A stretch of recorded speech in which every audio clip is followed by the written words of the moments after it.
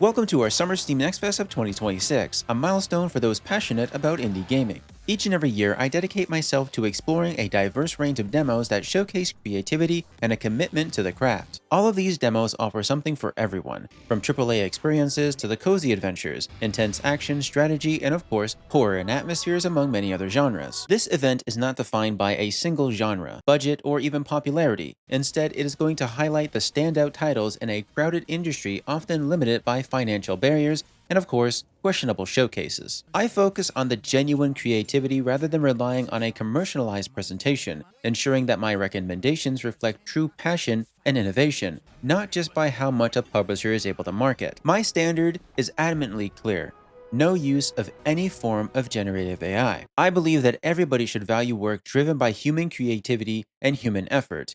If your creation is going to be crafted by your own hands, not spat out by some artificial means, then you can relax and bask in the knowledge that your title is always welcome here, provided that it does stand out on its own and doesn't simply follow popular trends and the same low-effort rehashed concepts that are endlessly being paraded around. Now, to address the topic of AI, with each event, the boundaries of it is becoming less clear, and Steam's transparency often seems far too insufficient.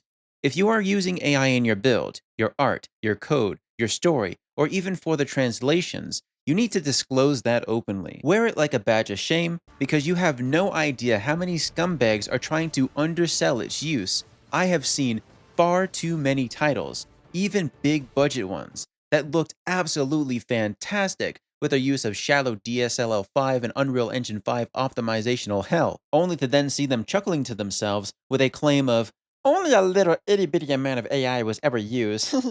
But in reality, that is far from the truth. To me, anybody who is supporting AI is the same as crypto bros or NF trash, lowest of the low when it comes to making it rich quick, with zero effort and nothing but deceit at their hands. It is apparent when a game uses AI to me, as it is not a creative tool, it is a means to replicate. Even if you use it to make something and then edit it personally yourself, it is far too easy to figure it out. If you're going to rely on third-party assets or automated tools to create your projects, do not expect me to give you some recognition for your originality, because most of the time it's going to be stolen assets, re-rendered to slightly look different, but it's going to unmistakably be instantly noticeable to anybody who has an eye for these things. Transparency with your audience is essential. To create meaningful work, take ownership of every aspect and avoid shortcuts. Shortcuts that are destroying an industry. Convenience over effort diminishes the value of your creation, and it shows that you offer zero respect for your own time and that of your audience. I'm sure there's going to be people out there saying, "Get with the times, Grandpa," but I don't believe in hardship for its own sake.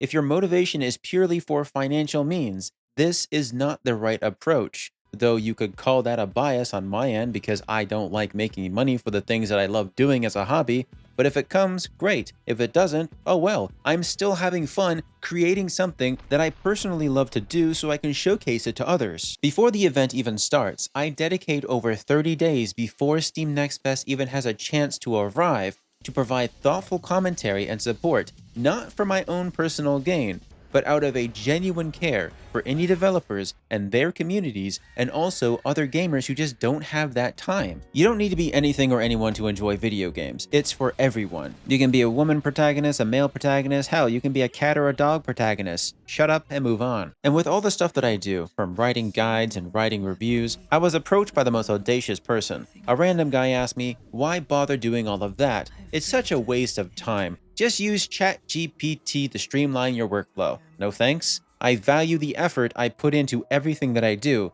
even if most people will not recognize the amount of stress it puts on me because I am a genuine overworker. I don't stop until I have reached perfection. If I have to watch my 2-hour video 20 times before I am satisfied with the end result, I will do that because I'm not about to give up on something that I have worked so hard on. My goal has always been to highlight indie games built on their visions, whether created by a small team, solo developers, or yes, AAA brands that are surprisingly starting to pull their heads out of their asses. Good job, Capcom. But of course not Bandai Namco and their foolish jaded attempts to stay relevant with media nobody rightfully gives a shit about. For those who are seeking to create something memorable, be prepared for a challenging journey that requires dedication, resilience, and an overwhelming amount of commitment. For example, I sleep for 2 to 3 hours a day. I work for 8, I bike for 40 kilometers a day, and I spend every single moment of my free time focused on getting this compilation out for you in a timely manner while never cutting a single corner as I continuously upload more videos every single week. Following a year of significant challenges and extensive preparation, this mid-year coverage involves daily and weekly reviews of the thousands of new releases, rather than focusing on the high-budget titles or waiting for some algorithm to do all of that for me and make it impossible to explore new things outside of my own interests. This is the end result of months of individual work and genuine curiosity. Our showcases highlight a wide range of demos, including those that might otherwise be overlooked. Any demo released during or near Steam Next Fest is going to be considered so long as it has a demo. So if it is already released or no longer has a demo, that is unfortunate, but please be sure to wishlist the titles that are going to pique your interest. I cannot overstate that enough. Doing this simple task, clicking a button, is unfortunately one of the only reliable ways for other players to also get notified by it on the Steam page, and to help uplift the developer's spirit when they see someone or multiple someones have an interest in their work. Before we get started, here is a bit of background for those who are new. Each title we play receives at least 30 minutes of our focused, undivided attention.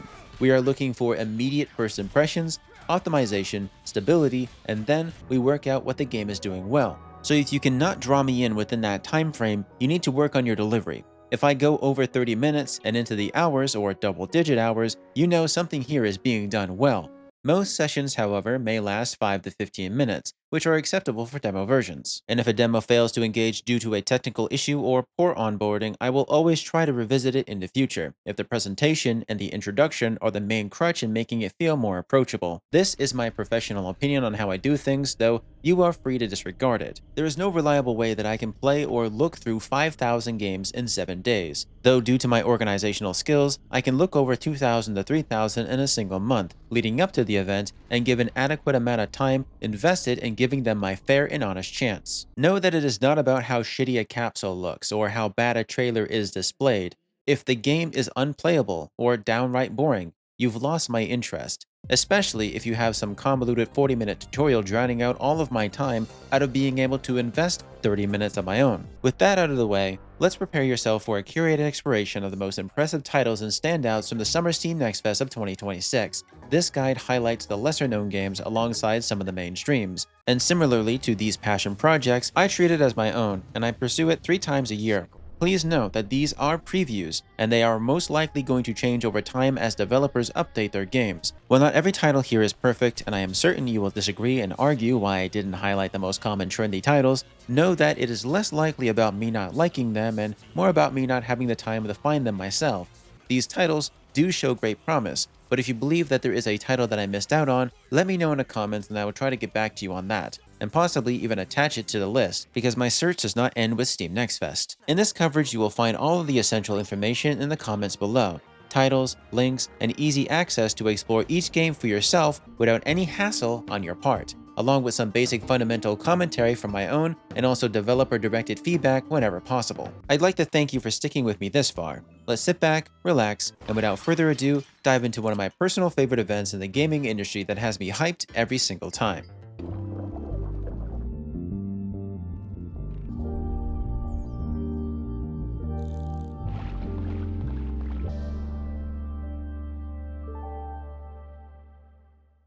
About Fishing is a surreal demo that drowns you in its strange low-poly world before you even realize what's happening to you, as you're washed in a sea of possibilities. Forget just reeling in the biggest bass or chasing after some trophy catch. In this world, every cast is a question, every ripple is a whisper, and every fish that you pull up could be the missing link to a mystery that's been festering beneath the surface of this oddball town. It's a game that nails and understands the feeling of real fishing. You're not just out here clicking through motions, you're angling your lines, you're weaving around obstacles, and actually experimenting with techniques that feel authentic. You start to lose yourself in that rhythm, casting again and again for the next big catch, while the world around you keeps dropping hints that something is lurking just out of your sight, waiting for you to notice it. The town itself feels so alive, but also ghost townish, almost like it's watching you as you poke around its battered docks, shady storefronts, and these fog-choked alleyways where secrets cling to every shadow. The locals, they're all tight-lipped, but you can tell they're hiding something,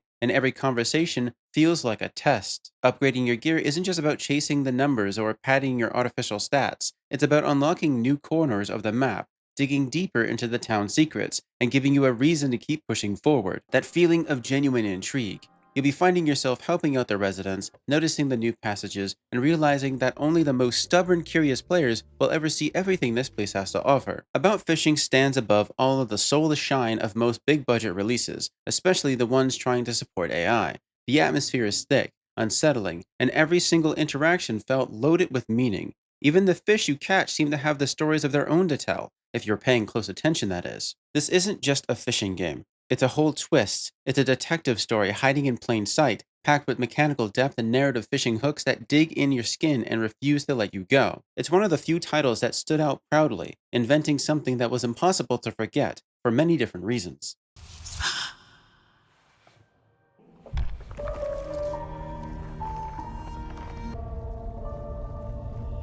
It is happening.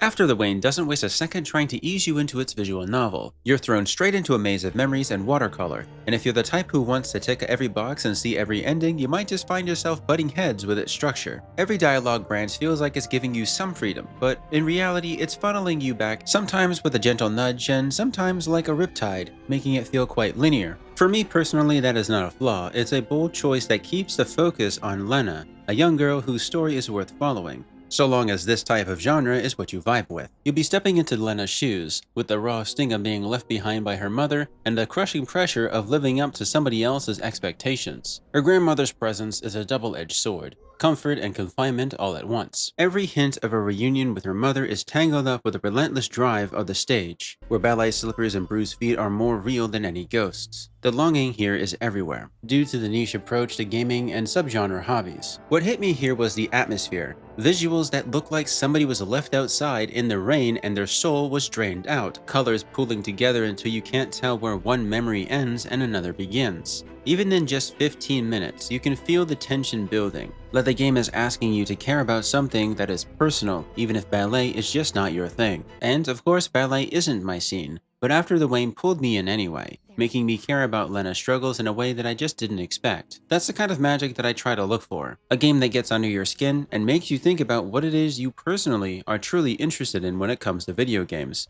If a game can do that, it's doing something right.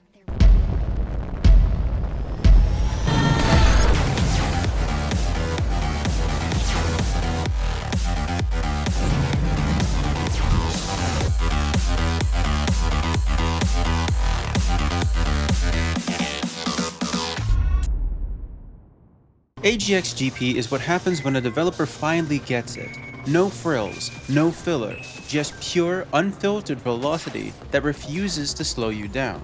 This is a sci-fi racer that I've been waiting for, one that strips away the noise and lets you chase speed for the sheer thrill of it. No compromises, no artificial slowdowns outside of your own skill issue.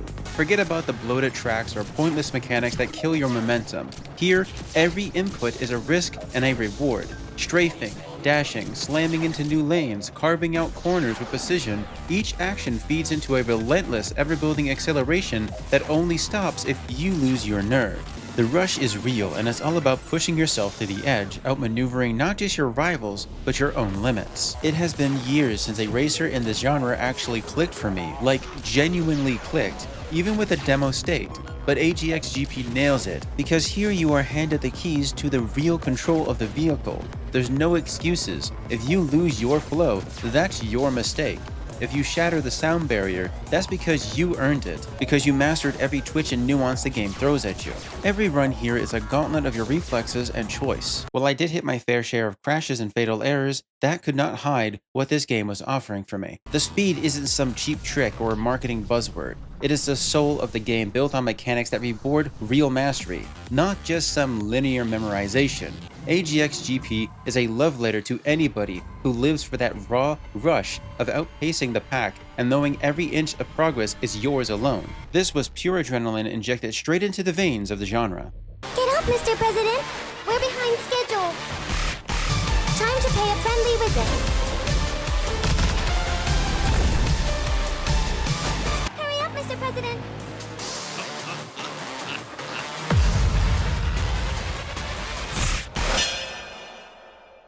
Anomaly President is the sequel to Anomaly Agent, a title that I've been preparing to review but have postponed due to scheduling conflicts and a busy release calendar. Anomaly Agent received overwhelmingly positive feedback upon its release as a cyberpunk action-packed 2D platformer featuring inventive gameplay and unexpected events. Anomaly President offered something similar, but instead of working for an agency, you are here to protect your father, who is aspiring to become the president, in a more absurd blend of action roguelike base building and minigames. Supported by your loyal fluffies, you confront your opponents directly with violence, while then trying to gain their votes to succeed. It's a game that will appeal to players seeking a wild mixture of creative concepts and unpredictable gameplay that will no doubt have you smiling.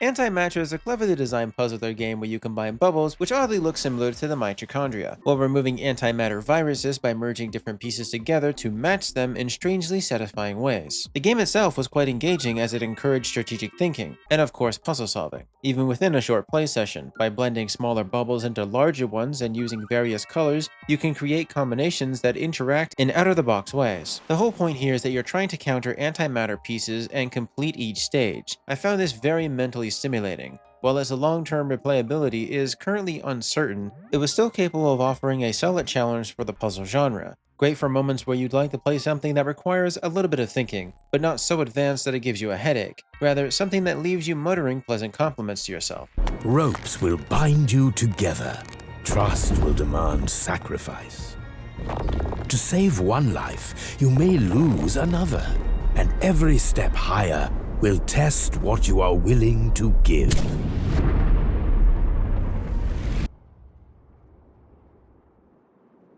Ascenders Beyond the Peak is blending multiple genres and aesthetics to create an experience that compels you to keep pushing forward, and it does that quite well. Unlike many turn-based strategy games that can feel slow or rather drawn out, Ascenders ditches tedious pacing for short roguelike stages that keep the tension high and the action moving upwards. In this game, you'll command a group of climbers on an elusive search for ancient relics and treasures, occasionally picking up odd requests along the way. Just imagine Darkest Dungeon colliding with a modern climbing game and resource management, all while facing off against rival climbers who've all lost their minds and a host of enemy creatures eager to end your ascent. The challenges are going to be everywhere. Your crew must use safety pulleys, ropes, teamwork, and scavenging skills to survive falling rocks, shifting platforms, and the constant threat of plummeting to their deaths or even starving.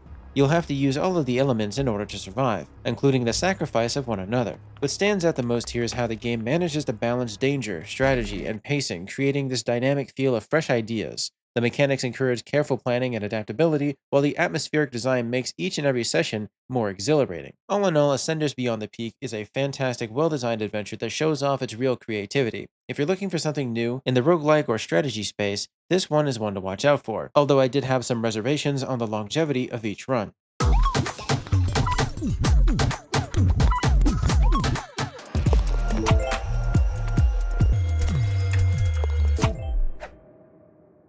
BallGame is not just another platformer tossed into the pile. It's one that rolls in with a deceptively simple pitch, but if you peel back the surface, you'll find layers of challenge, arcade energy, and pure mechanical joy. Forget mascots and blank slated avatars. Instead, here you are the golf ball itself, armed with a toolkit that would make most platformers blush. Charge-ups, time tricks, aerial bounces, curve shots, and environmental shenanigans all demand that you push yourself further with every run. Each and every stage is a tightly wound puzzle box, daring you to break the rules, chase that mythical hole-in-one, or if you're feeling especially clever, snag enough gems to pull a hole-in-none, to flip your score into the negatives for a sly, satisfying win. What sets BallGame apart is its personality. Each and every level throws something new at you. One moment you're plotting the perfect ricochet, the next you're tumbling into a full-blown pachinko side quest, all to the beat of a vibrant arcade-inspired style that isn't pulling its punches. It's practically begging you to mess around, break the game, and find wild new toys to outsmart both the course and the story's leaderboard. There's that genuine thrill in realizing that you can still snag a hole-in-one after 5 shots,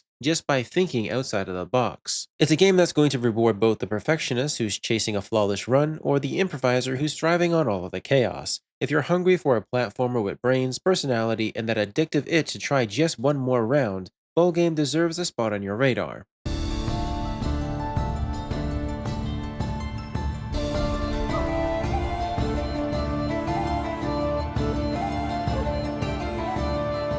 Beacon Fall is a tower defense and resource management strategy game where you protect the last light from the fiends and demons that will appear and attack at night. As somebody who has enjoyed similar games like The King is Watching, I was immediately interested. The game encourages experimentation and strategic thinking, however, only the tutorial and a basic encounter are currently available, as the rest of the game is still being developed. This limited access left me wanting more. Beacon Fall motivates players to refine their strategies, such as telling me myself that the next time I play I'll focus on building houses early to increase workers, prioritizing food and armies, and then gathering resources a lot faster to maintain upgrades and defenses. It is a strong concept that inspires repeated play and continuous improvements to become a better player.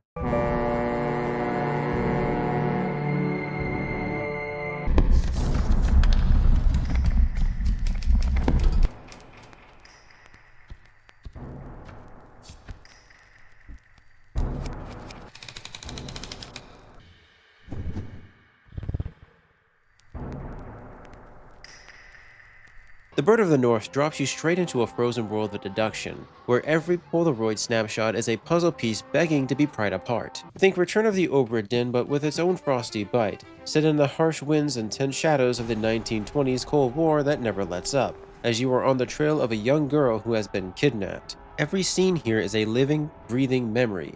Sailors caught in the mid-struggle, unfolding in silence, and the ghost of conflict lingering in every frame. It's not just about what you see, but what you can pull from the smallest gesture or the way that a figure stands in the snow. It is detective work for those who crave the thrill of piecing together a story from the raw, unspoken details. You're not just collecting clues here, you're reading every single slouch, every sideways glance, and the game demands that you become a silent observer, hunting for that split-second flash of fear or the stubborn look of guilt. There's satisfaction in being able to swoop over the scene as a bird, zooming in, shifting your angle, and slowly unraveling the tangled mess of what really happened.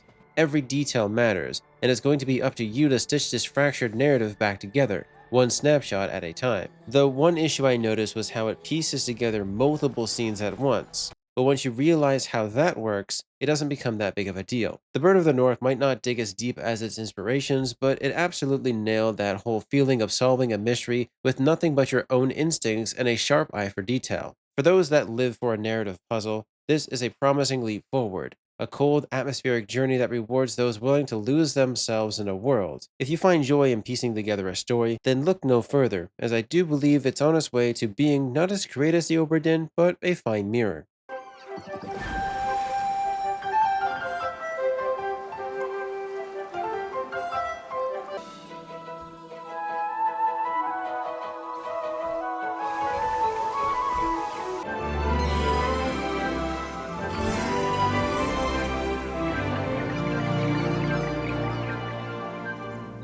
BloomKeeper feels like you just left open a window in a room that's been shut for years. And the setup? Classic, but it works so well. The world is rotting from the inside out, and you, armed with nothing but a handful of determined flower friends, are the last line between nature and total collapse. Think Mario Sunshine with Pikmin, but with its own charm because you're not barking commands or micromanaging every move. Instead, you're simply nudging them and guiding your little squad as they bounce around, splashing color to life wherever decay tries to take hold.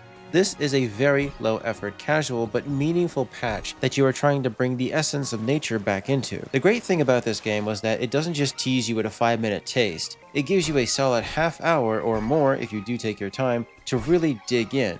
You get a playground packed with Pikmin energy, sure, but it's not just riding the nostalgia fumes. BloomKeeper is a tribute to those afternoons where you lost track of time building something small and simple for yourself, not for anybody else, without the pressure of endless updates or the grind for more content or online multiplayer. It's about the experience, not that checklist. So if you've been on the lookout for a blend of gentle challenge and genuine charm, BloomKeeper brings it back with full force.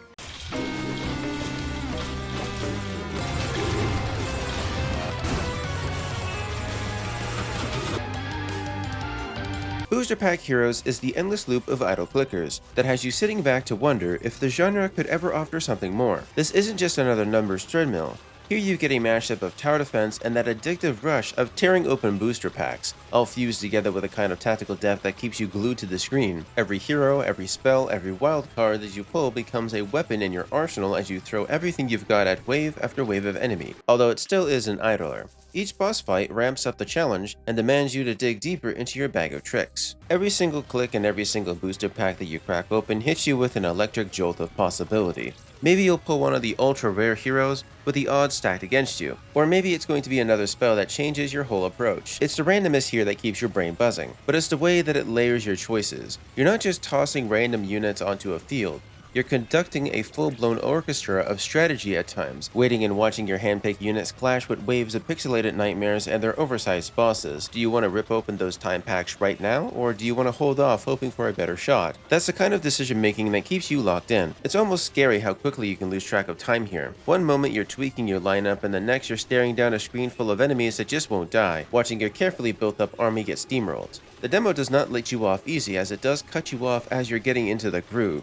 And that's when the itch kicks in. You want another shot at it, another chance at that perfect pull, that flawless synergy, that one run-in moment where everything clicks together and you can finally crush the higher modifiers. It's the type of title that'll keep you coming back even after a wipeout or when you're just bored. If there's one thing that might trip you up, it's probably going to be the audio. The first time you boot it up, the sound hits you like a brick, and the sliders don't exactly play nice with you. But if you are willing to dig into the settings and wrestle with it for a moment, things do settle down, and the real heart of the game does come to life. Booster Pack Heroes is a rare idler that actually values your time, even though they are well known for wasting it, as it still manages to tempt you into burning every spare minute chasing for that next big pull. The universe beats in perfect synchronization, centered on the Azure Ember.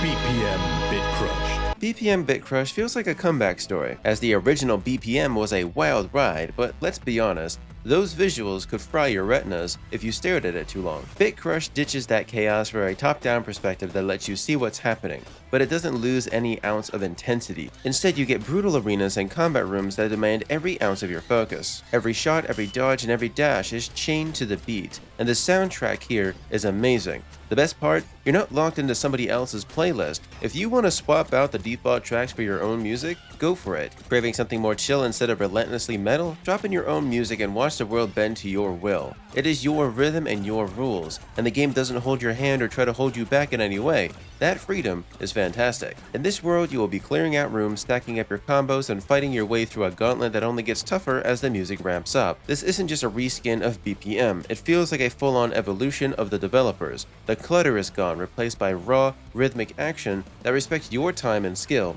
If you live for the perfect sync between music and mayhem, Bitcrushed is the demo that you need to try. Let the music drive you, and see if you can keep up with its tempo.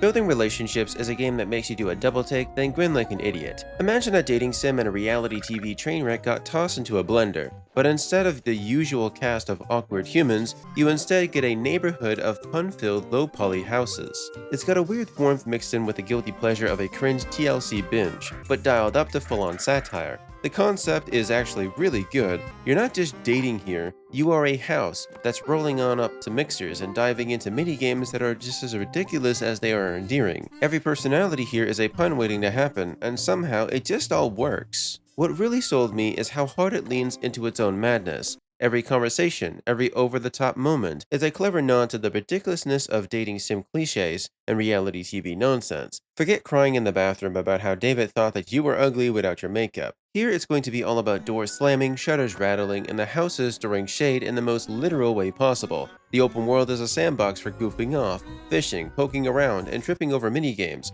It's breezy, it's weird, and it's impossible not to have fun with as you tumble and roll across the landscape. But here's the actual kicker, because beneath all of the jokes and absurdity, there's a solid life sim beating at the heart of the game. It's not just a parody, It's a cozy, clever experience that knows exactly what it is doing, whether you're in it for the relentless puns, the send-up of the genre, or just the pure joy of being a house with feelings as you want to hook up and smash the bachelors. Building relationships has that hidden weird gem quality that you'll want to settle into without paying rent, even if it is just for a weekend. Give it a shot and you might just find yourself wishing you could stay a little longer, and with that, hopefully the full release. Yes, it is I, the one and only Bunder Dragon.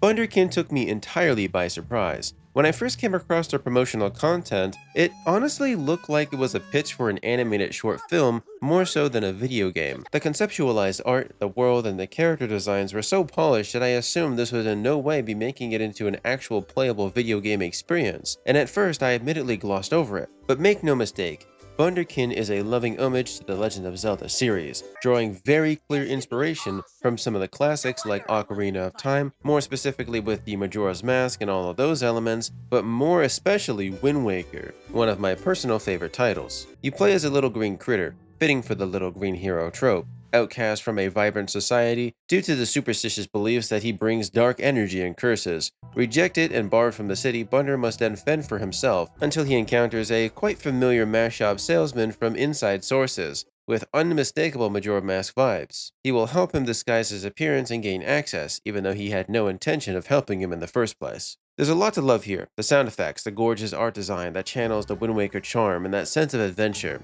For a stealth game, the world feels lovingly crafted, inviting exploration and discovery at every turn instead of hiding from it all. My only real concern would be that of the main character's voice acting, because it's aiming for a retro, quirky vibe, but sometimes comes off as a bit forced or mismatched with certain tones. It's not terrible, but the tone occasionally feels off, as if the performance is reaching for nostalgia but also lands just shy of the voice actor's natural ranges. BunderKin is shaping up to be a vibrant, heartfelt adventure that Zelda fans and anybody who sees themselves admittedly falling in love with expressingly charming character-driven stories and designs, because there's no way you can't see the passion that's being put into it.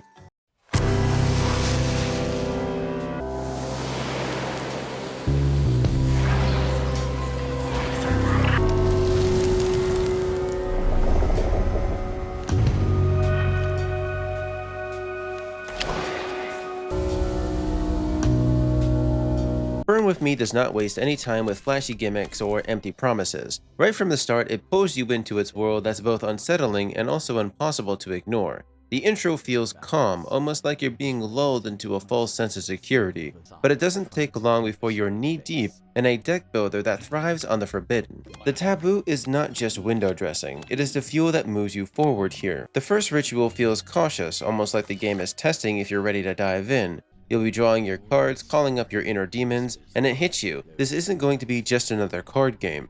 Forget about chasing those flashy multipliers. Here you are piecing together combos, scraping together with just enough soul to survive the next twisted challenge. What really sets Burn With Me apart is the story. Your teacher isn't just here to hand out spells. Every lesson is a gut check, forcing you to look at yourself as much as the magic that is being taught to you. Every new ritual throws a new student into the fray, each one carrying their own scars, daring them to face the pain that they've all been running from. The writing and voice work hit hard here. It's eerie, it's got dark humor, and feels like it's always holding back on dropping something even more uncomfortable. By the time the demo wraps up, you can feel the tension has been built sky high. The last ritual is waiting, sacrifices are on the table, and you're left hungry to see who makes it out and who gets swallowed up by their own fire. Burn With Me does not rush, it builds the pressure, making every choice matter, and I sure can't wait to see how far this inferno goes once the full game drops. Operator, we don't have much time to talk. We've lost contact with the Terminarch strike team. The helicopter was shot down. One agent survived. Your job is to guide them out. Enemy neutralized. Let me know if there are any surprises. Okay, not great. Stay with me, please. The mission takes priority. Keep control of the agent. They're an asset, nothing more. You're my only way out of here. Burn 9, coming in 2026.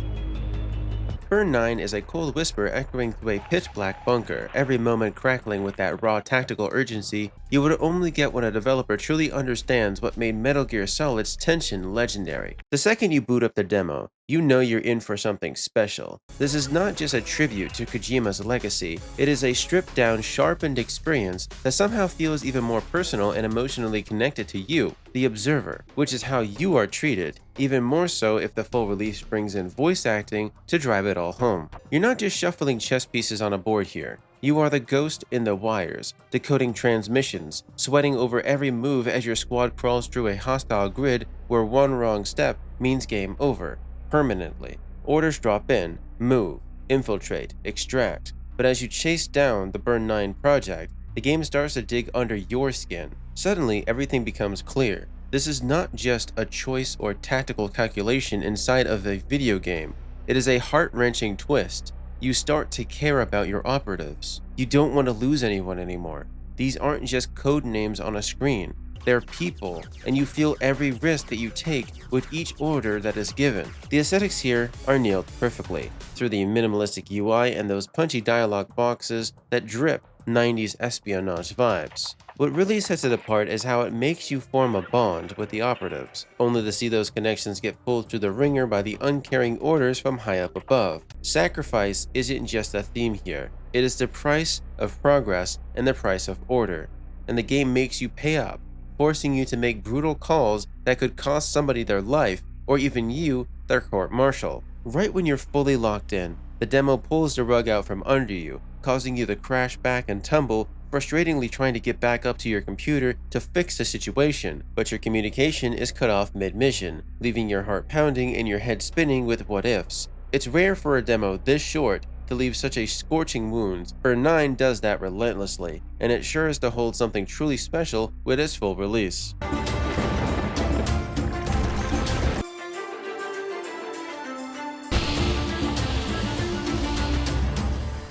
Castillon doesn't just tip its hat to Thronefall and thank it for its services. It practically shouts its inspirations from the rooftops, so don't write it off as a lazy copy-paste job. This is a strategy game with an extra feature and a hunger to stand out. You're not just sitting back and waiting for the game to hand you the resources at night. You are in the thick of it, riding out and grabbing every coin and every scrap through actual effort and risk. Build, defend, expand, and survive. But here, you get the real freedom to shape your own kingdom, sometimes to your own downfall if you do get greedy or careless with your placements, whereas Thronefall was entirely linear. Watching your town come to life is great, as you see workers darting around, coins clinking, and towers loaded and ready as the sun dips. But don't get too comfortable. The freedom that Castillon gives you can easily be your undoing. Place things wrong and you'll box yourself in or end up with a mess of a kingdom that's impossible to defend. Every enemy wave is a new challenge, but right now in the current demo state, some of those challenges do feel quite cheap. Units sometimes freeze up, and there are exploits that let you cheese your way to rewards without actually fighting for them. That's not just a minor bug, that is a real problem that needs immediate fixing. These issues take the edge off what should be a hard-hitting defense, and that's a shame. Still, there's a real joy in breaking the game apart, seeing what works and then building the kind of fortress that makes you feel clever. If the developers can iron out all of these bugs and make every fight feel like it matters, including with these camps, then Castillon could easily outshine Thronefall. Right now, it's a rough but exciting playground for anybody who wants more than just a clone, and it's got the bones to become something special if the team just keeps pushing forward.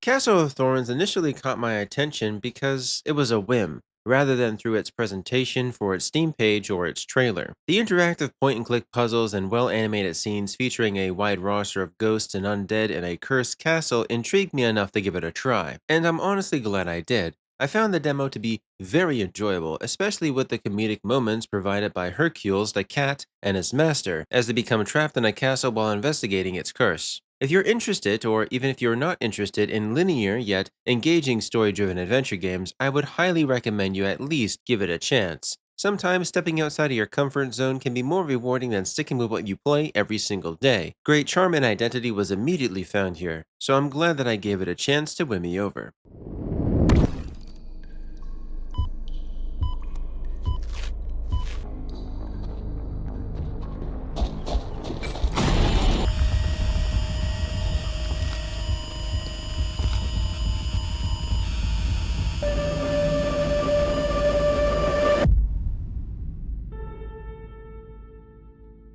Casualities Unknown doesn't dabble in brutality, it marries it and throws you straight into a honeymoon from hell. Imagine the key to your survival is hurled into a pit of alien beings, traps, and shattered glass, the game grinning as it pushes you forward to dive in after it.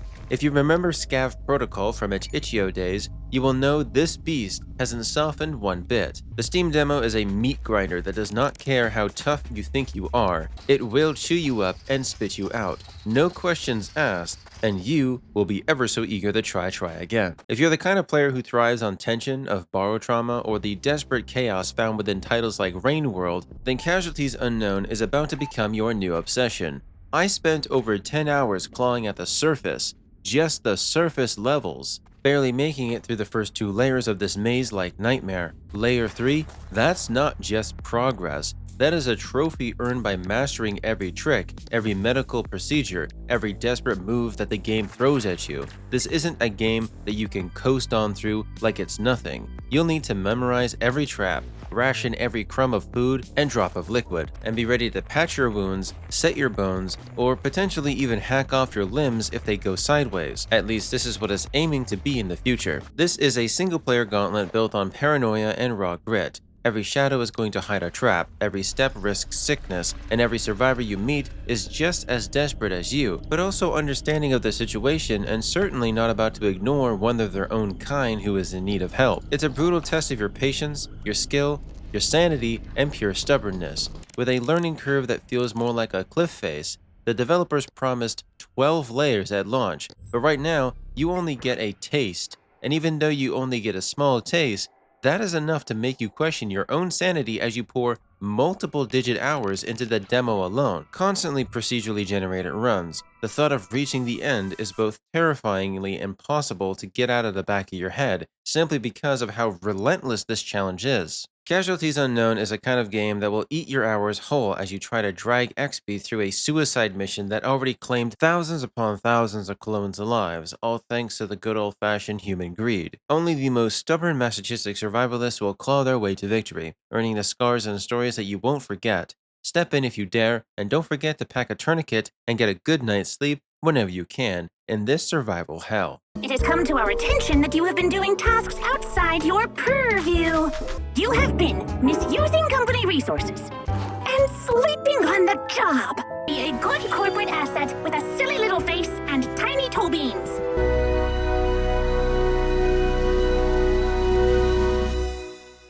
Cat Secretary is the kind of workplace adventure that only comes from a team that's willing to embrace the absurd and run with it.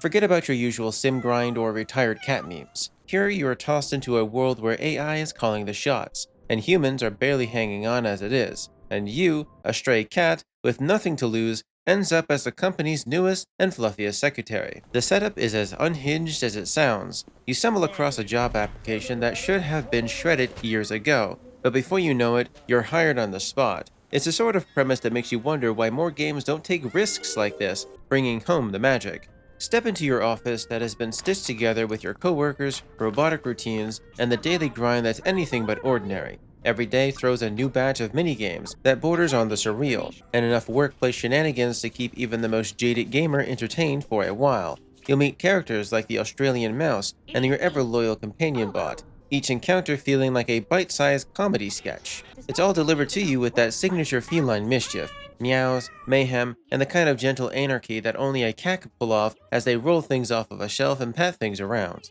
What makes Cat Secretary stand out is not just the basic idea, it's the way that it refuses to settle for a usual sim formula. This isn't another bland routine dressed up in fur. Instead, you get a game that leans hard into that feeling of a cozy and fun passion project, daring you to embrace the ridiculousness of corporate life from a cat's eye view. Even if you usually bounce off of sims similar to myself, there's something here that grabs you, a personality that refuses to be ignored, and a creative spark that's impossible not to respect as you roll along with it. If you're looking for a break from the usual genres and titles, Cat Secretary is the kind of cute indie gem that deserves your attention, because it's designed so well. It's a reminder that games can be weird, joyful, and completely unafraid to do their own thing despite being silly. Give it a shot and you might just find yourself rethinking what it means to play and approach simulators.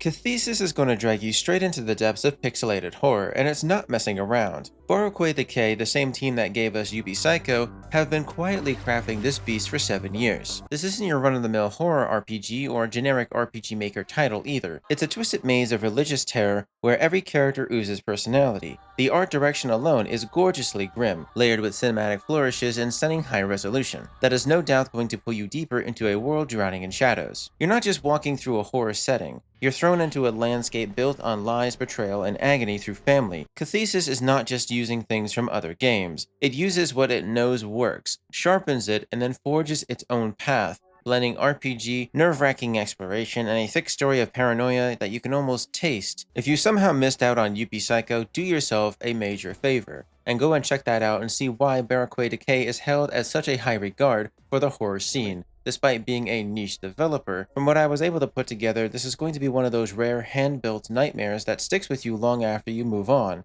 It's personal, it's brutal, and if you're interested in the unforgettable, this is one title that you need to watch out for. That is for certain.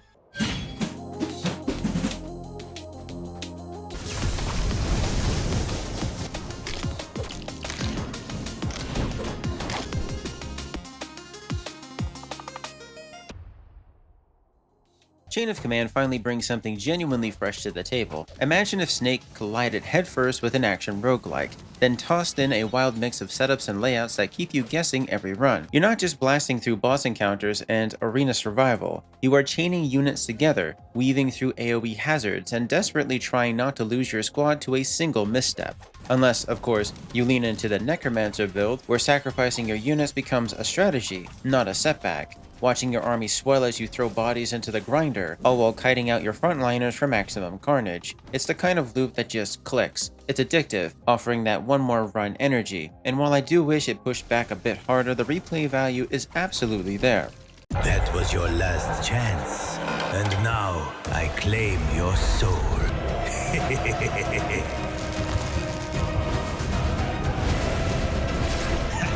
2 points short.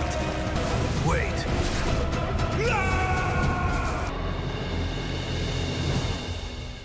Cheat Death is the kind of game that feels like it crawled out of the same fever dream that gave us Inscription, but with its own little spin. Here, every roll of the dice is a gamble with your very existence, and the mechanics keep you second-guessing every move. You are not playing against the odds, you are staring down death himself, both of you locked in a battle where the rules can shift in a heartbeat. The stake is your soul. There's no cheap tricks, no easy way outs, just you, your luck, and the pressure of knowing that one bad roll will cost you everything. It offers dice-rolling, poker-inspired gameplay that ditches the usual deck formula for something far more unpredictable. There is this constant back and forth with even the smallest objects, like the skull lurking nearby, adding to the atmosphere and underlying lore that could possibly be a thing with a full release. Each roll had me strategizing as to what I would be willing to give up, as the more dice you use, the better your chances are at winning, but also, the less dice you eventually have for the later stages. It's a fine line walk between luck and strategy, clearly nodding to its influences but refusing to just copy-paste. Instead, it carves out its own identity, and honestly, it had me hooked after the very first throw. Though I would say that every run after the first did leave me second-guessing if it was being far too unfair.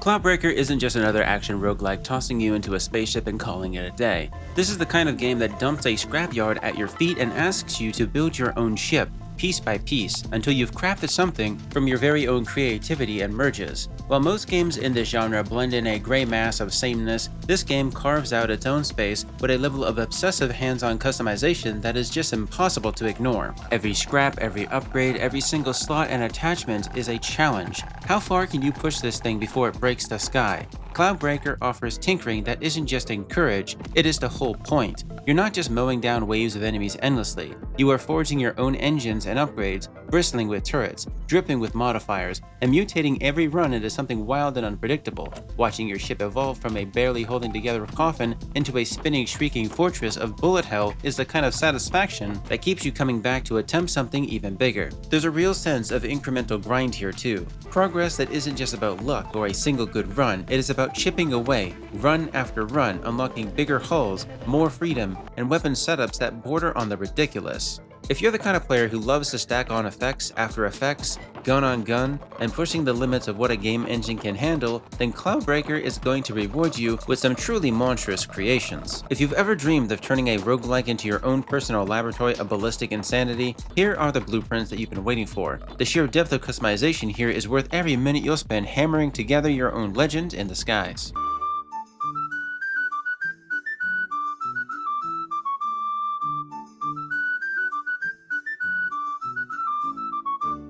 Coin Tavern sneaks up on you. On the surface, it's just coin flipping, right? Well, give it a few minutes and suddenly you're knee-deep in a glimmering luck-soaked strategy pit, chasing that next big payout like your rent depends on it.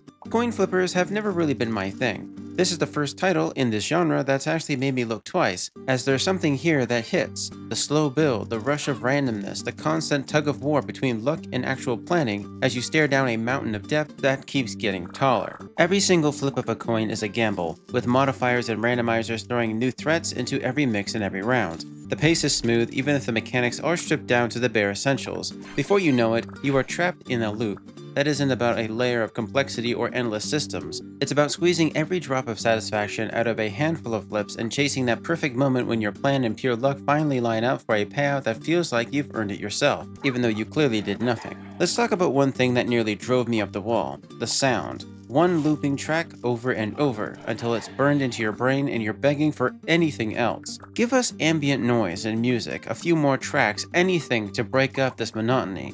The foundation is there and it's fun for real, but if Coin Tavern wants to stick around in anyone's library longer than the first 30 minutes, it needs to step up its presentation, add a bit more life and atmosphere, and this could be a go-to for anybody who gets a kick out of tempting fate with a bit of strategy on the side.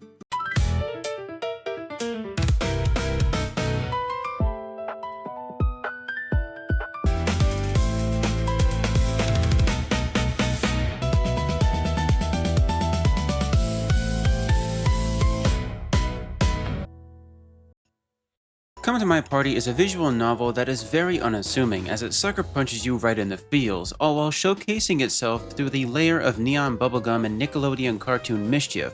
All those wild colors and that off-the-wall humor you'd expect from the amazing world of Gumball, but don't let any of that fool you. Underneath that sugar rush, there is a raw, honest story about longing, loneliness, and that desperate hunger of finally belonging. You are thrown straight into the life of a South Korean kid and the classic third wheel in a family always stuck at the bottom of everything, fighting for scraps of attention. The humor here isn't just funny, it's the type of humor that makes you laugh so hard that you start to cry and almost forget how close to home it hits. Every minigame, every painfully awkward chat, and every wild scheme to win over your classmates or survive the family pecking order, it all screams with that raw need to be seen. It's a game about bullies, anxiety, and finding your way to a place that feels like home, even when the whole world seems rigged against you. It nails that format, letting you guide the main character through a minefield of choices, trying to form relationships and befriending the classmates while aiming to become the class president, chasing for the dream of having her very first birthday party, which for her is the holy grail of finally fitting in. It's a depressingly familiar story, but always with a comedic follow-up or the blissful ignorance of a child.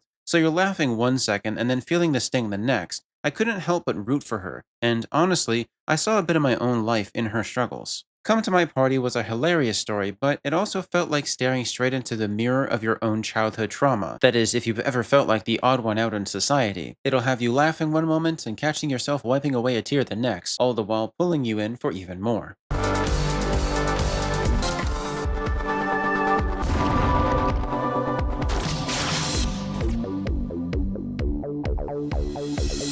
Cosmo Cargo takes that familiar FTL spacefaring itch and it cranks it up, while tossing you into a cargo hauler that feels like it was built by somebody not just chasing that crowd, but by being inspired by it. This isn't some half-baked clone or a soulless cash-in. It demands that you actually think, adapt, and get a little bit more greedy with every encounter. Every run was currently a test of how far you can push your luck and your current build, and it's clear that the developers poured their ideas and late nights into making sure that it stands out on its own. You are not just an observer here, you are in control of the engine room, cramming your cargo bay with every upgrade that you can get your hands on. Weapons, shields, their little weird passives that look useless until you stack them up in just the right way.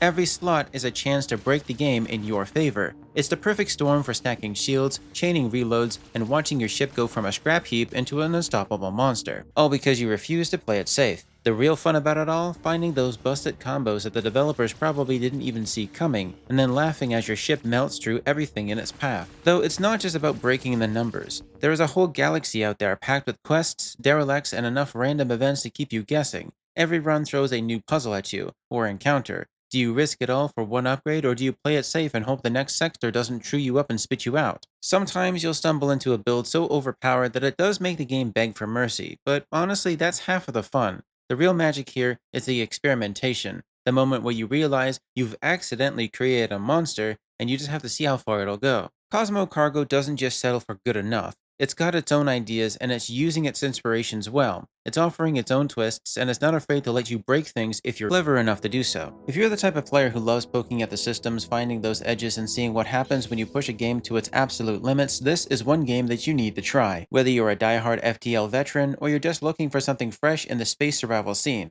Cosmo Cargo deserves at least some of your recognition, because it's doing a lot of things correctly.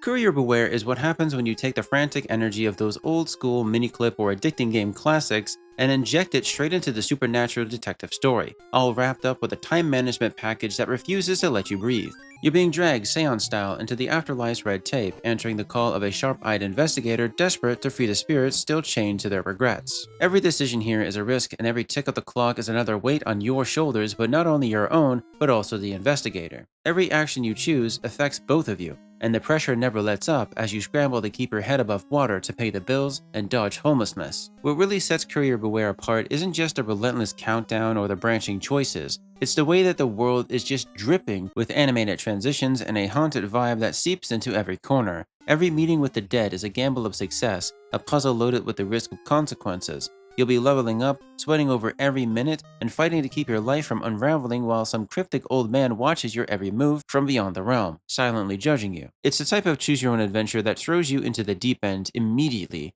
forcing you to juggle multiple survival aspects and curiosity of your own. It's part visual novel, part resource management, part ghost story, and of course, offers a lot of obsession once it gets to you. If you're the type who needs to see every ending, every secret, and every last ghost dragged into the light, you're going to lose multiple hours here. If Urban Myth Dissolution Center had your interest, this one is going to eat your free time alive.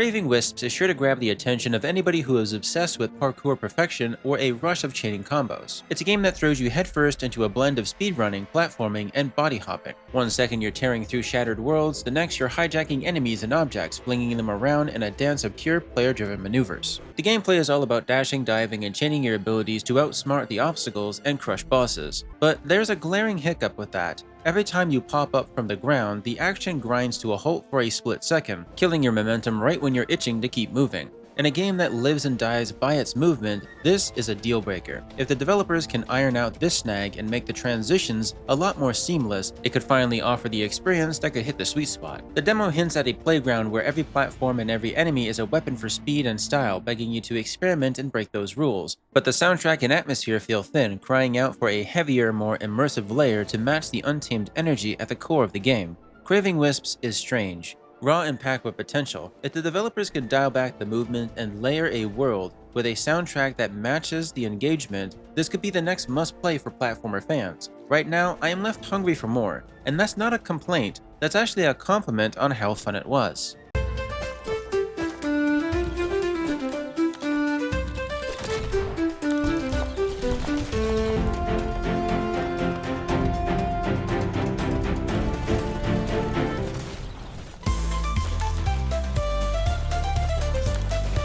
Crown Siege is buried in an avalanche of incremental games choking this festival, proof that even with the genre feeling so overstuffed and oversaturated, a tiny bit of style and honest polish can still make something shine. There's no hiding behind randomness here. This is a grind at its purest form. You'll send out a crew of heroes, archers, and mages straight into battle, get stomped, drag yourself back to camp, and pour every scrap of loot into upgrades before throwing yourself back into the fray. It's a familiar loop, but Crown Siege manages to make that repetition work. Strangely, it's not tactical depth that keeps you hooked. If you're looking for the layered strategy of something like booster pack heroes, you won't find that here. What Crown Siege delivers is a sensory overload. Every arrow volley, every spell, and the screen that lights up as your armies clash together on the battlefield. With every loss, the sting fades a bit less as your upgrades pile up, and each run turns into a bigger, flashier spectacle than the last. The incremental genre is unfortunately exploding right now, alongside AI slop and also friend slop, which has been unfortunately dominating the meta. Crown Siege isn't here trying something new. It is clearly having a blast and wants you along for the ride. Think of it like a digital fidget toy. Simple, weirdly satisfying, and dangerously easy to sink an hour or two into before you even realize it. In a sea of forgettable clones, this one actually earned its place. Defend! Attack! Reclaim! We take the fight to them! Today, we take back the North! Dawn of the Fence is a game that refuses to settle for a simple thrill of popping creeps with maxed out towers. Instead, it revives the lost art of multi-layered defense. Classic tower placements woven together with base building, resource wrangling, and the pressure of maintaining a living, breathing army as you expand to neighboring islands, which causes the micromanaging to become the main pressure point. Each run is a juggling act, because you're not just slapping down random turrets and cranking out upgrades. You are constructing bridges, expanding across to claim, use, and defend these islands. The battlefield sprawls outwards, and your responsibilities multiply. Suddenly, every decision feels weighty. Do you shore up your economic engine, reinforce your outer defenses, or gamble on a risky expansion for a long-term gain that is about to be invaded? Modern tower defense games often trim away these complexities, focusing on a streamlined upgrade and gaudy firepower. Dawn of the Fence, by contrast, invites you to spread your attention thin, managing overlapping priorities until your brain is buzzing with possibilities, since you do need to mix together multiple elements to survive. The result is a rewarding challenge where victory is being earned through planning and adaptation while being pressed for time. It's a throwback in all the right ways, with enough fresh twists. Hungry for some tower defense with depth and classic economy? Then Dawn of the Fence is certainly worth checking out.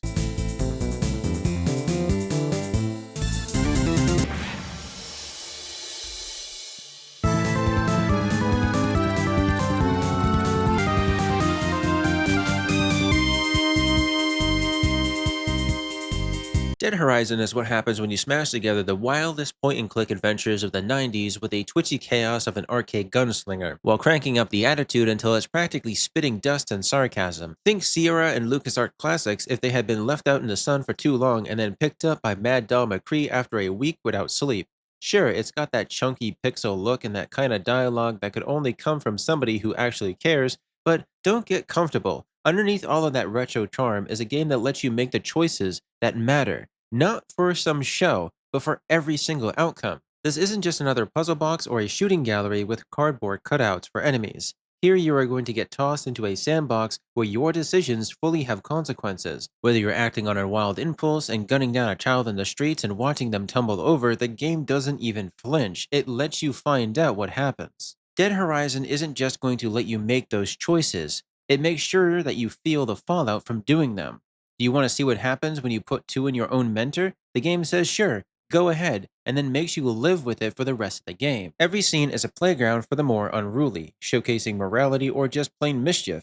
The way that the world reacts is both hilarious and genuinely surprising. Whether you're fumbling with your empty gun in the middle of a cutscene, with a recent bounty hunter gurgling in the dust, yammering away, go ahead, pull out your pistol and end his monologue, if you manage to save some bullets. What makes Dead Horizon stand out isn't just the mechanics or the throwback visuals, it's the raw passion that's baked into every frame. Animations are very crisp, and dialogue is dripping with that dry wit that you would only get from the freedom of playing the hero, villain, or just a straight-up total asshole. You can feel the developer's hand in every outcome, every choice, because nothing here is filler. It's entirely your own choice. If you're hungry for a gunslinging adventure that seeps into the cracks of restriction and unlocks the gates for you and offers you real freedom and doesn't care about playing it safe, Dead Horizon is the one thing that you need to try. It is a glorious mess of real consequences, and honestly, it's one of the most genuinely fun demos that I've come across in the point-and-click genre. I'd go as far to say on the same level of Sam & Max, just without the comedy, and that from me is high praise.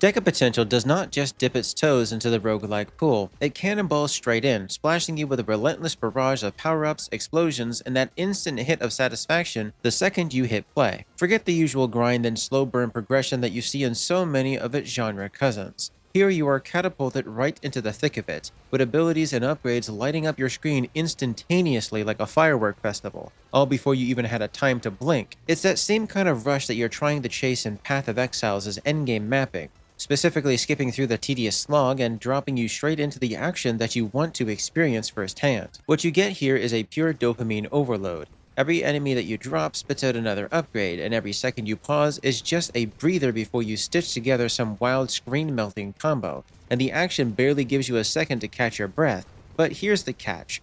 All of that spectacle comes at a price. The challenge? Practically non-existent. This is a game so tilted in your favor that before you even realize it, you have bulldozed through the entire game, while leaving a trail of pixelated carnage in your wake, and then you're staring at the screen wondering if there's any real reason to dive back in for another run. It's a sugar rush for the action-starved, no doubt, but it fizzles out just as fast as it hits you. Flashy, fun, and a blast for a few minutes. But if you're looking for something a lot more substantial with real teeth and replay value, then you might find yourself desperately craving for more. So hopefully the developers can figure out a way to make the game more appealing for long-term sessions.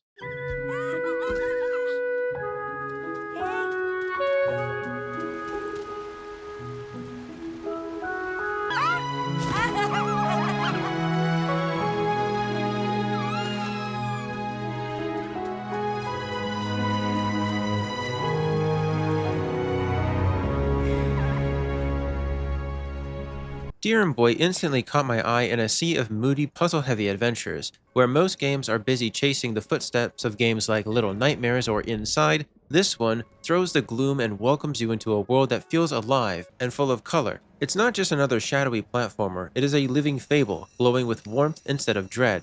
A boy and a mystical deer, thrown together in a world that feels enchanted. The deer isn't just his sidekick, it is a force of nature with a swell of quiet power, while the boy brings that spark of curiosity and stubbornness. The magic happens when you see them work together, smashing through obstacles and solving puzzles by mixing brain and brawn in a way that just feels right. But don't let that sunlight fool you. Underneath all of that warmth, there's an idea of something wrong, little hints of loss and mystery that creep into you as you wander deeper. The world isn't acting like a pretty backdrop. It's shifting and changing as you move forward, rewarding you for paying attention. There's no hand-holding, no walls of text, just silent storytelling that trusts you to pick up on it. And that's the kind of design that I can respect. The demo here barely scratches the surface, but what was here is packed with promise. The trailer hints at bigger adventures, tougher puzzles, and a bond that's only going to get stronger as you move towards the ending. If I had one wish in this demo, it would have been for one thing and one thing only: real compassion towards the deer, like granting it a hug after a close call during one of the events, which would have been a great pause to the connection between the boy and deer. Letting them breathe would have solidified itself as one of the most heartfelt titles on this list, which it didn't do, but it did do it in the trailer, so there's still hope for that. Deer and Boy is shaping up to be a wordless journey well worth the wait for. I'm genuinely excited to see where it goes next and how the relationship grows as they both grow older and what dark secrets might be hiding beneath it all.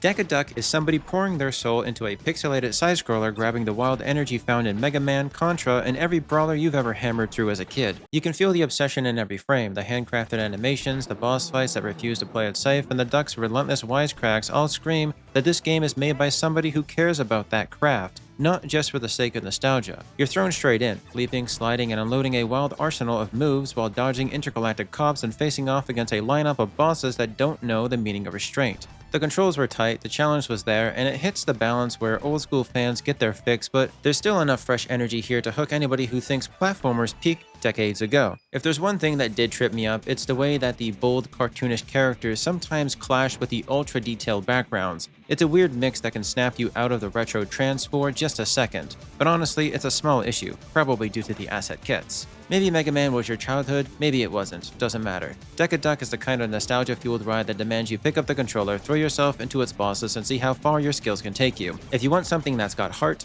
challenge, and a duck with more attitude than Daffy, then don't let this demo pass you by.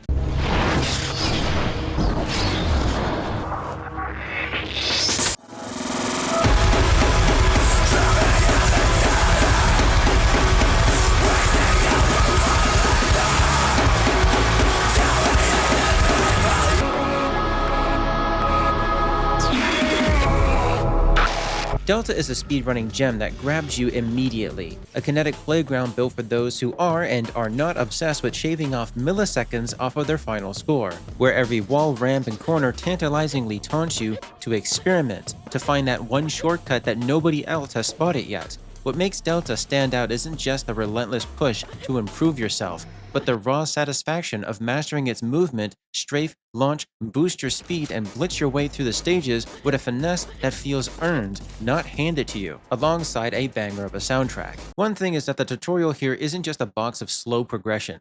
It is a sprawling, skill-forging gauntlet that had me grinding for 40 minutes straight, not because I had to, but because I wanted to. That's rare for me to actually want to sit down with a tutorial to learn how to play the game. But Delta was able to compel me, where you chase mastery for the sheer thrill of it. The PlayStation 1 inspired visuals, the cybernetic protagonist, and that slick simulation-heavy vibe all come together to build a world that is crackling with energy and feels very well organized in its own ideas, like the kind of digital escape that we keep coming back to when reality just doesn't cut it. If Ultra Kill was a fever dream of bullets and blood, Delta is the parkour-obsessed cousin. Pure velocity and precision, no gunfire needed, just raw style and movement. Whether you are somebody who lives and dies for the leaderboard grind or you just want to lose yourself in the flow, this is the kind of simulation that I can understand why it resonates so well, even with me. You'll find yourself chasing your own ghosts to pushing that perfect run, not because again you have to, but because you just can't help it. It's just so fun.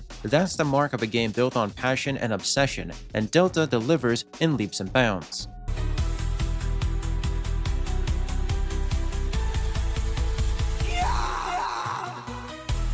Delta Survivors throws you into the thick of tactical dungeon crawling, where every single move you make is answered by the dungeon itself, enemies reacting to your every step. This is RTS turn-based done right, corridors packed with relentless hordes, pressure mounting with every decision that you make, and the only way out is to fight tooth and nail for the next floor's exit. It's not just about surviving, it's also about outsmarting the dungeon itself. You notice the seams, sure, asset kits are everywhere, but what really matters is how the developer has placed them together. It's familiar territory here, but the gameplay is still pure, distilled roguelike goodness. Mowing down waves of monsters, grabbing their loot, and chasing that one weapon or AoE skill that turns you from a survivor into an unstoppable force. Potions, gear, and buffs are scattered everywhere, and every fight is a test of your planning and nerve, because the dungeon only moves when you do. It's a system that can reward both the careful planner and also the risk taker, letting you decide if you want to inch forward, picking your battles carefully, or charging headlong into the upcoming bosses. Delta Survivors gets the fun factor right. Progression feels rewarding, loot matters, and the itch to clear one more room or floor before you call it quits is ever present. If you crave tactical challenge, a bit of risk, and the thrill of outsmarting endless waves of monsters, this is the kind of dungeon that you'll keep coming back to run after run.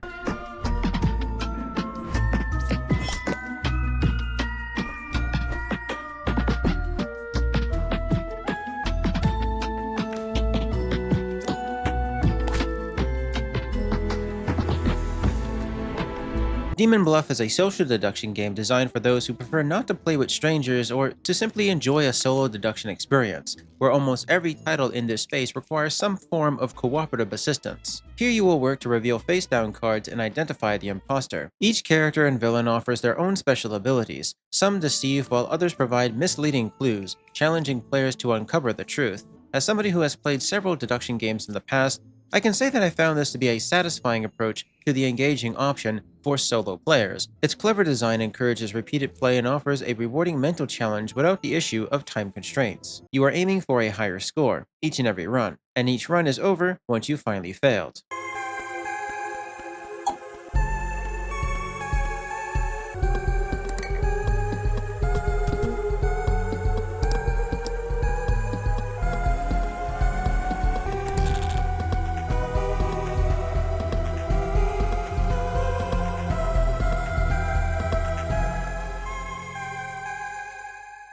Desktop Explorer is not just a puzzler. It is a digital time capsule packed with raw emotion and human mess. Every file, every message, every bit of music is another piece of a story about grief, memory, and trying to make sense of what has been left behind. You're not just solving puzzles, you're digging through your late grandfather's old computer, chasing down encrypted clues that peel back the layers of his past life, and whether you like it or not, your very own. It's a game that lives and breathes tension. One minute you're riding high after cracking a puzzle that makes you feel like a genius, the next you're staring at a screen for an hour scratching your head, hit by the reality of loss and the kind of themes that most games are too scared to touch upon, that being depression, PTSD, self-harm, and the tangled mess of family trauma. Every time you dig up something new, it's going to be a mix of excitement and a punch to the gut, pushing you to keep going even as the puzzles get tougher and the atmosphere closes in around you in a way that tries to suffocate you.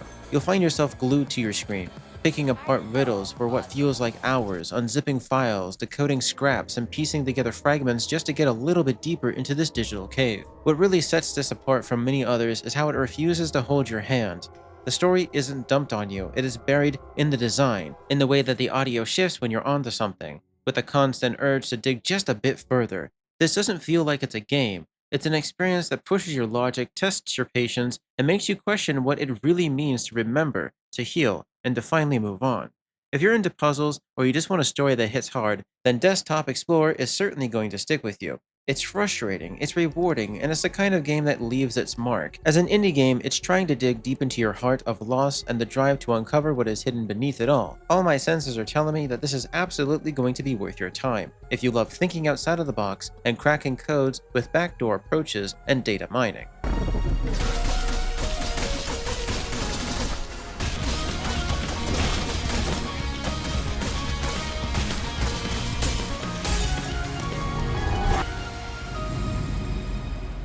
Draco Blade throws you into the hand-drawn Metroidvania world dripping with that early edgy Y2K energy, which now that I think more on it isn't all that far off by how the early 2000s were for most impressionable youths. Outside of role-playing as some generic muscular wolf or a skimpy fox, the cast is a vibrant bunch of anthropomorphic dragons and celestial characters, offering 2D side-scrolling art that pops off the screen, and you can tell every single frame was crafted with care and also high frames. That's what makes it so smooth. It offers solid progression, handing new abilities after each tough fight, but what really hooked me was the combo system, because you're not just mashing the same button here and there. You get to decide how each action unfolds, chaining together new moves that feel buttery smooth, or more slowed down and purposeful, like launching yourself skyward mid-boss fight with that extra bit of style and maneuverability to avoid a sudden shift in their pattern. There's just so much creativity being offered to the player directly, and as somebody who just wasn't all that interested in games like Hollow Knight or Silksong, I can say that the challenge here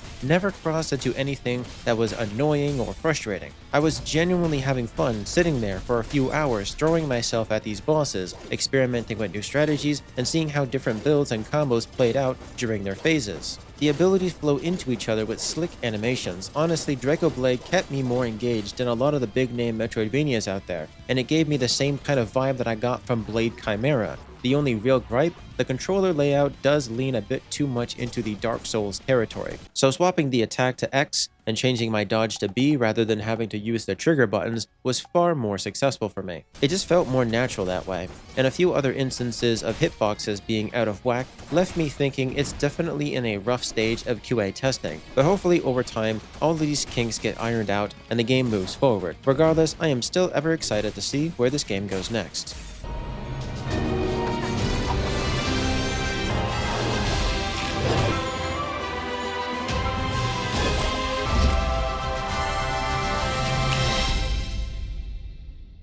Dustfade immediately invoked the screaming idea that I was sitting here playing Kingdom Hearts, both an inspiration and also references. Through and through, it is impossible not to see those resemblances in the ways that it distinguishes itself with visually stunning modern graphics reminiscent of a beautifully illustrated storybook. Unlike the complex and convoluted narrative of Kingdom Hearts, Dustfade offers a consumable story.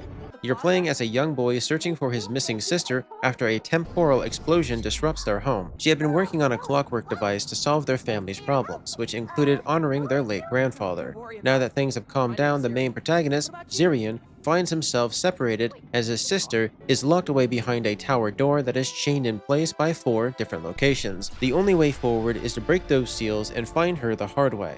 The game features many familiar elements such as a Keyblade-like weapon, Heartless-style enemies, and similar character movements and expressions found with Sora and also Roxas, especially from Zirian. However, Dust Fade enhances those experiences with smooth platforming, rail grinding, boss battles, and action platforming that feels polished and enjoyable, free from all of the technical issues or awkward controls that are known with Kingdom Hearts. Kingdom Hearts fans are sure to find so much here to appreciate.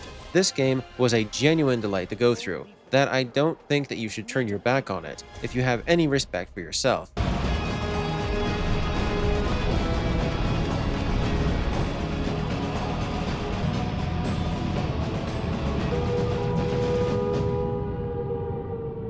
Front RTS is an exemplification of real-time strategy at its best. The game offers strongly immersive resource management, dynamic strategy, and an impressive visual asset that stands out as you command an army of howitzers against opposing forces. It invokes classics like Age of Empires 2 and Advanced War, mingled together with some StarCraft. If you're familiar with any of these games, this game is going to vibe well with you, as it takes on a modern approach for 2026. As an experienced RTS player, I really love it when titles understand their main audience, delivering compelling gameplay rather than boring them to tears. There are a lot of RTS games that miss the mark. However, Front RTS demonstrates a clear vision. Even without using the tutorial, the objectives and mechanics here felt intuitive, like I had grown up with them, allowing me to focus explicitly on the building of my economy, managing my resources, constructing the defenses, and leading powerful units into battle without being slapped on the wrist like I was born yesterday. Although I could not dedicate extensive time to a single session, my initial experience here revealed significant depth and a thoughtful design.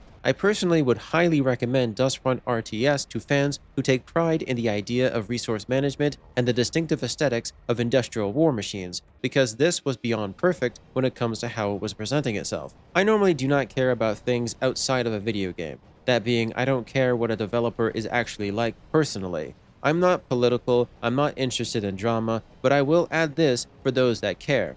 He is well known to be a developer that is politically active and a Putin supporter, especially with the war on Ukraine, and quite possibly an anti-LGBTQ supporter. I hold no interest in any of these debates. I'm here to play video games and I'm here to enjoy them. I've simply added this information for those that indulge in such things for you to decide if it's a deal breaker and you want to support their game.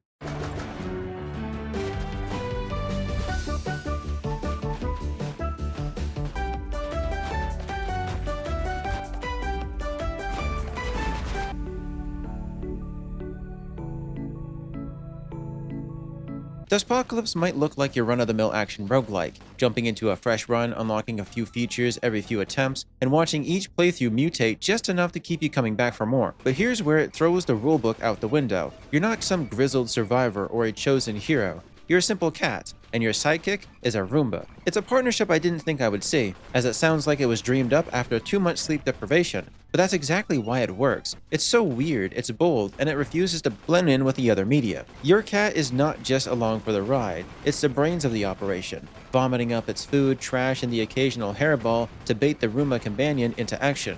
The Roomba is armed to the teeth with an ever-expanding arsenal of weapons that barrels into enemies, vacuums up their essence, and levels you up in the process. Later on, you'll get more control over this, which only adds to the challenge and the fun. It is a glorious mess of strategy and slapstick humor with its dedicated meow feature, frantic dodging, and the constant hunt for upgrades. The originality is undeniable, and every new costume or ability you unlock for your feline mastermind feels like a reward for embracing the madness.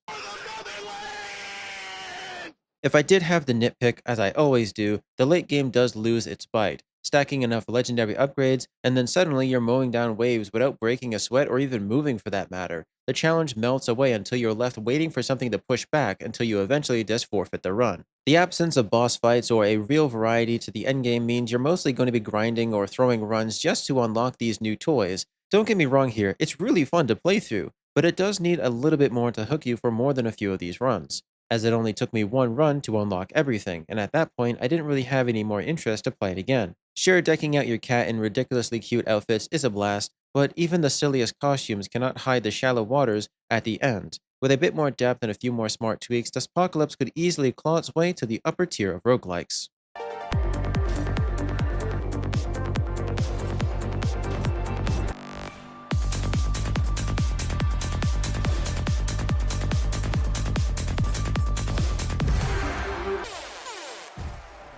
Echo Breaker is for anybody who gets a rush from chasing that perfect run, frame by frame. This is a top-down speedrunner in its rawest form, built for those who crave that obsessive loop of trial, error, and mastery. You step into the boots of a test pilot strapped into a cybernetic suit, tearing through neon-soaked gauntlets, slashing, dashing, vaulting, and always pushing to outrun not just the timer and other players, but your very own ghost, relentlessly trying to do better. The demo barely hits 5 minutes, but every second counts. You are walking a razor's edge, where every slip costs you precious time and every replay is a fresh puzzle begging to be broken. Can you spot the shortcut, nail the tightest turn, chain together that flawless combo? Echo Breaker is all about momentum, and it rewards those who refuse to settle for anything less than perfection. It doesn't bother with any of the fluff or distractions. It's all killer, no filler. And after every run, you'll find yourself itching to dive back in for just one more shot at shaving off those milliseconds. If the full game keeps up this relentless pace and cranks up the challenge, I can certainly see this turning into a must-play obsession for anybody who lives and dies for the thrill of leaderboard grinding. Just another mage's fever dream.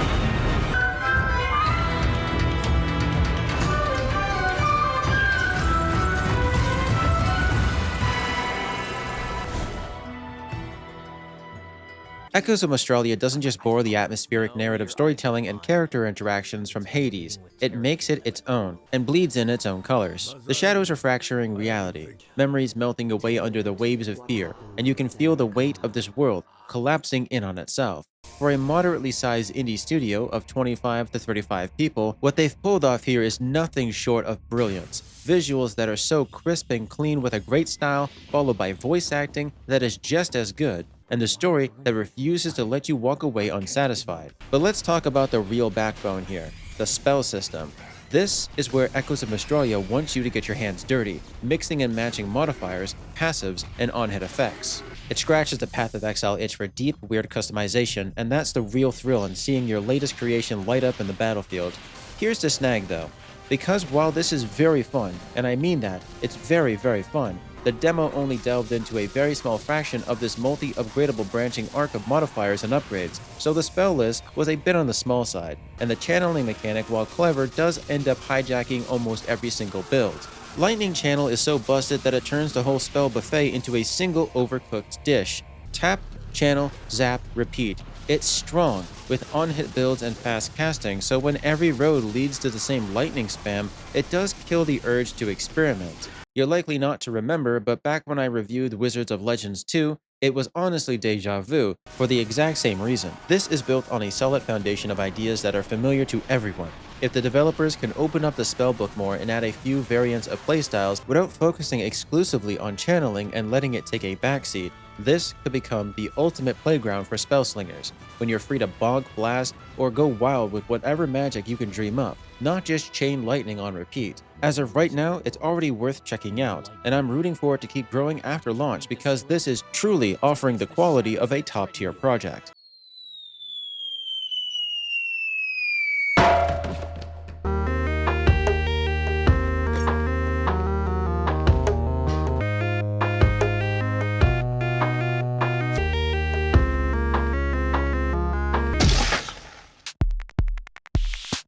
Endocopia delivered one of the most surreal experiences that I've encountered in recent years. It stands among the classic point-and-click adventures, even surpassing the legacy of LucasArts and even Sierra titles. This is very high praise, but you need to experience the game for yourself to fully understand its impact. The combination of simple pixel graphics and intentionally low-resolution 3D visuals reminiscent of the early XP Windows games immediately draws you in. As you explore, you will interact with a diverse cast of well-developed eccentric characters as you guide a young protagonist through unpredictable and oftentimes astonishingly hilarious situations that you cannot help but cry to. Endocopia is undoubtedly one of the best puzzle adventures of 2026, excelling in puzzles, combat, and storytelling. I found myself very eager to replay it, as it offers an approach to an adventure genre that is rarely ever seen today. I would highly recommend giving this game a try, as you will not be disappointed as the world itself transforms into a blend of horror elements and expertly crafted storylines.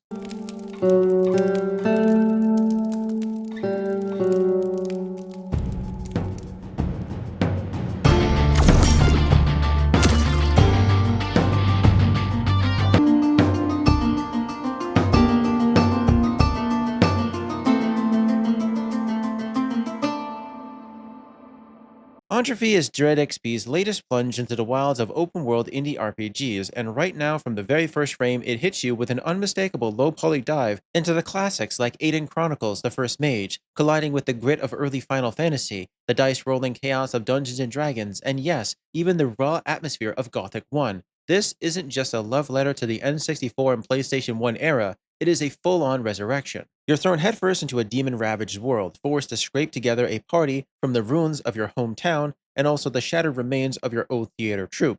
Death isn't the end here for you. It is an invitation to something more. Every step forward is a chance to uncover more secrets and recruit the broken and the bold, while carving out your own path forward. Entropy does not just coast on its looks. The combat here reaches new heights. Every fight is a hands-on anatomy lesson in violence. You are not just swinging at health bars, you are aiming to decapitate, dismember, blind, and strip away enemy defenses in real time. It's a dance where every move is going to matter, and every encounter feels like a puzzle piece begging to be solved with the right skill, the right timing, and also a bit of luck through your skills. And that stat system? Pure tabletop energy. You'll be min-maxing, exploiting every quirk and flaw of your recruits, each one dragging their own baggage and wounds that only a real doctor can fix. And when somebody drops in battle, it's not just respawning them with a potion or a long rest. It might offer a lost limb, a severely crippling effect that may further hinder them in battle. But sometimes, if the luck is not on your side, it's death or just exhaustion. No matter, every outcome cranks up that tension. It makes you want to not risk it. It's a world that's packed to the brim with dungeons, random encounters, and narrative threads that practically beg you to poke at every hidden detail and side quest. If you're the kind of player who likes to camp under the blood-red skies, digs into every party member's scars, looking to see whether your choices matter, then this is your playground.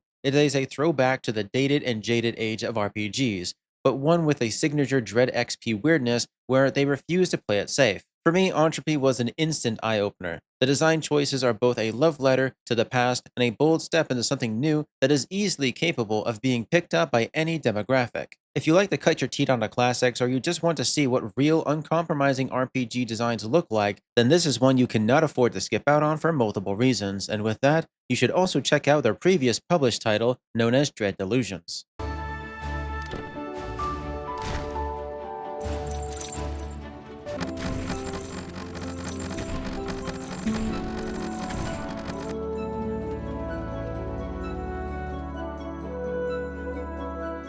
X-Arc throws you straight into the deep end, bombarding you with a wall of icons, widgets, and numbers that threaten to drown you before you even build your first turret. But stick with it and you'll find it's far more approachable than it first appears.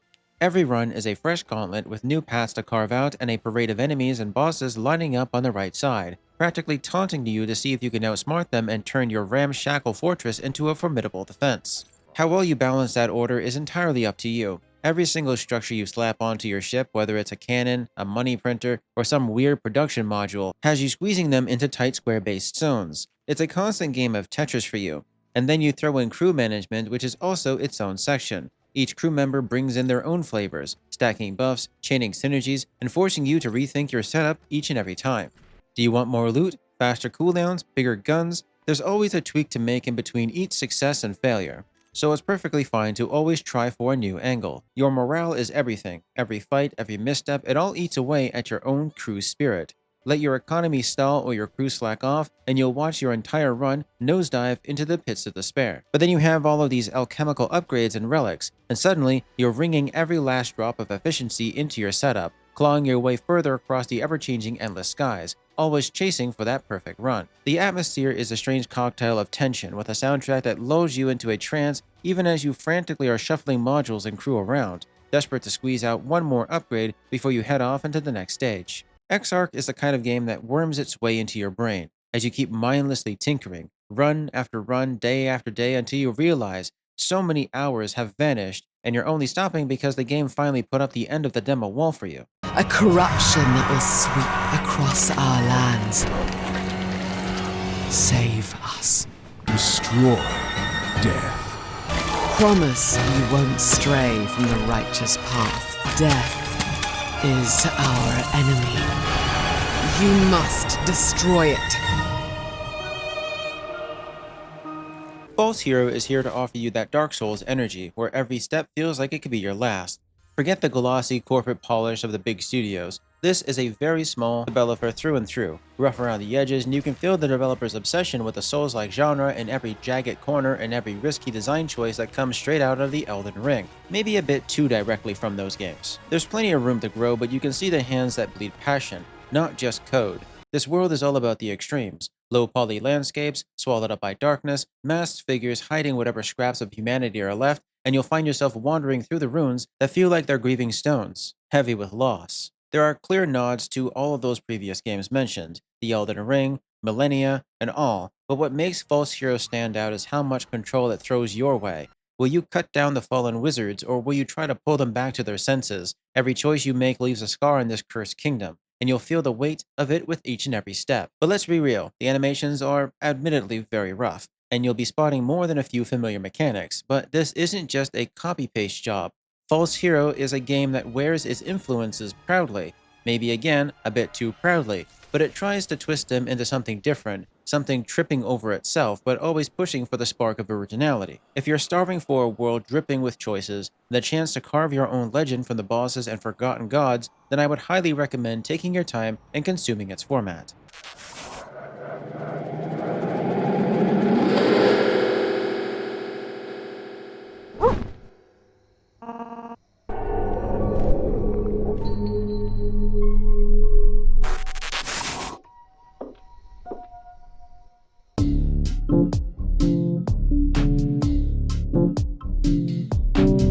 Feral Pals is a curveball horror title that this genre desperately needs more of. In a sea of mascot horror all trying to cash in on the Five Nights at Freddy's formula, this one actually dared to be slightly different. I have zero patience for the usual jump scare parade and endless lore dumps, but Feral Pals caught me off guard, and that all came down to the emotional investment you feel right from the start. It's wild how fast it pulls you in with that feeling. You're not just running away from monsters or piecing together some cryptic backstory. You start to care about these weird, lovable creatures. The setup is simple, but it hits hard. Humanity has been wiped out, entirely their own doing, with an experiment gone wrong. And with them out of the picture, the only thing that was holding back this genetic mutation is now gone.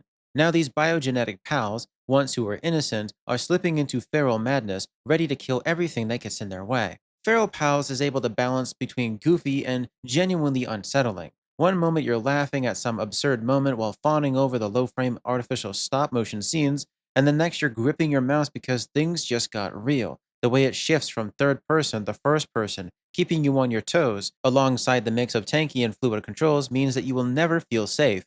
With those small memorable interactions that snap you back into the world and remind you why you are currently here, to protect your neighbor's child that happens to have snuck out with you on your camping ground excursion with your friends. What really floored me was how Feral Pals tells you a story that you can follow without needing a PhD in internet theory crafting. It's approachable, it's heartfelt, and it doesn't try to waste your time with endless riddles. That's saying a lot because I am genuinely excited to see where this dev takes this further. Let's just hope it doesn't get bombarded by the obsessive communities of shippers. But I feel like that's asking a bit too much. Regardless, it's safe to say that this preview was absolutely solid. That would be very convenient for me.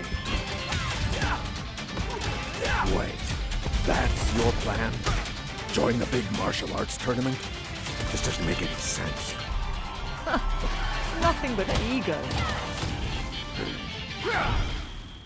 Those marks remind you who you are.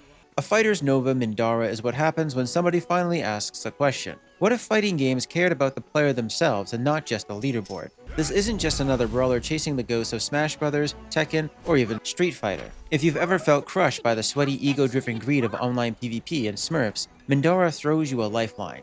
Here you get a comic book world bustling with colors and attitude where PvP is all but currently absent. Replaced instead with PvE progression that takes center stage, and you're not just cannon fodder for some tryhard in disguise. This is a JRPG fighting game. Forget the endless grind of online duels. You're going to be thrown straight into a story-driven campaign, tag teaming with Maya and her crew as you punch, parry, and combo your way through a parade of martial artists. The visuals? Think Dragon Ball Z, with an extra layer of comic panel flair. Flashy and bold, sure, it's not AAA gloss, but it's got heart and style, and that's where it all counts. Getting started here is fun, for once. Blocking, parrying, chaining combos, and swapping between your squad feels just tough enough to keep you on your toes, but never so punishing that you want to throw your controller.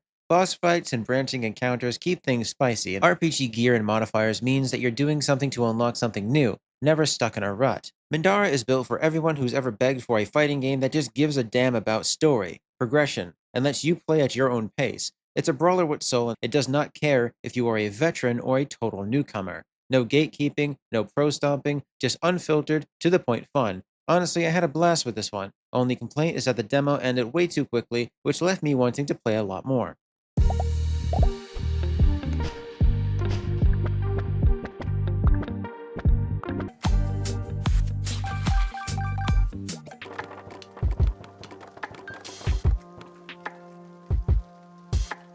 Flake Party takes the action roguelike formula, dumps it straight into your breakfast bowl, and then tells you to play with your food.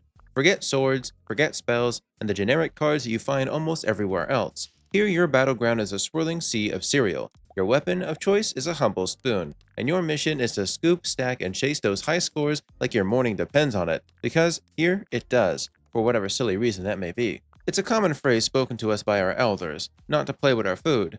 Breakfast becomes a battleground, and every scoop is a dash for points. Underneath that sugary chunk drowning in milk, there's a surprising amount of depth. You're stacking passives, picking up upgrades, and hunting for those perfect combos that turn every bite into a score explosion. However, the balance currently is still off, and this is because if you do not land the right build earlier on, you are basically swimming upstream against a strong unwinnable rapid, as some relics feel like they were tossed in just to add some extra depth, but not actually balance for the game. The novelty alone is enough to keep me coming back for just one more bowl to scrape by in, but I still would love to see some balance. Flake Party is rough, a little weird, and definitely, again, not balanced, but that's mostly expected with any of these titles really. The main idea here is that it's got that spark of creativity. There's something addictive about trying to crack those builds, finding that perfect serial synergy, and then scooping your way to the top. If you are tired of the same old roguelike flavors and you want something that's out of the bucket list of ideas, this is the breakfast that you need in your life, even if it's probably the least nutritious bowl you'll ever dig into.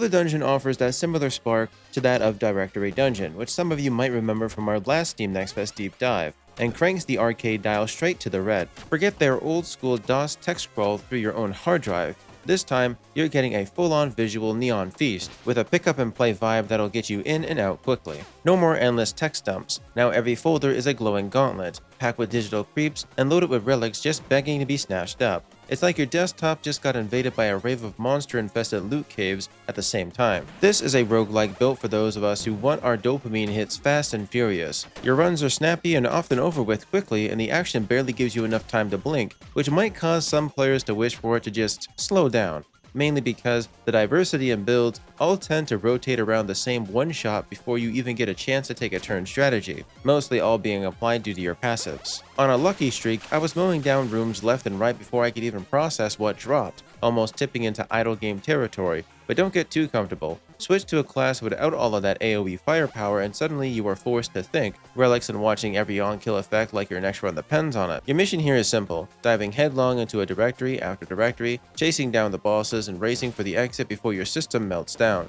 Secret rooms, stat boosts, relic combos, is there all for your amusement. Distilled into a snack-sized dungeon crawl that respects your time but still scratches that loot-hunting itch and desire to keep coming back. It isn't here to eat your weekend or demand hours that you don't have. It's a quick shot of roguelike goodness, perfect when you want to rush without the grind. If the devs can tighten up the challenge and keep the arcade punch while perhaps removing or readjusting builds that end combat before it even starts, then this could be a must-have for anybody looking to squeeze a dungeon run into a coffee break, or better yet, on a handheld, where I can see it honestly belonging a lot more. Now, agents, you need to survive till you reach the next train.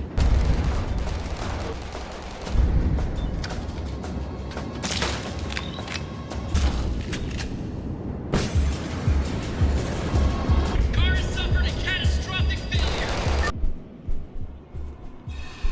Wait, what the hell is that thing? Agent, I lost your signal. Agent! Fright Train is what you're left with when you rip the frozen Terra straight out of Resident Evil, toss in a desperate fur-covered survivor, and then slam the throttle on a train hurling throughout the Antarctic wasteland. Forget the haunted mansions. Here, every train car is a coffin waiting to happen, and the zombies, they're not just shuffling around, they're hungry, relentless, and dressed for the cold. This is survival horror that does not let you breathe, let alone hide. You're not just fighting monsters, you're fighting the cold, the clock, and your own nerves, smashing crates for a handful of coins, picking up ammo off of the shredded corpses, and praying your fingers don't freeze off before you can reload each clip manually between each encounter, and in the middle of each fight. Every time the train breaks down, it's a panic, patching up the busted systems, leaving the relative safety of each trolley, and counting every bullet, and then hoping you find something to keep going before the next pack of undead tears through the doors. It's a type of game that does not wait for you to get comfortable. Elites and swarms hit almost immediately, so if you're not quick on your feet, you're not making it to the next stop. What makes Fright Train stand out isn't just a setting, it's the way that the survival feels in your hands. Every bullet matters, and you really do need to be quick. Think about how you're going to be slotting every item, because if you hesitate, the game is going to punish you for it. There's no lazy hotkey spam, no mindless resource grinding. It's all about being in control, being ready, and treating every second like it could be your last. If you're the kind of player who wants zombie horror with real bite and zero handholding, then Fright Train is where you should keep your eyes. Just be ready to run, scavenge, and freeze, because this ride doesn't slow down for anyone.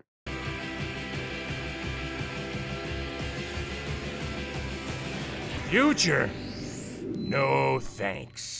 Future No Thanks offers you a sandbox that feels like someone took The Simpsons Hit and Run, cranked up the wacky vibes, and then let it loose on a mass of generational nonsense and culture all to swim in. You're not just playing some generic protagonist here, the kind of guy you would see that has zero patience left in his life, basically Grunkle Stan from Gravity Falls, if he knew his time was almost up and decided to go all out with a bang, while crossing off every last thing on his bucket list before death pulls the plug. The world here is a loud, ridiculous cartoon that we call modern society, packed to the brim with Gen X, Gen Z, and boomer slang, meme spam, and a parade of NPCs that somehow manage to be both over the top and painfully accurate. We are the feral furries. The writing? Very clever, and it doesn't care who it offends. You get your political jabs, meme-fueled jokes, and satire that takes aim at everything and everyone, from cancel culture to whatever TikTok trends are clogging your feed this week. The gameplay throws you straight into an open world with just 30 minutes of a demo timer breathing down your neck. It's enough to get a taste, but nowhere near enough to see everything this game wants to throw at you, but you could possibly speedrun it to the end. Every interaction is packed with jokes, and sometimes it hits you with the truth. The game does not hold back, and honestly, some people are more or less going to be heavily offended and complain about it, but that's the point of being satirical. Not every game is made to coddle you or fit into a neat little box that you define. If you don't like it, go somewhere else. The game even mocks that kind of an attitude. Future No Thanks is all about that subversive fun. Perfect for anybody who wants their social commentary served up with slapstick, sarcasm, and a big helping of cynicism. The demo will have you laughing, rolling your eyes, and maybe even questioning if the future is really all that good as it seems. Honestly, if people would just pull their heads out of their asses for once, maybe things wouldn't look so grim, and that's how I perceive this title to be at the end. Solid overall.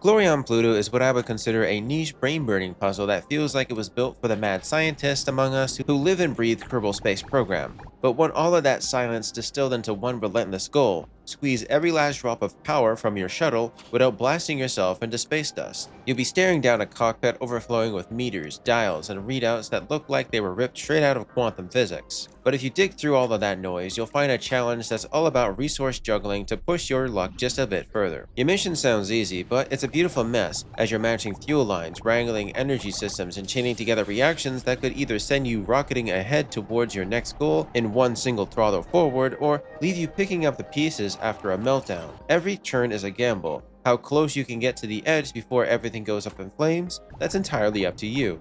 You'll recruit your crew and keep your ship from boiling over, and every new vessel that you pick up is packed with its own set of bizarre, sometimes infuriating quirks that forces you to relearn the ropes every single run, until finally you can piece them together all quickly. Don't expect any handholding here, because the real reward is squeezing one more desperate light year out of a ship that's one bad decision away from engine failure. Survive the gauntlet and unlock new effects and upgrades, which only tempts you to push harder, fly faster, and flirt with disaster all over again. Glory on Pluto is not here to please everyone. As I said, it is certainly going to be a niche genre that not everyone is going to care about, and that's perfectly okay. If you have a craving for space games that throw you into the deep end with nothing but your wits, this is one trip you'll want to sign up for. Dreams. Our only refuge, and yet we have lost them. Take what you desire. Dreams are fragile.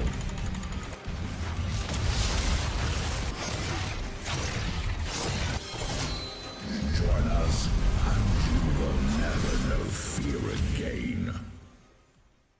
Golden Swirl doesn't just dip its toes into the deck builder pool, it cannonballs in and splashes the whole genre awake. Forget the usual slow-paced turn-based card shuffling that you've seen 1,000 times. Here you are thrown straight into the fire with real-time ABS-inspired chaos, where every second counts and enemies do not politely wait for their turn. You're here dodging shifting AoEs, watching for debuffs, and scrambling to make every card, every movement, and every skill count. It is a constant push and pull between risk and reward, and also instinct. And if you're not thinking 3 moves ahead, you are already toast. The pause button here is your only breather, a split second to scan the field and dig for that one movement card, or decide if you're going to go all in or just barely survive the next onslaught.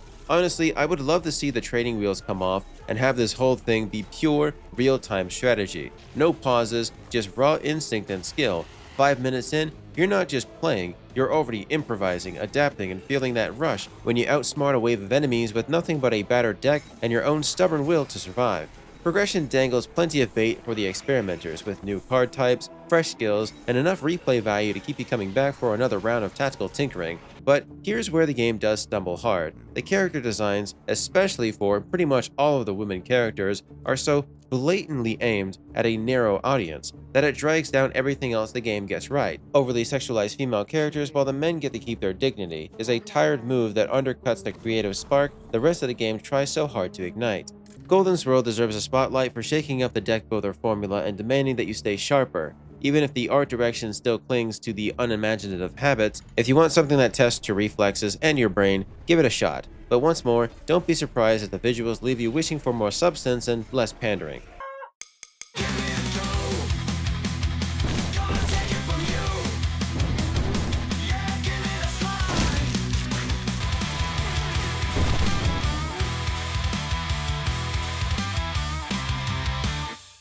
Ground Zero Hero is the off-the-rails detour that I crave after slogging through all of these usual brooding time-sink roguelikes that seem to multiply tenfold each and every year. Forget those 50-hour marathons that drain your very soul. Here you are dropped headfirst into a radioactive neon playground with the Simpsons-inspired weirdos, mutants running amok, and a tidal wave of 10,000 enemies all fighting for a piece of you. It's a reminder that games can still be fun for the sake of being fun and absurd with no replay value. Survival is technically the goal here, but it's survival with slapstick twists. I see you there, Vampire Mr. Burns knockoff lurking in the radioactive moonlight. Every boss feels like someone spiked your Saturday morning cartoon with cocaine. You're juggling abilities, weaving through day and night cycles, and if the nighttime insanity gets a bit too much for you, you can always dive into a bunker and catch your breath. Sure, you'll miss out on some extra levels during the nighttime phase and powers, but sometimes you just need a break from the mutant parade. What matters here is that this game was very fun. Progression is quick, and you never are forced into these endless grinds just to see what the game has to offer to you, as it offers almost everything up front rather quickly. Sure, again, the replay value is just not there, especially with its weird visuals, but you can feel the developer's passion in every mutant, every boss, and every upgrade that suddenly goes rogue and pile drives the boss into oblivion when you are not expecting it to happen. It's the hilarious moments like this that makes you want to keep playing just to see what happens next. So if you're tired of the same old grim roguelikes and you're craving something that's more comedic and simple, weird and overflowing with personality, then Ground Zero Hero is exactly the type of game that's going to offer you a radioactive shot of comedic relief that you need.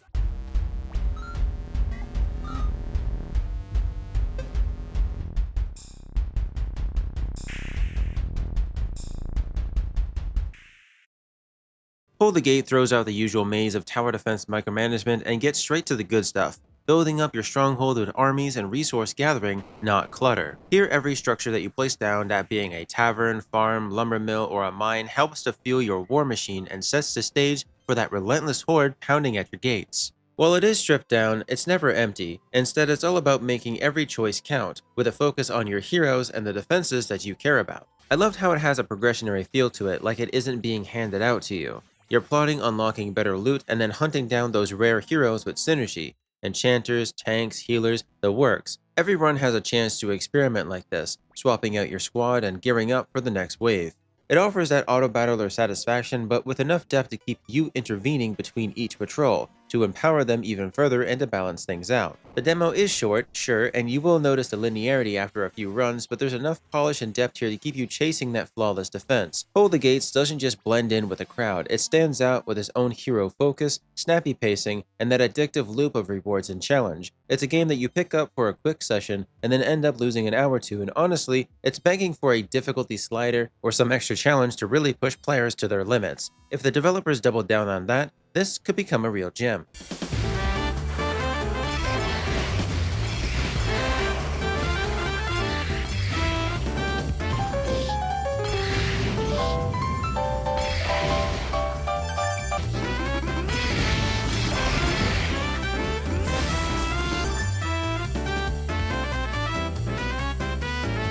Bun Buster demands that you embrace your inner bunny girl by wielding a hammer that's almost as big as your ambition. Carving a path through a wave of enemies and bosses, the grid-based movement is quick and punishing, leaving zero room for hesitation when you've chosen a higher difficulty. Every step is a calculated risk, and every pattern is a puzzle to crack. And the difficulty? It can flip from casual stroll to a full-on gauntlet with just a single tweak in the menu. If you're not paying close attention, you'll get flattened before you even know what hit you. What really sets Bun Buster apart from the crowd is how it lets you set your own pace. If you're the type who craves a pulse-pounding reflex testing challenge, just crank that difficulty up to its maximum and see how long you can last. Or maybe you want to take things slow, plan your moves, and savor every perfectly timed bonk. Then absolutely no worries. Let's drop that difficulty down a notch and enjoy that casual tactical side. Each stage is a sprint. Clear the grid, face off against a boss, and push for that high score until you inevitably get knocked out, either alone or with some friends. The game is going to respect all of your time, never dragging things out, but I will be honest about this, after a while the linearity does start to wear thin. I'd love to see more randomization or surprises that keep things fresh every time you start a new run. But again, that's just my take.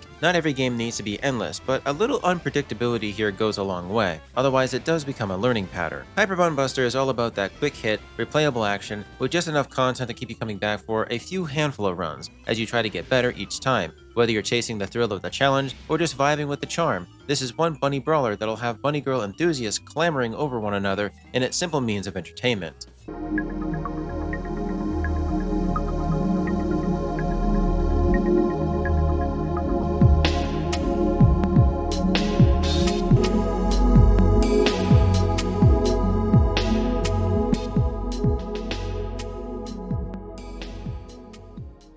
Speaking of bunny games, Hypnagogia Broken Dreams is what happens when PlayStation nostalgia gets dunked headfirst into a fever dream and comes out dripping with its low-poly weirdness, surreal characters, and puzzles that feel ripped straight from the late 90s platformers and survival horror. This is a game that does not bother with hand-holding or slow intros. 1 minute you're slogging through a grimy sewer, and then the next you're leaping through portals that would make Spyro jealous. Every second is a punchy tribute to exploration, with sound effects that worm into your brain as you hop around each stage's puzzles. Every level throws something new at you. One moment you're carving up snowboarding minigames, the next you're waddling through waterlogged temples that would have Ocarina Time fans breathing a sigh of relief. The challenges here never let up, always tossing in something clever or unexpected to keep you on your toes. The world here is packed with just the right amount of bizarre and unsettling atmospheres, while the story dangles enough mystery to keep you charging forward. Visually, it feels like we're going back to when 3D adventures were still figuring themselves out, despite still only being capable of low-poly visuals, and honestly, I wouldn't have it any other way, as it knows how to sell that concept better than most, offering a great design all around. Hypnagogia Broken Dreams is a rare demo that knows how to draw you into its world immediately. I had to literally tear myself away from the game to get back to my steady stream of new releases, and trust me, that's not something that happens often as I bounce from one game to the next much more quickly than you might think. This is a throwback to Magic at its best, and it's a shot straight to the top of my must-play list. If you've ever felt a flicker of love for classic platformers and explorative titles within handcrafted worlds, you owe it to yourself to give this game a chance. Why do you act all surprised?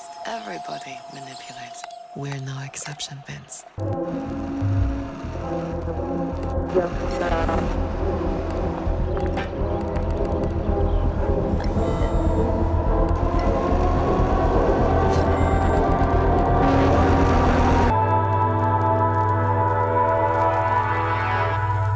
Imprinted is a delve into the restless, claustrophobic grind of Vincent's life, a top-tier audio engineer stuck behind a screen, trapped in a life of patching up other artists' busted tracks while his own ambitions sit untouched. It's a game that doesn't just tell you his story, it makes you live through it. Every notification, every looming deadline, every moment the computer decides to freeze or inspiration dries up, you as a player will feel it. You're not just watching Vincent burn out, you're right there alongside him, trapped in the same digital loop. It's a demo that hits with a steady, almost hypnotic rhythm of fixing broken music, chasing that fleeting rush when you finally bring someone else's work back to life, all while your own projects gather dust. Just like the hundreds of Steam games I still have yet to touch. That's the real gut punch here. Vincent stuck in this lifestyle, always fixing, never creating for himself. The question hangs over every moment. Will he ever break out and make something of his own? Or is he forever doomed to stay in the background, making everyone else look good for a handful of cash? Imprinted does not rely on flashy plot twists or big reveals. Its real power is in how real it feels, and how easy it is to put that mindset into other hobbies or ambitions that you can relate to. Not just music, any form of creation. That slow grind of burnout, the hunger to be seen, the tiny moments that keep you going like a positive comment. The music isn't just background noise, it is a lifeline, a reminder that there is still something worth fighting for. Every time Vincent steps away or hesitates, you feel that emptiness, like a song that cuts out right before the chorus. You're left waiting for that drop, hoping that he'll come back and finally do something for himself. By the time the demo wraps up, Imprinted hasn't just told you a story, it leaves you with its scar, the kind of scar that sticks with anyone for a lifetime who's ever tried to their way back to their own voice in a world that always wants more. It's a raw, honest look at what it means to be an artist, to be anxious, to be hopeful for the future, and just maybe you'll find the guts to finally hit play on your own dreams. That's what indie games are all about, and that's why this one deserves your attention.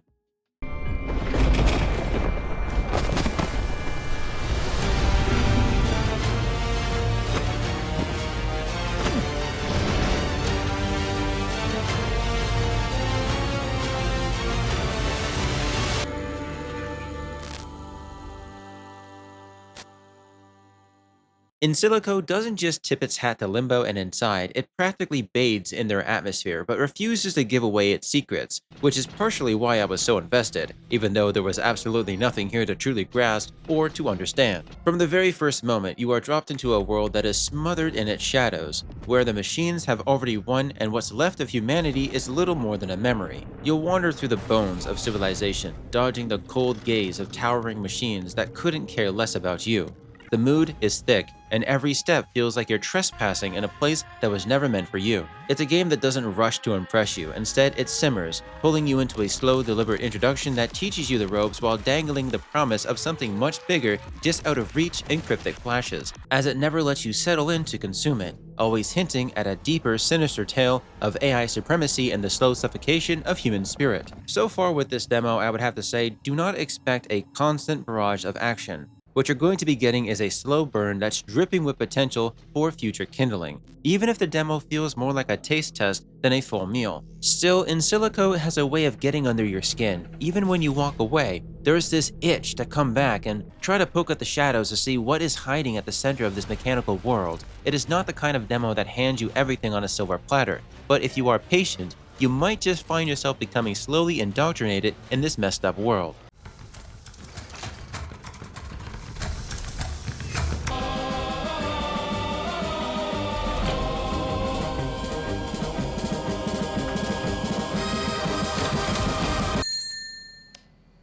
Iron Nest is a highly detailed war machine simulator that will likely become a favorite among enthusiasts of tank and large-scale warfare games.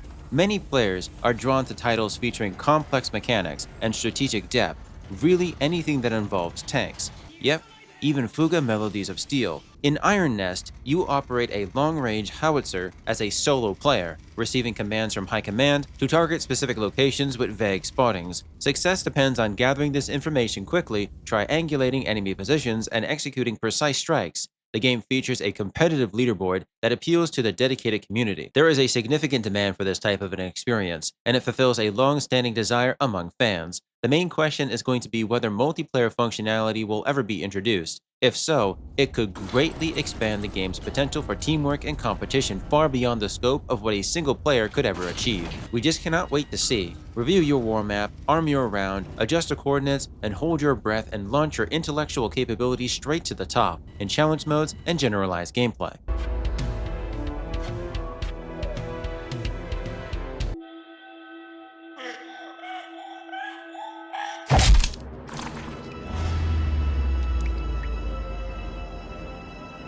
Just a Shadow game invites you in by dragging you straight into a ritual circle of tower defense shenanigans, where every turn is a scramble to conjure your spells, summon units, and keep your base alive. You're not just building towers and hoping for the best, you'll be fighting tooth and nail against enemies who will not play fair against you, who will cheat, who will stack the odds and dare you to outthink them before your own defenses collapse through turn-based rotations. If you want to survive, you'll need to have both luck on your side and a solid strategy of your own. What's that? You think you've got the game figured out? Well, think again. Just when you settle in, the game rips the rug out from under you and throws you into a meta-narrative rabbit hole. Suddenly, you're not just a player, you're an accomplice in a digital jailbreak, handed the developer's own forbidden tools to bend the rules and out-cheat a demon who's been stacking the deck against you from the start. It's the kind of twist that makes you sit up, question everything, and realize you're playing something that isn't just trying to stay in its own lane. Of course, it's not all smooth summoning circles and clever tricks. The deck RNG can be downright brutal. One run, you're drowning with the board of units and then feeling unstoppable. The next, you're left staring at an empty field while the enemy steamrolls you before you can even get a chance to set your own troops to them. The balance between luck and strategy still needs some serious tightening, but honestly, the core idea here has a lot of ambition. If you're looking for a tower defense that throws out the rulebook, leans hard into surreal storytelling, and isn't afraid to make you gamble everything in a single draw,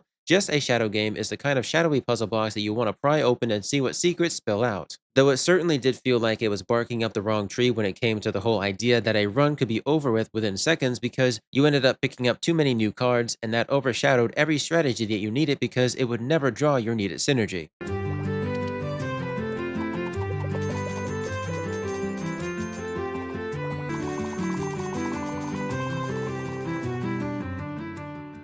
Just keep fishing is exactly what it says on the can, and honestly, that shouldn't shock anybody, least of all me. I've said it before and I'll say it again, I have a deep-seated dislike for a lot of the idle incremental genres, which has obviously blown way out of proportion as many other genres have before. Many of these mechanics are always just recycled mechanics slapped together with little care, offering nothing new for anybody who's looking for depth or a reason to stick around. Sure, I definitely get the appeal. Sometimes you don't want to play a game.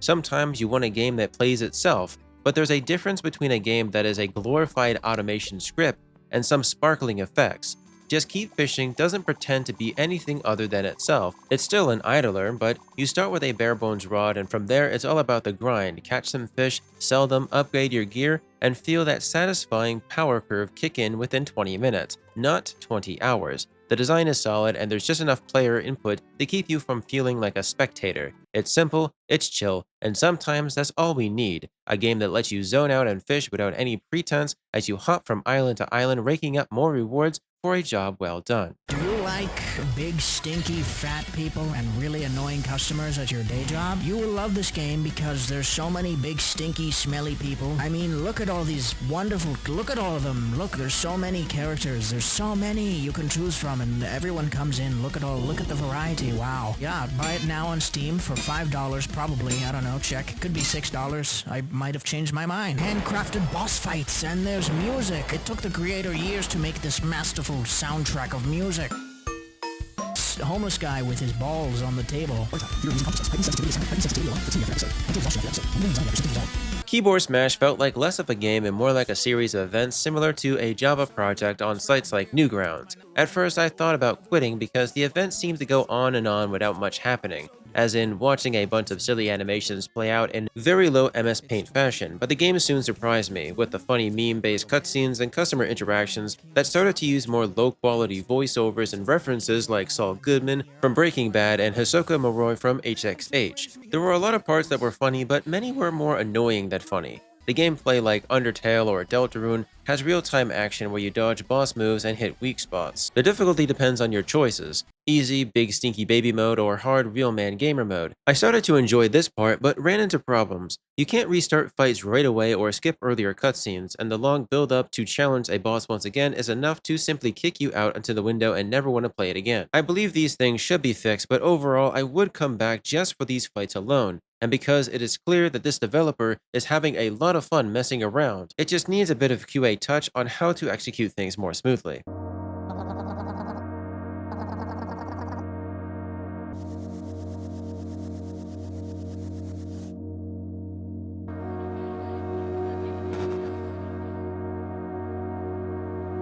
Koromeki asks you to take a deep breath and just lets you exist in its world, and to forget the usual pressures or relentless waves to outthink some overdesigned puzzle. Here you are going to be rolling dice, picking up upgrades, and watching your choices ripple across a board that grows with every turn. There's no stress, there's no timer, it's just you, your dice, and a board that quietly rewards your curiosity as gems pile up and your path loops back to another round. It's not going to overwhelm you with adrenaline, it is asked for a little bit of your attention. Challenge? Barely here. Koromeki is built for those nights when you want to unwind, not wage war. As your board expands, your options multiply, but the game never punishes you for taking it slow. Every turn is a gentle nudge forward. Pick a direction, scoop up some gems, and let the dice decide your fate. The deeper you end up going, the more the game opens up, but it never asks for more than you're ready to give. Again, there's no pressure, it's just laid-back progression.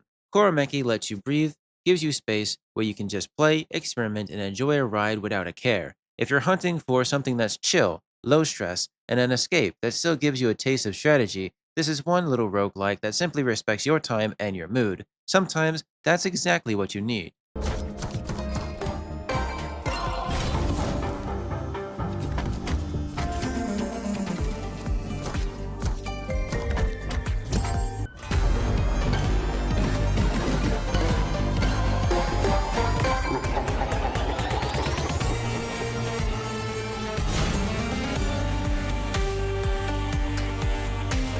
Litany crashes into the card battling scene like a cold wind bursting through your window wide open on a rainy night, refusing to play it safe or blending any of the background noise. This is a deck builder that is not afraid to mess with the formula, team compositions, resource starvation, and a brutal 4-turn clock to take down each boss. Every single action, every discard, every upgrade feels like it matters, and you feel the tension build as you try to squeeze out every ounce of value out of your hand. Bosses don't just sit there and wait for you to figure things out either. They ramp up the heat, Balatro style, pushing you to adapt, improvise, and hope that the next card you draw isn't your last chance slipping away. What makes Litany stand out isn't just these mechanics, but the freedom that it gives you to carve out your own path. You can run with a thin squad in a deck so tight that it squeaks, or you can gamble in a chaotic, oversized roster and chase those wild, unpredictable combos. Both approaches are valid. Both come with their own headaches and rewards. Even discards aren't just dead weight here. Every card that you toss in is a calculated risk, a chance to empower your next move, and another layer of tactical depth that keeps you thinking 2 steps ahead. Litany wears that obvious Darkest Dungeon inspiration, both with a top-down multiple grid-based approach, heavy status icons, thick multipliers, and the relentless march of grim debuffs. It's a look that is instantly recognizable, but it sometimes felt like the game is not a tribute, but more like a straight-up copy formula. I would love to see Litany carve out a bit more of its own visual identity because the gameplay itself deserves it. So if you're hungry for a deck builder that isn't afraid to throw you into the deep end, mixing a lot of what made Balatro so good with its oppressive mood of Darkest Dungeon, I would recommend checking it out. It's easy to pick up, but it doesn't hold your hand. This is a roguelike that rewards guts and experimentation, and if you hesitate, it'll chew you up and spit you out. So why don't you give the demo a shot and see if you can survive the gauntlet.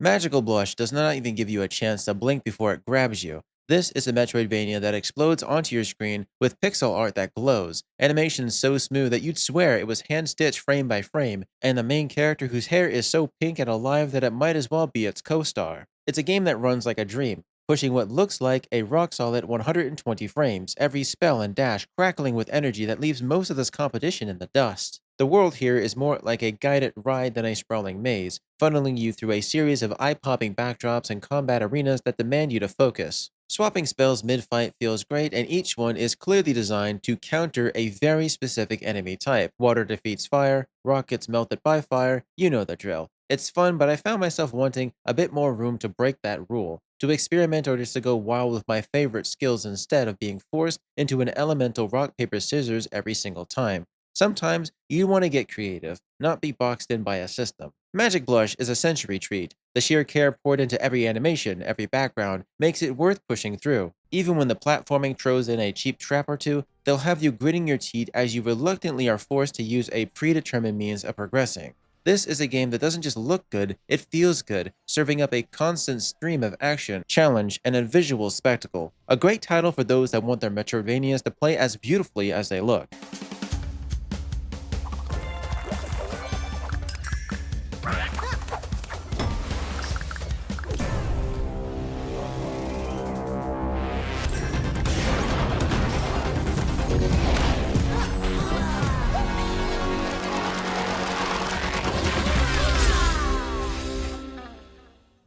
Marsupilami 2 is a classic platformer that focuses on a mixed nostalgia, and honestly, I'm here for it. If you've ever found yourself craving the tight, satisfying platforming of Donkey Kong Country, the speed and flow of Sonic, or even the sprinkle of that Ratchet & Clank or Crash Bandicoot energy, this game is basically a love letter to all of that. It doesn't just copy the classics, it remixes them with its own breezy, approachable style. You're bouncing, dashing, and swapping between a crew of oddball creatures, which look like lemurs, each with their own moves that changes things up, keeping every stage from feeling retreaded. It's a celebration of what made those old school games great, but with a mixture of modern twists that makes it feel fresh instead of recycled. While the demo only gives you 3 stages to mess around with, don't let that fool you. There's a surprising amount packed into this short slice. You've got minigames, hidden secrets tucked away for the curious, and plenty of collectibles to hunt down, if you're the type who cannot leave a stone unturned. Visuals, absolutely beautiful. Bursting with that Sunday morning cartoon vibe that just jumps off the screen at you, but not in a weirdly cringe CGI kind of way. The game does not try to stress you out or bog you down with grindy nonsense. It's low pressure fun from start to finish, perfect for when you want to jump in, get your platforming, side-scrolling fix, and actually enjoy yourself without any of that extra baggage. Look, Marsupilami 2 isn't out here trying to dethrone the legends that it's inspired by. What it does deliver is a polished, genuinely fun to go through platformer that knows exactly what it wants to be for you as a player. It's a shot of classic platforming joy with a fresh coat of paint. If you're looking for something to scratch that old school itch without the usual headaches, go ahead and give it a shot and see how you like it.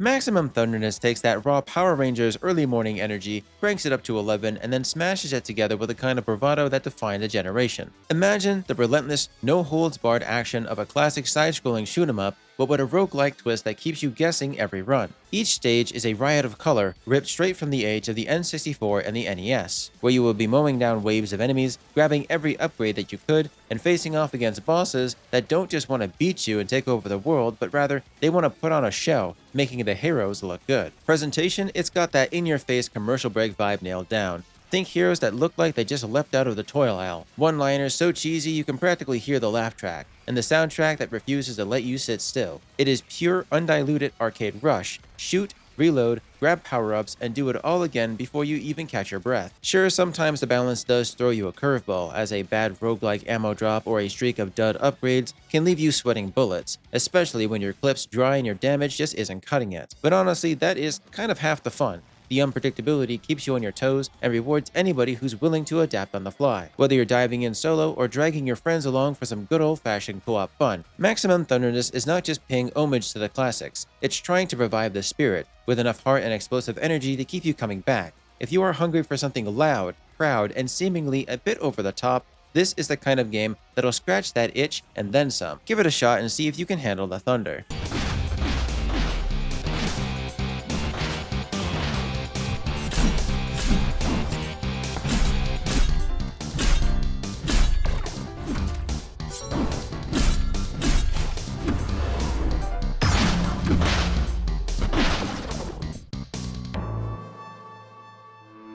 Memoriam takes that Souls-like formula and strips it down to the bones and throws it into a low-poly dream. If you're after backstabs, dodge rolls, frantic weapon swaps, and a long list of bosses and elites just waiting to stomp you into the dirt, you'll feel right at home here. Every fight is a deliberate dance with buffs, debuffs, and soul hoarding, with stat upgrades and new abilities pushing you deeper into a world that feels like it crawled out of somebody's worst nightmare. Then, out of nowhere, there's houses, building, and decorations. Why? Honestly, your guess is as good as mine. The game barely explains any of it, and I'm left scratching my head. But the gameplay here is all about the basics, with a challenge level that sits somewhere between a gentle nudge and a light slap. You won't need to sweat every encounter, and while bosses do mark your progress, they don't always feel like the brutal tests that you might expect. What really sets Memoriam apart is its hazy, surreal vibe, a far cry from the usual grim-dark, photorealistic fare. Exploration feels worthwhile and the secrets tucked away for those of you that love to poke around for that classic risk and reward loop that is alive and well enough to offer you reasons to go backtrack. Menus, though, is where Memoriam starts to stumble hard.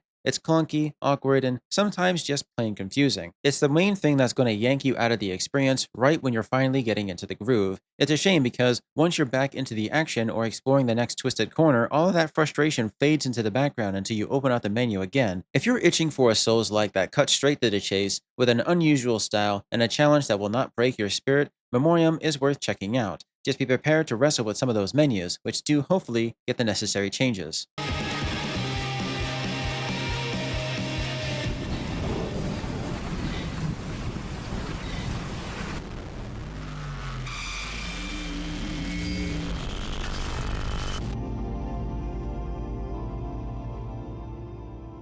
Metamorphosis sets the stage for a trailer that screamed it was going to be some huge pixelated cutscene of grim madness, blood angels, and a full-on psychological nosedive, all painted visually in a way that practically demanded your attention. But the moment you hit play on the demo, reality does set in. Instead of being thrown into the jaws of visual splendor, you get mostly a side-scrolling stroll through a baseline corridor, bashing a few demons here and there, soaking in the atmosphere, and then waiting for that promised plunge into hell that never quite arrives. The opening half hour, it's like being stuck in a waiting room. Sure, you can catch whispers of violence and madness, but the real horror and marketing promised is nowhere to be found here, which consistently left me wondering if the developer could have sold the promotional material better, by incorporating at least a bit of it in the opening scene. You do get a few eerie sound cues, some unsettling visuals, maybe a quick peek at something that is grotesque, but it never hits the pitch that the trailer teased. The pacing drags its feet, and just when you're ready to descend into madness, the demo calls it quits before anything really has a chance to manifest.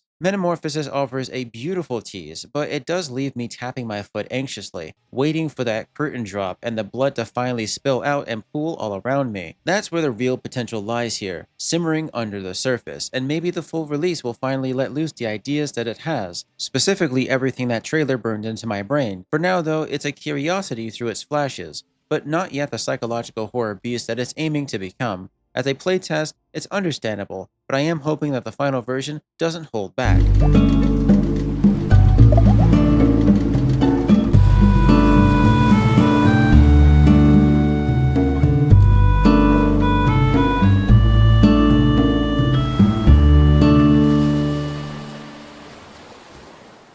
Mirth Island ditches the pressure that rhythm games offer and goes straight for the heart. You're not just tapping along to the beats, you're tagging along with Dodo the Duck, picking up the pieces after their dreams have been utterly crushed and burned before them, and trying to breathe life back into their hometown that's also lost its spark. Forget chasing high scores or leaderboard glory. Here your mission is to help Dodo and a ragtag bunch of friends drag their sleepy town out of their doldrums. One minigame and musical number at a time, you're patching up the old auditorium, not for fame, but for the sheer joy of seeing something come alive again and dead dreams resurface themselves. The rhythm here is all about catching a vibe, not nailing every note with laser precision. Honestly, that is a bit of a letdown for me because I like my rhythm games with a little bit of bite that fights back. It offers a mellow soundtrack, the art oozes charm, and the only thing on the line is whether you are having fun or not. Still, it's not perfect. The rhythm could use some more tightening up, there could be some calibration tweaks, and the note timing feels a little too loose, where the notes never land perfectly, and a few tweaks would make that whole thing snap together better. Perhaps it's intentional just to sell the fact that the actual character itself is bad at music, but even if it is, I don't believe it belongs in a game that is all about growing better as a singer. When you can already play perfectly to the beat, it just adds an unnecessary amount of forced failure on the player to progress the story. But if you're the kind of player who wants a music game that's more about community and less about competition, Mirth Island is worth a look into even when every note hits bad. This is a game that is all about second chances, friendship, and just enjoying the act of performing even if you miss a few notes along the way. If you want a rhythm game that swaps sweaty palms for genuine smiles, Mirth Island is where you'll want to kick back, soak in the silliness, and maybe even laugh at yourself for a little.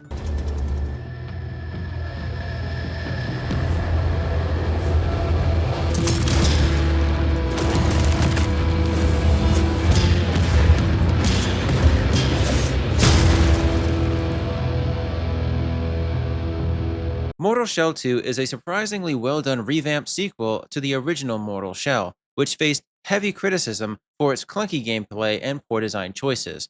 This new installment delivers a highly optimized experience on the Unreal Engine 5. However, it offers smooth performance without any lag, stutter, or any crashes, while seemingly taking the ideas and complaints to heart that made the first one bad, making this one far superior in every other way, making sure not to make those same mistakes again. The combat and design are noticeably a lot more fluid and refined. As a Souls-like title, Mortal Shell 2 stands out for its unique concepts.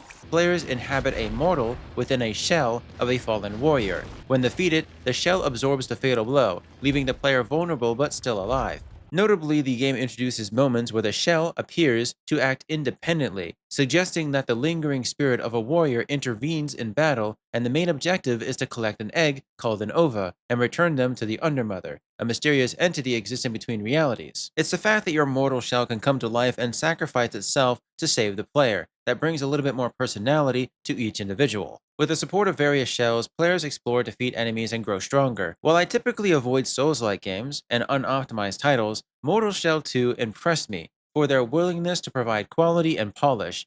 So if you're one of the few who had concerns about the first game, definitely give this game a revisit. We remember you, dear reader. Even if you do not remember us, our fate rests with Quill. And the journey you take together could change the fate of both our worlds.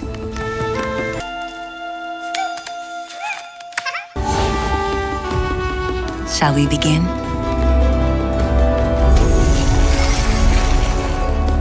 Moss the Forgotten Relic finally claws its way out of the restricted VR bubble, and honestly, it's about time that everybody got a shot at this kind of storybook telling magic. That's because Blackbird Interactive didn't just make another platformer. They built a world and a story where you're not just watching from the sidelines. You're right there, a silent force guiding Quill, the tiniest, gutsiest mouse you'll ever meet, and one who will put you through your paces emotionally in every twist and turn. This isn't just about solving puzzles or fighting off enemies. Every time you help Quill, every time she looks up and reaches out for you, physically, it feels like you are both in this together, fighting for tooth and tail. That sense of partnership is something that most games wish they could ever pull off. And when you think about it, this is why they originally opted for the idea of exclusively being for VR. It was certainly much more intimate. The problem I always had was that VR headsets would give me a splitting headache over a long session, so I simply stopped utilizing them entirely and moved on from the brief craze. Right from the start, Moss throws you into this lush, handcrafted diorama that begs you to reach out and poke around.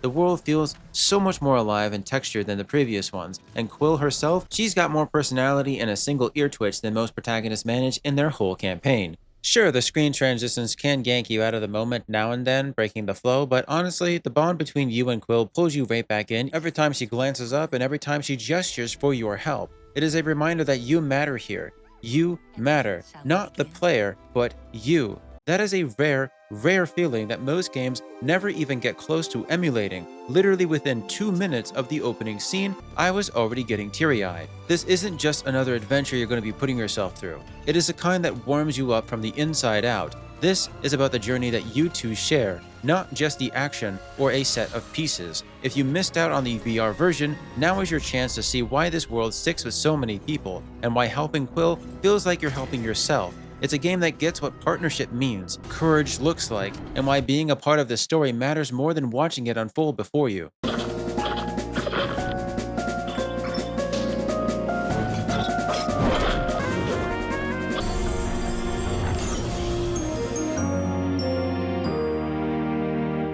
Mouse Ward hurls you straight into the N64 era, all chunky polygons and an unmistakable retro warmth. You'll be spotting a lot of the curiosity of classic Zelda and the looping interconnected ambition of Dark Souls, and a retro polish that feels like a huge love letter and not cheap nostalgic passion. What really makes Mouse Ward stand out here though is its personality. This is a game that is not afraid to be weird, to be funny, and to make every inch of this mouse-sized world feel like it was built by somebody who cares about how players interact with that said world. Every encounter, every little detail, there's so much to make you smile, and it works so well, even with this dark atmosphere. You want weird? Try sprinting around through the town with nothing but your fur, because yes, Mouse Ward gives you the speed boost for going full birthday suit.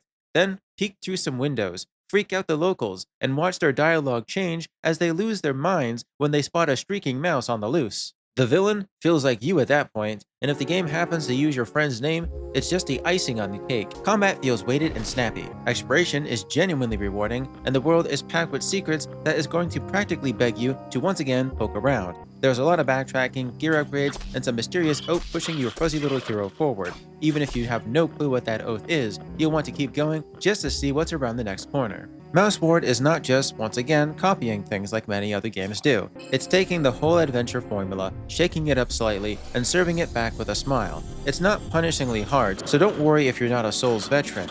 If you're after something that's both fresh and genuinely funny, this demo was dripping with charm and potential. If you are willing to let your inner rodent run wild, you'll find that Mouse Ward is easily going to outshine most of what's to offer at this event.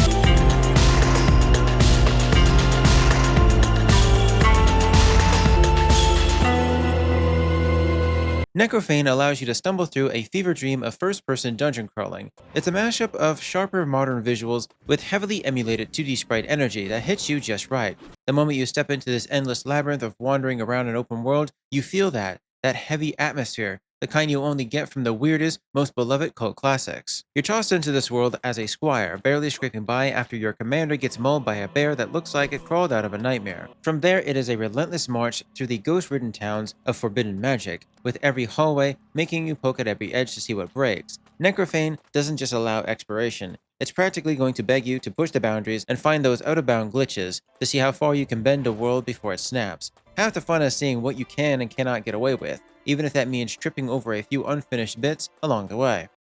You'll run into a couple of placeholder enemies and sound effects that feel like they were recorded in somebody's basement. But honestly, that's again part of the charm. Instead of using AI placeholders, Necrophane is rough, ambitious, and it does not try to hide its charm. The bones are solid, and if the developer can tighten up the mechanics without scrubbing away the weirdness, this could be a real gem in the retro dungeon crawling scene, or just open world adventure. Right now, it's a wild card, fractured, hungry, and impossible to look away from if you ever have lost a week to Daggerfall, or just love seeing what happens when a game tries to do something oddly different.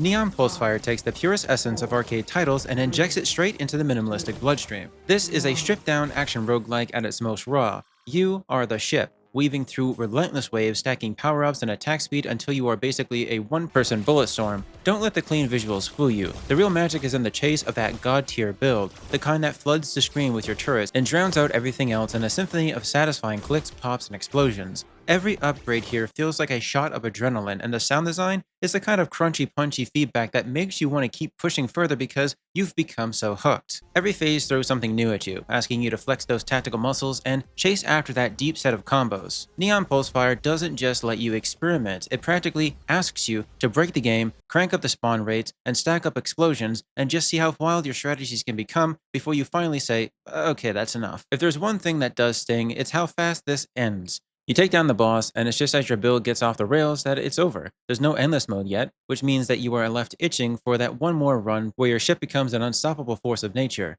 But credit where credit is due. Neon Pulsefire absolutely has a great core loop, It's fast, it's flashy, and even if the playtime is so short, the urge to dive back in is real. Developers, if you are listening, give us that endless mode so we can at least see how far this joyride can go.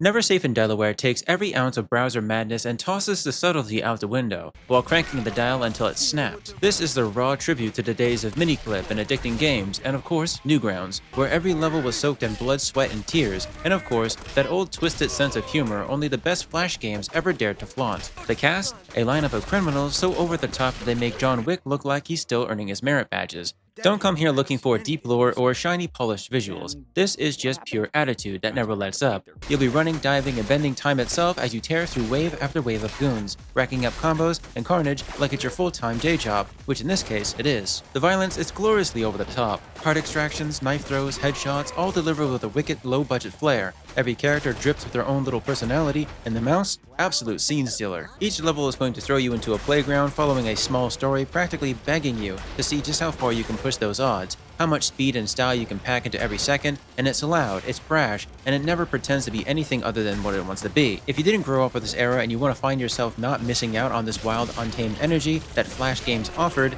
or you just want a game that lets you cut loose and go wild, Never Safe in Delaware is exactly the kind of ride that you've been waiting for.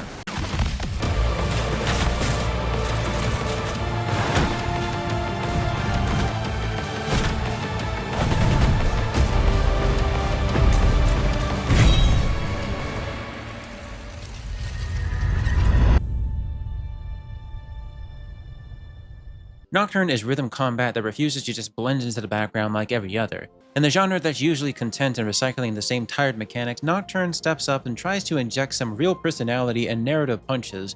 It doesn't quite reach the wild fever dream heights of Everhood, but it's not trying to be a copycat either. Instead, it finds its fuel of its own ideas, mixing RPG elements and beat matching in a way that feels good. You're not just tapping along for a high score. Every note you hit or miss has a consequence. Missing too many may have the enemies start to smell blood in the water and move in for the kill, keeping your timing sharp, and you'll slam down critical hits that can flip a losing fight on its head. It's a system that rewards focus and punishes sloppiness, and it's exactly the kind of risk that I want to see more of within rhythm games. DFJK controls, old school, sure, but they get the job done because they are so effective. You can remap them if you want, which is always a plus, but let's be real. Controller support here is a complete mess. It's awkward, it's clunky, and you're better off pretending it doesn't exist until the developers give it some love. But here's the thing, the demo doesn't want to waste your time. Even though it's a short runtime, it throws you right into the action with music that hits hard, a beat that never stumbles, and a layer of depth with equipable items and secret mechanics just waiting for you to dig in.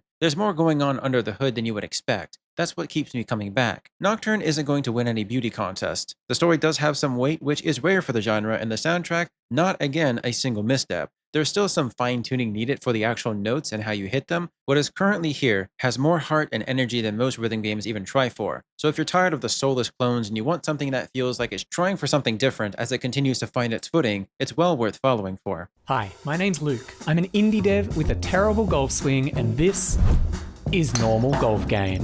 What's the point of all of this? Why must I play golf? I do not recommend thinking about it too hard. After all, what motivation could I possibly have other than wanting you to have a fun, normal time? So just sit back, relax, and tee up for a nice day out in normal golf game. Normal golf game is the furthest thing from normal. If you're looking for a peaceful stroll across the manicured greens, forget it. This is golf dragged through gasoline and set on fire. Think less country club and more brand of suffering. You start getting buried under a mountain of depth, while your truck is snatched away for a ridiculous reason. And the only way out is to grab your club, grit your teeth, and fight your way through a lineup of holes that feels like they were designed by somebody who wants to see you break. Every swing is a gamble. The only applause you'll hear is that of your own. That is, if you survive. The controls, somewhere between QWOP, which demands that you wrestle with every shot like your sanity depends on it. You'll angle, curve, and slice straight through each zone, with multi-layered controls chasing that 1 in 100 perfect swing. And when you finally land it, it does feel like you've conquered Everest. But there is a small catch. If you find the right mouse spot, you can cheese your way to perfection, skipping the struggle entirely. It's the kind of exploit that does kill the fun for anybody who wants to earn their victory, and honestly, it needs to be fixed. This is supposed to be a game about swinging your golf club, not autopiloting your way to glory. Normal golf game gets what makes these games tick. You don't have to keep coming back because the game laughs at your pain, but because every single win feels like you've earned it, and when you're taking it seriously, it's bizarre, it's rough around the edges, and it's got enough bite to keep you coming back to get scolded by the administration, even if you feel your grip on reality slipping with each and every shot. If you want golf that tests your patience, this is it.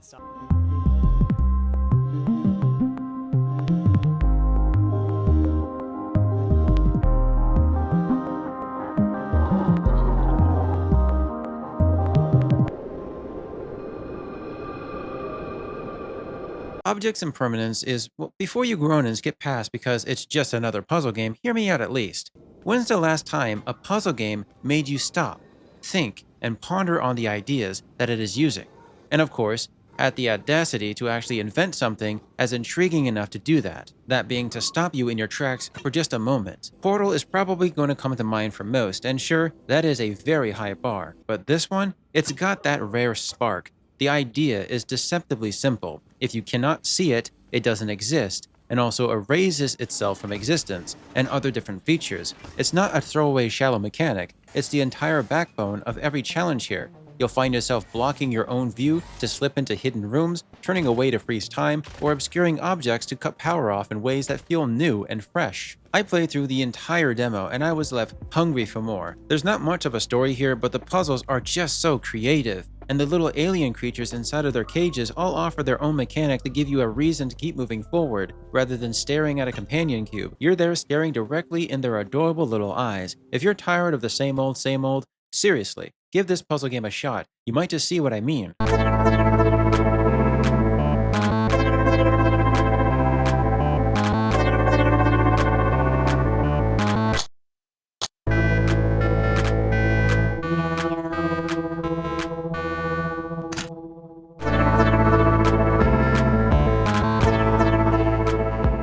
Offbeat is a hands-on playground for anybody who's ever wanted to mess around with sounds, somewhere between a digital toy box and a do-it-yourself musical lab.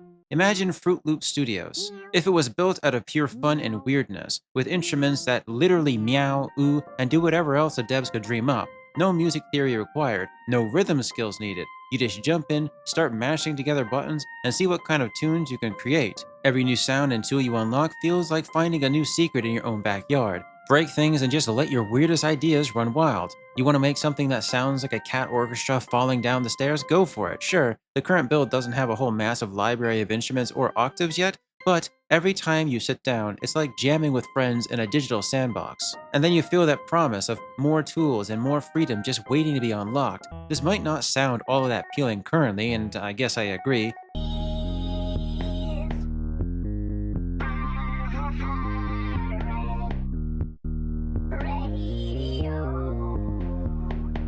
That's why the developers also offered up some phone calls and missions to nudge you forward, giving you some artificial inspiration and motivation to create something, really anything. I was surprised how invested I did become. This is built for the curious, the restless, and anybody who wanted to just mess around and see what happens. It's pure play, no gatekeeping, no experience needed, no subscriptions, just you and your imagination. If you ever wanted to dive into music theory making without worrying about the rules or failure, this is now your chance. Don't sleep on it, as the developers even give you the full copyright freedom to use any songs you end up creating to use in your own projects, which is such a fabulous idea. I am Sudentoti. Witness my light! Am I dead? Turns out Miyamoto Musashi was just a brute with a sword after all. If human souls are what it takes, Ori departed. Give me every ounce of power that you have in return. Then get going, Onimusha. Onimusha is Capcom stepping back into the ring with one of their most overlooked classics, dusting it off and sharpening it for a new generation of action RPG diehards and of course, obsessive fans of Souls-likes. So let's imagine Dark Souls, but every encounter is laced with the precision of Edo-era swordsmanship, where each swing and parry is a dance of your skill and flourishing cinematics, not just a numbers game. Here, every fight is going to be a test of your timing with supernatural horrors and moments woven into the very fabric of the combat. Now, I have never played the original Onimusha games. So I came in with a fresh perspective, and zero nostalgia, and even less expectation considering how bad Capcom has been over the last decade. But again, surprisingly, they have been pulling their heads out of their asses and offering a lot of high quality content as of recently. But within minutes, this game had me hooked. The combat is a masterclass in flow, dashes, execution, and counterattacks that all snap together in a way that feels welcoming for anybody who wants to dip their toes in, but still rewards those of us who crave a challenge when the mood strikes. There's a real satisfaction in carving your way through a world crawling with yokai, demons, and rival swordsmen, all wrapped up in a deep story that makes you want to dig even deeper into the background. Don't expect this to be the most brutal Souls-like out there, at least not in the demo, but the rush you get from nailing a perfect parry or landing a cinematic finisher is just pure bliss. It's like Devil May Cry collided with God of War, but with a focus on the weight and artistry of actual swordsman stances, so long as the full release is more than a few hours. If the full release delivers on the promise of deeper systems and tougher foes, this is easily going to become one of the must-play for anybody who lives for action games. An Musou Way of the Sword feels like Capcom's way of tipping their hat to their old ways, bowing to the player and throwing open their doors for anybody ready to dive back into samurai drama with a modern edge. If you're hungry for a game that blends swordplay with that unmistakable Souls-like tension, this is one game you'll want to keep an eye on, and I suppose Capcom too, for surprisingly becoming one of their older selves and not the cash-grabbing snob that they've been known for.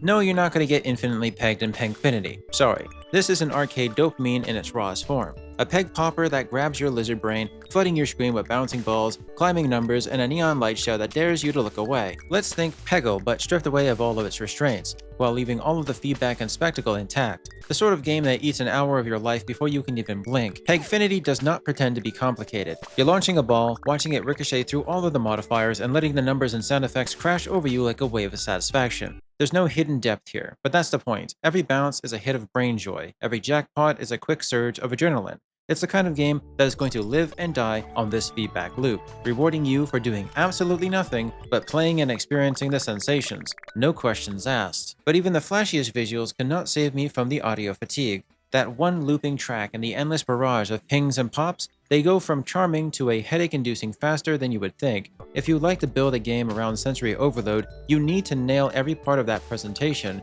not just the visuals. Pegfinity deserves an audio experience overhaul that matches its polish, not just a loop that wears its welcome before you even take a break. There's still no denying that Pegfinity looks the part. It's a time waster? Absolutely, but at least it's a gorgeous one. My hope? The developer listens, keeps pushing, adds more variety, and does not let Pegfinity fall into the same pit of mediocrity that swallows up so many arcade games, specifically the incrementalers. Right now, it's a guilty pleasure that's easy to recommend for a few rounds and you don't want to do anything. That's the whole point of incrementalers. But unless it evolves, it's destined to be a fleeting distraction rather than a staple.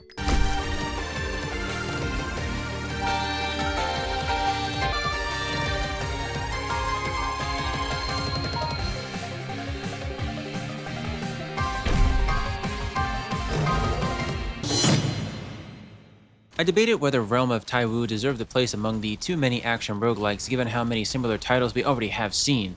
The game begins like many others, slow-paced initially but obviously designed for quick sessions, and visually appealing with impressive particle effects and explosions. My main concern was not the visuals but rather the lack of viable build diversity. Flame and Poison AoE builds are overwhelmingly strong, limiting your options. Each run involves battling enemies and acquiring gear up to legendary quality to optimize stats and special effects which transfer over to your future runs. However, the experience quickly becomes repetitive, as the same build type and X evolutions dominate each attempt. Unless the developers introduce some greater variety, game modes, and better diversity to experiment with, I feel like this game's appeal may remain limited to visual exclusivity.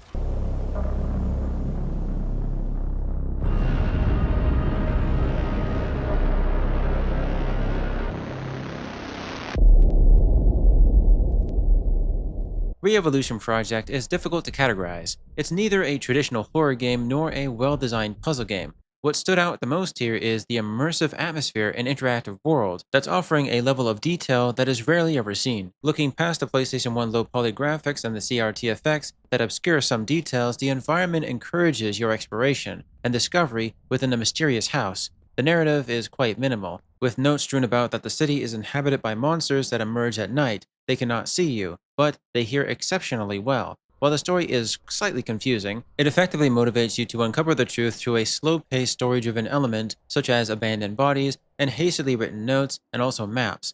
The ability to interact with the environment in this way, reminiscent of early games like Half-Life, but without the action sequences, is engaging. However, the pacing can feel quite prolonged. I found that the first puzzle was quite unintuitive, requiring specific actions without clear guidance in poorly lit areas. The experience left me wanting something with more tension, perhaps the monster appearing, and more clear objectives. Though I was having a lot of fun making slight, small progress. I stayed for as long as I could due to the style, eerie pacing, and the opportunity to interact with many various objects to force my progression. If it stays the way that it currently is, I don't think it's going to go very far.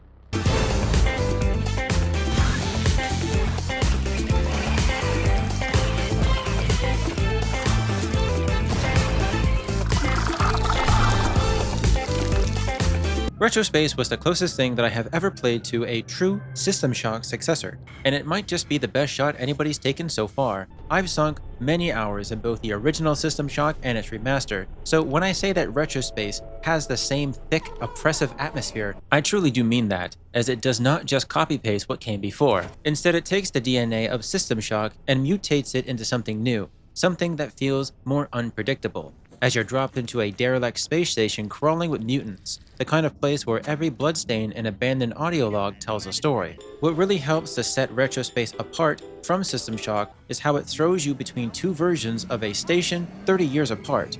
One is a brutal, chaotic nightmare, the other is eerily calm, almost too quiet. You never know when this switch will hit, and that keeps you on edge the entire time. The dialogue and the voice acting pulls you in quite gradually, and every encounter feels like it could be your last if you're not careful. Supplies here is tight, so you'll have to scavenge and think on your feet. If you're after a game that respects what made System Shock legendary atmospherically, but instead of having to carve out its own identity, this should already be familiar to you as a title, having hopefully previously heard about it. I have many high hopes for this title, which allow for so much interaction with the world and rudimentary puzzle solving. My only desire is that it doesn't leave us with such an anticlimactic finale like what was found in System Shock.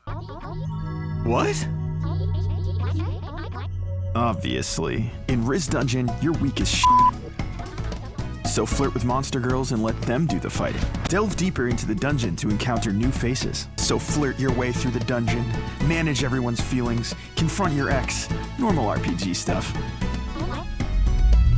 Rizz Dungeon, skeleton key to my heart.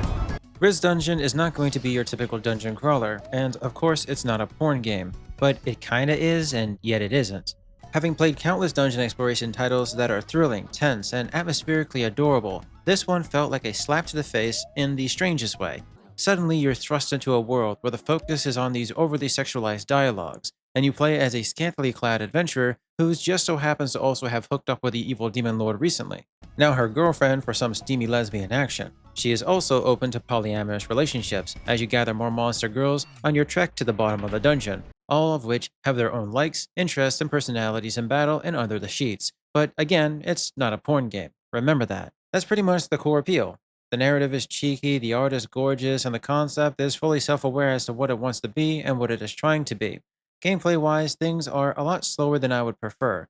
The dungeon itself isn't particularly difficult to navigate, nor does it feel like it's actually the main focus, making the experience feel more like a quirky visual novel than a tense roguelike. You'll find yourself flirting, landing critical kisses on monsters, hooking up with them, taking your companions into battle, having sleepovers, sharing secrets, a total gossip girl's paradise. Some interactions are quite questionable, like gulping down Slime Girl's essence to heal yourself, but it's all a part of the game's oddly seductive charm. Ultimately, Rizz Dungeon is a niche experience tailor-made for those who want something playful and risque. While it does have its moments, I do wish the gameplay had a bit more depth and polish to the actual dungeon crawling element. Still, for the right audience, it's a fun romp through a dungeon unlike any other.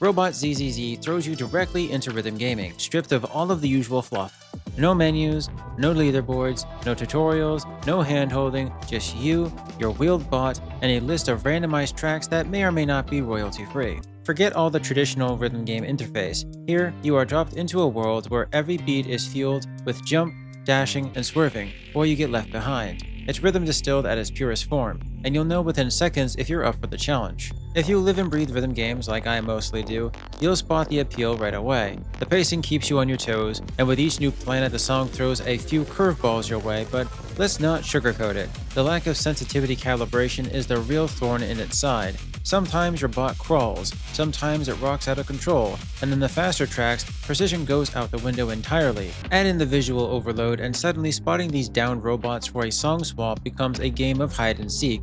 The no-nonsense approach is quite refreshing, but the bare-bones simplicity can leave you wishing for a bit more meat on the bones, especially if you're used to polish of a bigger rhythm title that lets you choose what you want to play. Robot ZZZ has that raw potential of potentially being something better in the future, but as of right now, it's simply begging for a tune-up. Give us more control options, sharpen up the visuals, and slap on a bit more polish, and this could become a real contender in this space. Unfortunately, as it stands, it's a quirky little gem for a hardcore Dead is Dead crowd that doesn't really mind playing it repeatedly multiple times starting from the very beginning in linear fashion. But it's not ready to steal the spotlight just yet.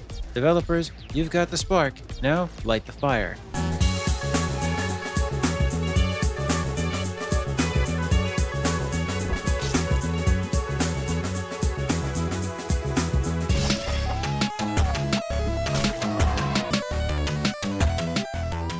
RogueCraft DX offers a focused grid-based dungeon crawling experience. It features turn-based tactics, permadeath, and elements inspired by real-time strategy games. Players can choose from 3 classes: the Rogue, the Warrior, or the Mage, each with their own distinctive abilities. Select your character and prepare to face challenging enemies, collect loot, and decide whether to advance further or to retreat, knowing each decision will carry a significant risk. The combat here is streamlined. Engage enemies directly, attack, and rely on chances for outcomes. Each action involves also risks, requiring players to manage resources such as potions and keys while weighing the benefits of continued exploration and positioning against the potential for defeat. Your success here depends on the balancing of risk and reward, and recognizing when you need to withdraw. The demo suggests an upcoming endless mode which could significantly enhance the game's appeal for roguelike enthusiasts. Currently, the experience isn't too minimalistic as it remains enjoyable throughout, though it may become repetitive over extended play. While the gameplay is again engaging, additional content and variety would increase its longevity. For those seeking a dungeon crawler that values player skill and time, RogueCraft DX is a strong choice,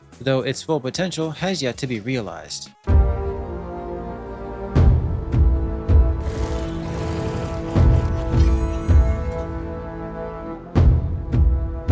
RuneVale was a last-minute recommendation from Dice Hit, a developer with a strong interest in Balattro's Joker mechanics. Inspired by these mechanics, Dice Hit set out to create something that was original in the deck-building card battling genre. When asked for feedback, I shared my honest impressions. The initial low frame rate was a huge concern for me with the opening scene, though Dice Hit noted that others, including his friends, did not report this issue because they were friends, while they themselves also shared this concern. This highlights how some feedback from friends, families, and other sources can sometimes lack honesty. I was surprised because I found this game to be genuinely fun to play through, despite not being a fan of Balatro. A blend of card rotation and strategic ordering, reminiscent of Balatro while doing something new, allowing for gains and effective defenses. The gameplay was very easy to get into, more importantly, with no intrusive tutorials or unnecessary complexity. While I did encounter a few bugs here and there, the developer was aware of them, and they did not hinder my progress or enjoyment. While shorter than most deck builders, it did seem like the game kept going on and on, scaling higher and higher, so there is definitely a mixture of depth and challenge here to enjoy to keep you playing. And when it comes to trying something new and making something a little bit more inventive than most, it certainly is on the right path.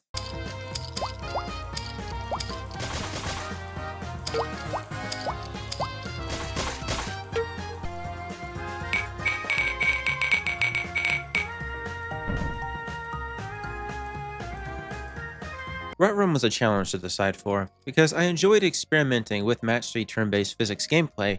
It's just the experience was always hindered by unclear visuals and limited UI navigation. The mechanics here involve dropping a randomized deck of coins, gems, and other materials into a mine while unlocking your choices for future pieces and upgrades whenever you made progress, popping rocks to defeat enemies. When you fuse together 2 objects by connecting them together, they will pop rocks. The more rocks that you will pop, the more damage you do to your enemies. While the gameplay was enjoyable, it felt like something was always missing, such as clearer feedback, sound effects, and of course music. The main objective is to match these prompts for each enemy to unlock their chests, which adds even more power and rocks to the board. The difficulty increases significantly when my health drops, as pieces would then fall off the board, which this is tied to. The larger the HP pool, the more wiggle room you will have, matching smaller coins into bigger gems over time to dish out more damage. This made it nearly impossible to defeat the final boss when I got to it. I'm still interested in seeing how the game develops and whether it addresses those issues. The concept is surprisingly well done, it just needs better execution, as I do believe this gameplay could work well in other concepts beyond mining, as the match 3 genre has been steadily growing in popularity over the last year.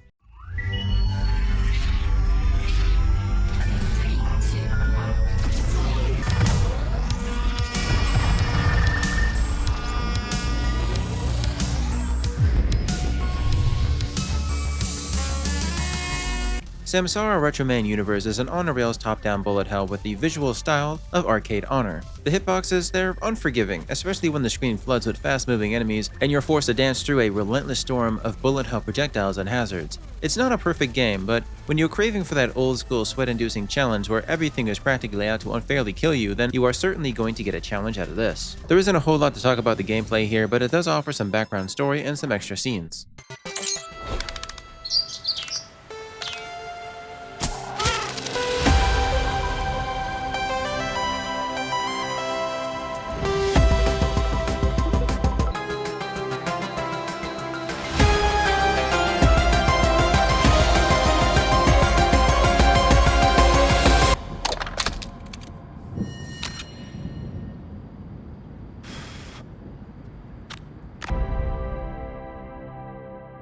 Screenbound is the most inventive thing you'll ever see, with a wild mashup of realities with a spark of pure magic you only get from games that are made with real heart. You're not just playing here in this one singular world, you are juggling 3 realities at once. There's you, hunched over your handheld, and the in-game you, where your pixelated self is also clutching on a console, and then the cartridge's own retro mini-games, all buzzing with the unmistakable Game Boy Advance vibes. This isn't just some generic flashy visual trick. The layered perspectives in this game are the core of every puzzle, every secret, and every moment that makes you stop and think and look around. You can break down into the second dimension and move forward. One moment you're spotting a hidden path in one layer that's completely invisible in the others, all because the dimensions just don't line up. The next you're using your own space, your real physical space, to outsmart digital enemies, or crack a puzzle that refuses to play fair in those other worlds. It's so clever, it's so rewarding, and it's built for players who just love going around at the edges and seeing what they can break and what they can interact with. All the while you are chasing down the mystery of your missing mother, with a Q-Boy companion whose narration is just the right kind of weird.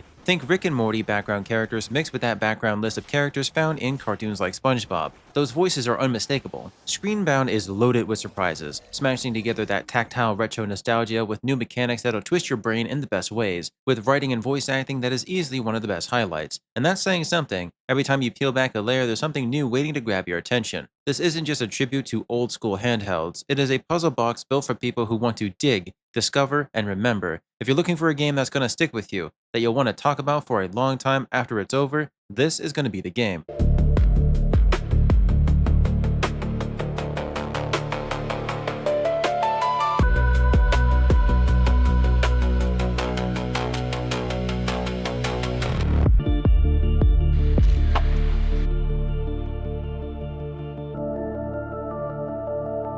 Security 51 stood out in this event by being one of the very few that tried to offer more depth when it came to Papers, Please's formula. It introduces new mechanics that require constant attention and adaptability. Instead of simply processing passports, you serve as the primary security guard at a government facility, managing the challenges of mutants, aliens, frauds, and a steady flow of visitors through a single elevator. Each shift is a time-sensitive thing, as success depends more and more on speed. The rules will be changing every single day, which requires you to relearn your new protocols and remain vigilant to prevent unauthorized entry. As you swiftly progress through the game, it introduces even more systems that test both your precision and your quick decision-making. Security 51 is offering a much more demanding experience for those who value attention to detail and resilience under pressure. It was the strangest thing. I feel like I'm dreaming.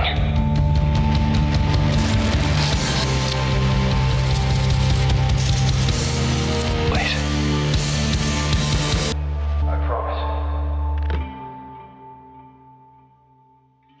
Silver Pines excellently captivates you with its hand-drawn visuals blending the existential depth of Disco Elysium with an atmospheric Americana of Silent Hill and Resident Evil. Players are going to assume the role of Red Walker, a private investigator searching for a missing musician in a rain-soaked, deserted town. It's a journey that reveals a lot of cryptic clues, unsettling scenes, and restless spirits, all intensifying the pervasive sense of dread and abandonment. Silver Pines impresses visually, with dynamic animations that makes each encounter and clue feel satisfying to explore and piece together. The narrative remains mysterious and elusive throughout the entire demo, while the immersive atmosphere draws the player in. It's offering you survival horror elements that are classic, such as inventory puzzles, backtracking, and the persistent sense of unease. They're all central to this experience. As a Metroidvania, Silver Pine offers new keys, tools, and challenges revealed as players continuously revisit areas to uncover more of the mystery. Whether drawn to investigative gameplay or retro horror elements, it's a title that's going to be recommended for those who can appreciate an atmospheric storytelling experience that is not going to disappoint you. Though I do have to say that there was a ton of backtracking, which could potentially be a deal breaker for some players.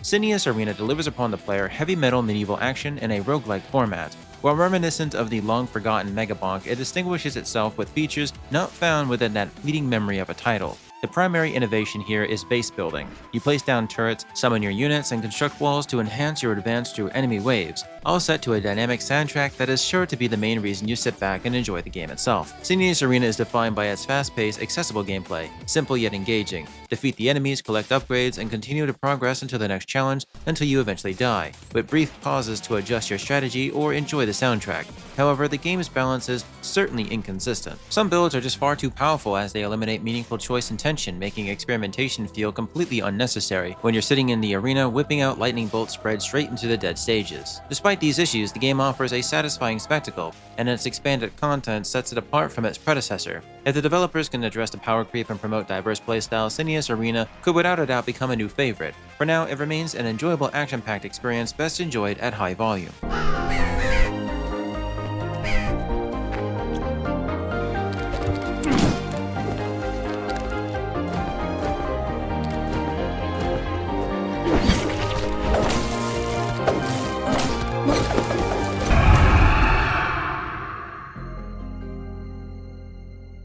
Skills and Raids is a fresh take on the idle genre, combining auto-battler mechanics with party-based strategy. While it initially appears to be a typical clicker, the game introduces a team of classic heroes, Knight, Rogue, and Cleric, who explore an ever-expanding overworld, collecting loot and engaging in fast-paced battles that are dictated by how you equip them. Battles are brief. Succeed, extract, and ensure your team survives to return with their rewards. Defeated heroes will be revived at the home base. Gear and stat enhancements provide progression, though upgrades currently do feel somewhat linear as the game shows strong potential for a deeper composition of teams, synergy, and gear crafting.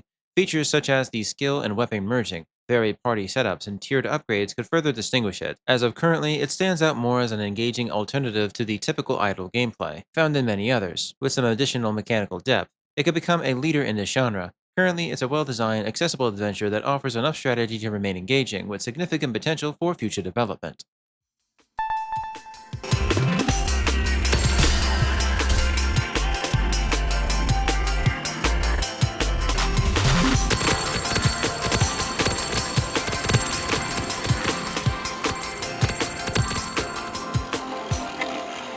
Slay Blade was an unexpected yet welcome Beyblade revival that forges story elements and guidance, immersing players directly into that fast-paced gameplay focused on spinning steel and nostalgic excitement. Players are going to select battles, earn rewards, and refine their current builds to create the ultimate customized blade. And there is no tutorials, no introductions, only continuous action and excitement of upgrading. Slay Blade's core appeal lies in that dynamic sandbox of effects and modifiers. Each battle offers opportunities to experiment with multiple auras, like ghosts and RPM draining curses. Mastering the stacking of these ghost effects can make players nearly unbeatable. While the current balance allows stacking to overpower even the most challenging opponents, discovering and utilizing those systems remains really fun. The inventive minigames such as the lawn mowing and the nighttime duels of various arenas adds further variety and difficulty to the experience. Although the balance improvements are definitely needed, Slay Blade is highly enjoyable for anybody who grew up with the Beyblade legacy. It serves as a vibrant tribute to that childhood battle, ready to engage a new generation of players. Let's just hope that what was on display here for this demo is not the final product. I would love to see them go further.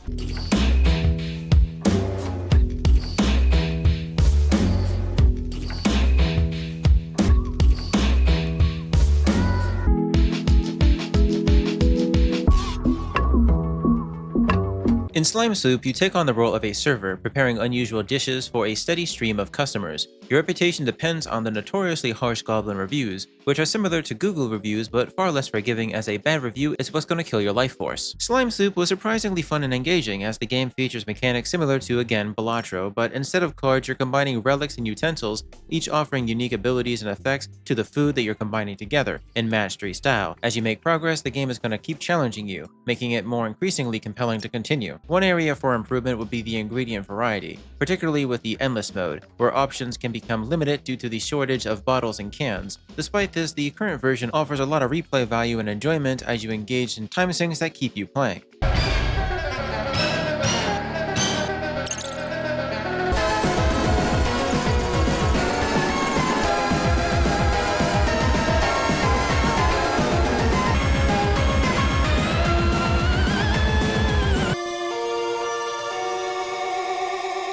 Song of Will is completely inspired by Undertale, and the developer's passion throughout the game is evident on that fact. This RPG with strong JRPG elements stands out for its personal touch and thoughtful designs, notably features including puzzles that require problem-solving, exploration that rewards curiosity, and the option to resolve encounters through pacifism or aggression. While the dual approach to the conflict pays respect to its influences, it still feels original, as the game offers a variety of different minigames, diverse build options, and a roguelike progression system that allows for creative combinations of abilities and weapons. However, the absence of a flexible save system does present a challenge, as players cannot escape from battles, and dying returns you to your last save point, which of course may result in significant lost progress. For those with limited time, this can be very discouraging, so I do encourage the developer to consider improvements in accessibility for those of us that require time management to be more accessible. Despite this, the gameplay was great, and with a few more adjustments, the game has the potential to be much more exceptional.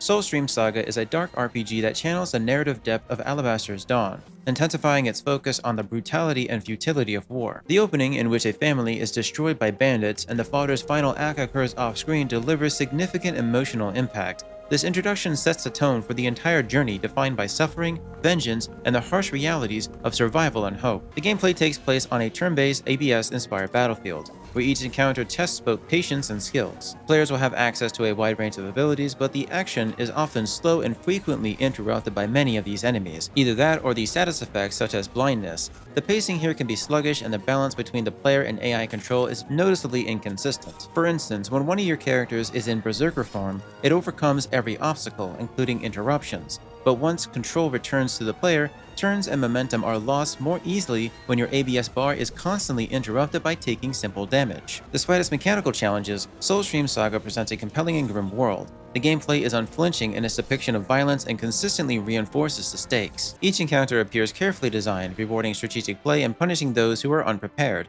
With further refinement to pacing and balance, it has the potential to become essential for players who are seeking a challenging and emotionally resonant RPG experience. The current demo has a lot of impact. I look forward to seeing how Soulstream Saga develops and hope that it continues to refine its mechanics while preserving all of its emotional depth.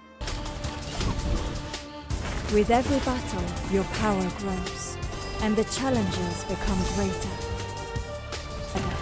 Forge your destiny and begin the journey again. Welcome to Soulbound. Soulbound Online exceeded my expectations. As an action roguelike MMORPG, it offers a comprehensive MMO experience, including player interaction, minigames, bosses, weapon gear crafting, and base building. The visuals are impressive, and is not relying on AI, which is again very surprising. This unique blend of features is rare for the genre. Although the onboarding process was somewhat lengthy, the core gameplay is well executed, featuring leaderboards, challenge modes, and regular timers for ongoing progression. Given the scope of this game, this preview cannot cover every aspect, but what I did experience was promising. The key question that I have is, how much depth and longevity does the game provide, as many MMORPGs today that come out struggle to foster a true sense of constant community. Regardless of how you approach games, you can play this with friends or you can play completely solo.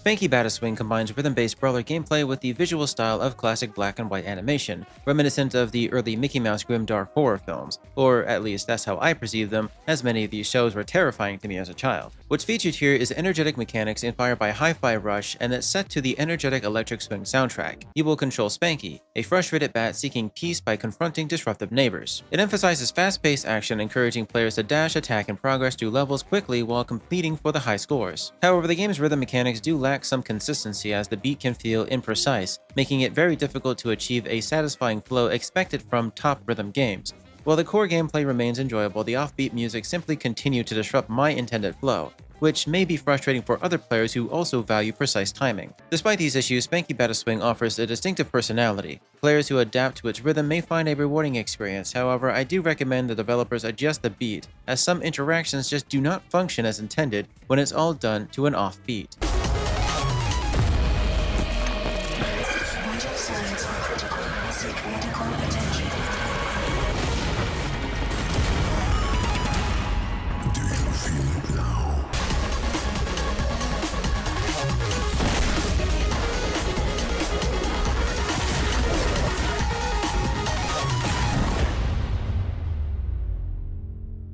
Sprawl Zero delivered a fast-paced, intense first-person shooter experience, fueled by creative energy and strong execution from a passionate development team. If you are a fan of Trapang 2's slow-motion action and intense gunplay, you'll feel right at home here. While not the fastest title I picked up and experienced during this event, it was one that stood out the most. There was no wasted time or unnecessary content here, just pure, focused, stage-by-stage action, complemented by a thoughtful narrative. The gunplay is precise and responsive, including the use of all the powers. The constant weapon swaps and time-bending dodges adds a great sense to the combat, allowing you to experiment with multiple different tools. Enemy encounters were mostly satisfying, including the off-screen moments that added a lot of depth. Weapon drops, which are again random and environmental interactions, reward both aggressive and strategic close-quarter play. It's great to have this tense atmosphere, as it grounds you in the experience of a nostalgic early 2000s inspired world. Some rough edges may remain, such as the occasional navigation challenge and some minor bugs, but the development team is proactive in addressing all of these issues with multiple regular updates and improvements.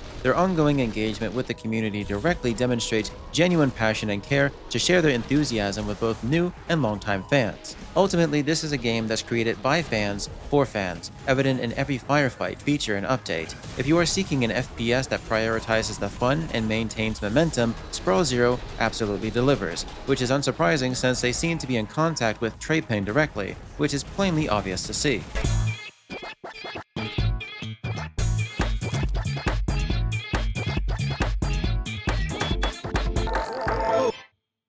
Stickerino felt like it was blending its own groovy elements into a game like My Card is Better Than Your Card and Balatro, creating this dynamic, a chaotic deck-building experience driven by groove and sticker-based combo chains. While technical issues such as the crashes on multiple monitor setups and occasional visual distortions persisted, Stickerino offered immediate gratification and challenges players to stack, duplicate, and destroy stickers in pursuit of higher scores. The main appeal here lies in the experimentation, as players combine relics, stickers, and modifiers to create powerful streaks. Each sticker type, from duplication to removal and parasites, offer plenty effects, and the right combination can transform a single card into a series of cascading combos.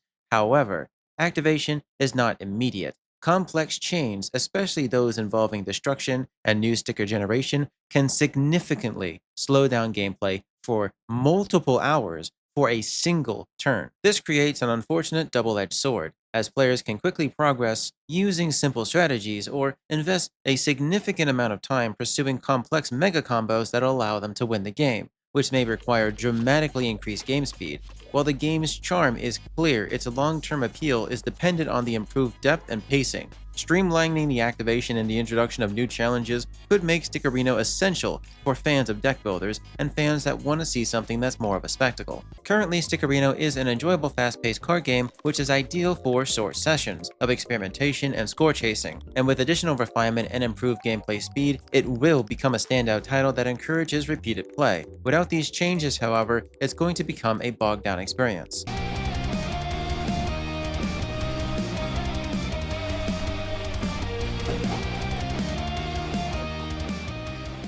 Super Galaxy Gladiator is an action roguelike focused on fast-paced, engaging gameplay, drawing inspiration from the visual style of Helldivers in terms of character design at least. It challenges players to defeat waves of enemies and bosses. Each run allows players to create optimal builds from a diverse selection of relics, powers, and tiered upgrades. It's experimentation at its finest. Players combine powers, stack modifiers, and pursue synergies for greater impact. The streamlined build menu supports creative strategies, while the bosses and elite enemies provide distinctive challenges in every run. While it is another action roguelike, Super Galaxy Gladiator offers a more crisp approach to the action roguelike scene. Although again, it does not introduce new genre innovations, it delivers enough satisfying arcade gameplay that encourages replayability and ongoing improvement after each failure, which is simple enough to enjoy.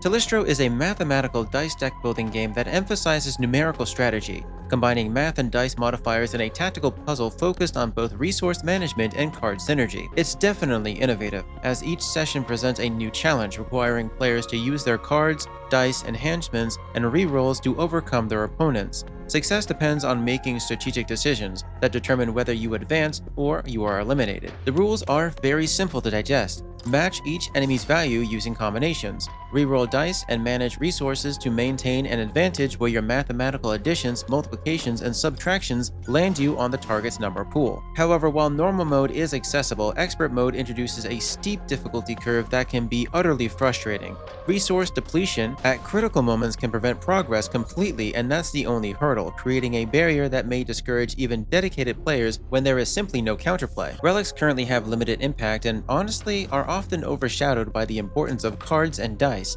However, Telestro remains a strong game, and the opportunity to unlock new features in the future will appeal to players who enjoy strategy and map-based challenges. At its best, Telestro is a thoughtful deck builder that rewards careful planning and patience. However, resource bottlenecks can create situations where your victory is simply unattainable, making some encounters feel quite unfair. With improved balances and more impactful relics, the game has the potential to become a leading puzzle experience that encourages repeated play.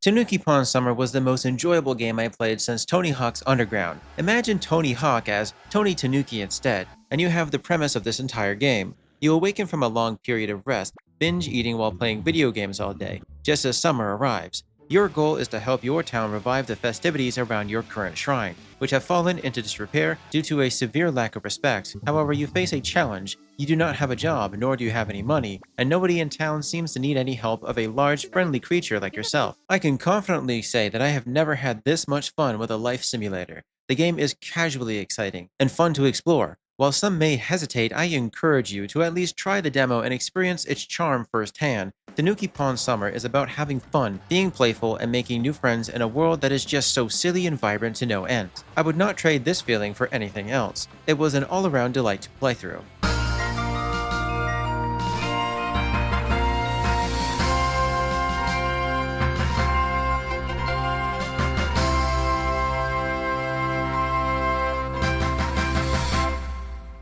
The Tawillium is essential for anybody who is interested in retro point-and-click adventure narratives. It captures the spirit of Sierra and LucasArts staple names, while establishing its own identity. If you've ever enjoyed exploring the forests of King's Quest, exchanging wit on the decks of Monkey Island, or shared some laughs with Sam and Max, you will find that same spirit here, but with a medieval twist. Not as animated and full of spirit, but still enjoyable. It has an extravagant narrative featuring a high-stakes chase where you and your group are exiled and branded as criminals, but are pursued by demonic forces. Survival depends on resourcefulness and luck.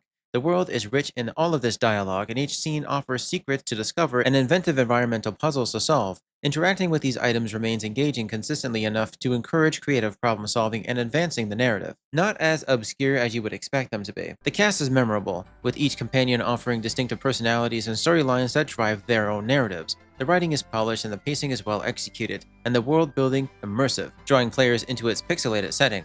The Toilium is not matching its classic inspiration, but also seeks to surpass them, demonstrating that the genre still offers innovation at the heart, as seen with prior equally mentionable titles like Beyond Owlsguard, a less recent release title, and that did the same thing, but with so much more spirit. This represents point-and-click adventures at its best, and I appreciate the dedicated developers that are reviving this genre and inviting more players to explore their more fresh, imaginative worlds. Blink and reveal your past.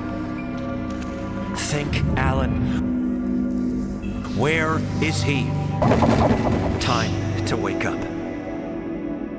Time to Wake Up is an evocative journey through memory, inviting you to relive fragments of childhood and adulthood while navigating a dreamscape that has been shaped by your past and future. Each location is going to present a puzzle, encouraging you to uncover meaning and progress in your search for the elusive Tom, guided by a calm and mysterious narrator. The blink mechanic, which shifts you between different points in time within each zone, creates a surreal and meditative experience. Although I was less engaged with the narrative details, the emotional impact here is clear. It's not a horror game. It is a meditation on memory, nostalgia, and the universal search for closure in one's life as they grow old and struggle. The quiet atmosphere allows each fleeting scene to linger longer than expected. Time to Wake Up is a beautifully understated journey through the labyrinths of dreams. Long after you finally had the courage to blink, take a deep breath and open your eyes to how your life has finally come to fruition.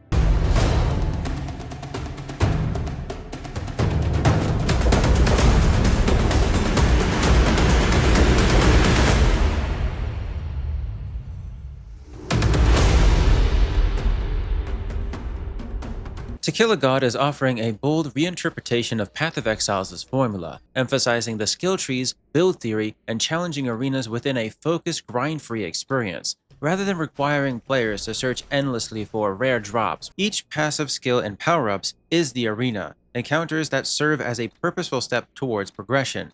The option to attempt up to 5 stages simultaneously maintains momentum and encourages experimentation with new synergies each and every run without wasting too much of your time. Build diversity is quite impressive. Itemization is meaningful, as there is always a new combination to explore. However, the requirement to commit to a specific build to remain competitive can make the progression feel slightly restrictive when you don't get anything good to work with from the very beginning. Take, for example, the ability to mana leech, and powerful relics to empower all of your skills without costing too much. It honestly felt like it was slowly resembling a puzzle with only one good solution: reset until you get a great start. Without a sustainable mana engine and damage output, it drops significantly to basic attacks while causing elite encounters to become prolonged and far less engaging. This mirrors the frustration experienced when facing rare mobs in Path of Exile, more specifically back in 3.16, when the game was a complete mess and rare mobs were unkillable but also were able to one-shot you before you even had a chance to make it past the first few acts. To Kill a God made significant progress since its previous appearance back at the last Steam Next Fest. If the developers address balance issues, reduce the hard scaling, and support a broader range of viable builds from the very beginning, the game definitely can become essential for players seeking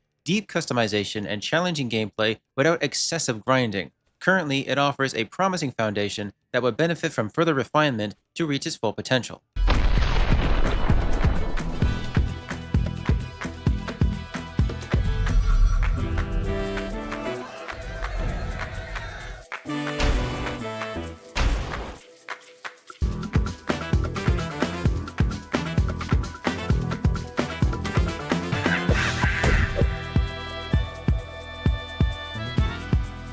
Toada Brava is one of those games that barely needs an introduction because the moment you see it in motion, you know you're already looking at something special. Hand-drawn adventures that throw you headfirst into a wild Brazilian dungeon crawl where you are guiding Kako, a little monkey with more heart than most, on a desperate quest to rescue his mother from the clutches of the castle guards and a bizarre crew of Mickey Mouse knockoff clowns. And of course, guard dogs who seem to exist just to make your life harder. It's Paper Mario but with low stakes, timing-based attacks and defenses where every button pressed matters and you feel every hit. I absolutely fell for this one, and I mean fell for it hard. There's something about seeing a developer pour everything in their opening trailer, every frame dropping with sweat, tears, and genuine love for their characters, whether it's the sly fox with a taste for espionage, or their sudden shift into the personality of a studious bookworm with a heart of gold, or just a main cast getting up to their ridiculous antics. Every moment feels personally handcrafted. It's simply fantastic, and honestly, I'm not the only one who's already smitten by this roster of heroes on ReEvolution. If I did have to nitpick, I would have to say that I wandered in circles throughout the dungeon at one point, not entirely sure where I was supposed to go next. I feel like maybe a little nudge from an ally, maybe a quick line like, "If you're lost, we need to check this out or that," would go a long way, especially for those of us who get a bit too invested and end up backtracking more than we'd like to on our way to find a specific item. But honestly, it's my only gripe. The demo itself was still an absolute joy to play through.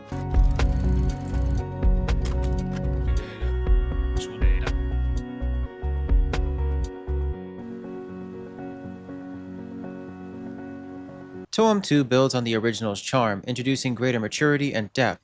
The protagonist, now older and more experienced as she explores the world with a seasoned perspective. The sequel maintains its warmth and curiosity, inviting players to rediscover panoramic landscapes, towns, and meaningful interactions with plenty of new characters. The game's gentle, exploratory spirit remains stronger than ever, encouraging players to just slow down and appreciate their surroundings. Each photograph will tell you a story, and every discovery highlights the appeal of Toem's world. Helping others document moments by capturing the memories are even more rewarding now more than ever because of the protagonist's development throughout the first game, and the expanded, thoughtfully designed environments here. Whether you love the original Toem, have yet to experience it, or are simply seeking a soothing and delightful game of photography and casual relaxation, Toem 2 is a high recommendation. This gentle adventure is one to savor from the first moments to the very last.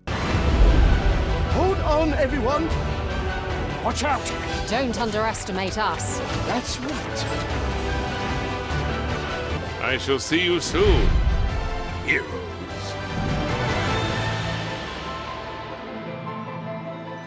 Trine 6 was not what I was expecting to see in this day and age. As somebody who has played every Trine title since the first, I was initially hesitant about them adding 2 new characters to the original trio. Trine 3 offered some struggles, and its sequels also faced some similar challenges. Trine 6 introduces a character rotation system that, once mastered, makes gameplay feel a bit more inventive. The use of each character's abilities and the multiple ways to progress adds a lot more depth, both offline and online, especially when playing with friends as intended. I feel like the demo was unfortunately far too short to explore and get a full grasp on the situation, but the core mechanics remain the same: switch characters, advance through the storybook events, and defeat enemies. Although I encounter some online synchronization issues, the game seemed to provide tools to manage these while encouraging communication with your teammates. While Trine has been available for quite some time, it's always evolving its ideas, but they have not appealed to everyone, mainly because they're platformer puzzlers. Personally, I would consider returning to it, particularly with others, if I did have somebody to play with, and even then, I could simply jump into the community and play on a stage to enjoy with somebody else also playing the game alone, as again, this is the type of game that is meant to be played together.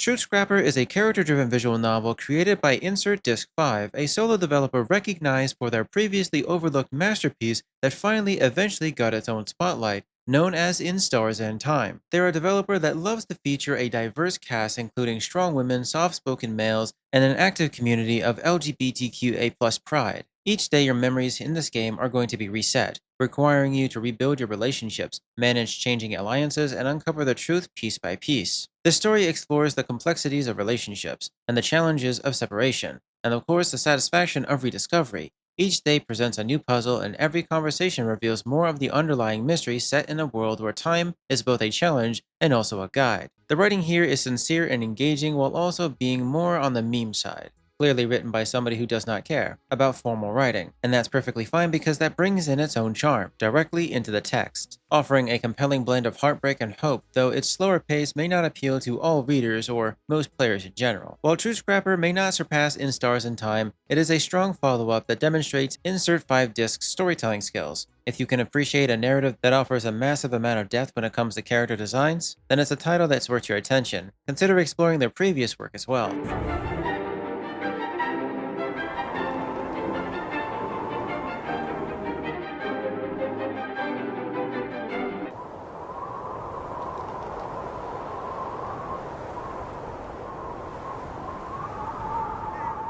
The Twisted Zone offers quite the fucked up digital reimagining of the Twilight Zone, adapted for the streaming era and infused with the psychological intensity of Black Mirror. Each half-hour episode explores unsettling themes, including psychosis, violence, and taboo subjects that will challenge viewers to look away, yet remain engaged. The The game embraces its dark content, making it difficult to resist seeing how far it will go, regardless of how disturbing the material becomes. And that, in and of itself, is my warning to you. I found it quite disturbing and also unsettling, because it is, but only currently for the first story. The narrative is episodic, and each story delivers a powerful impact through unsettling content and disorientating scenarios. Characters are developed through their subtle hints at their backgrounds, adding depth and intrigue. The writing is bold and it leaves a lasting impression driven by the curiosity that it provokes. Players will experience the perspectives of individuals shaped by trauma or are placed in scenarios that prioritize psychological tension and shock value over traditional gameplay as you watch time move by very slowly and mini-games that piss you off because they are long,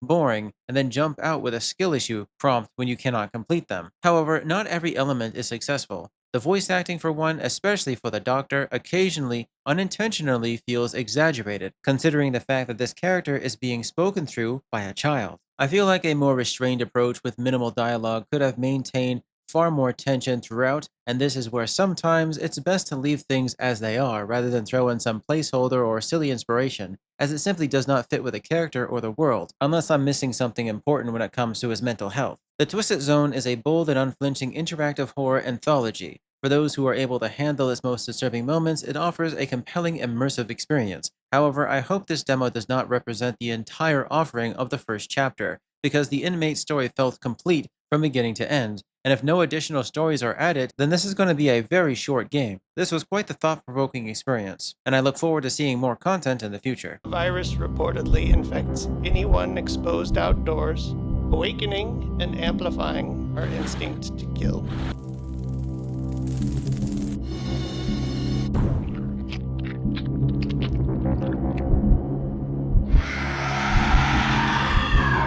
Up or Down didn't necessarily grab me at first glance. The store page presentation felt a bit underwhelming, but once I dove in, I quickly realized how amazing it could be, especially for fans of Danganronpa, horror, and choice-driven detective narratives. If you enjoy games where finding the odd one out, asking probing questions, and making tough decisions could mean life or death, this title is worth at least a small amount of your recognition. You play as a hotel bellhop who regains consciousness amidst a deadly outbreak.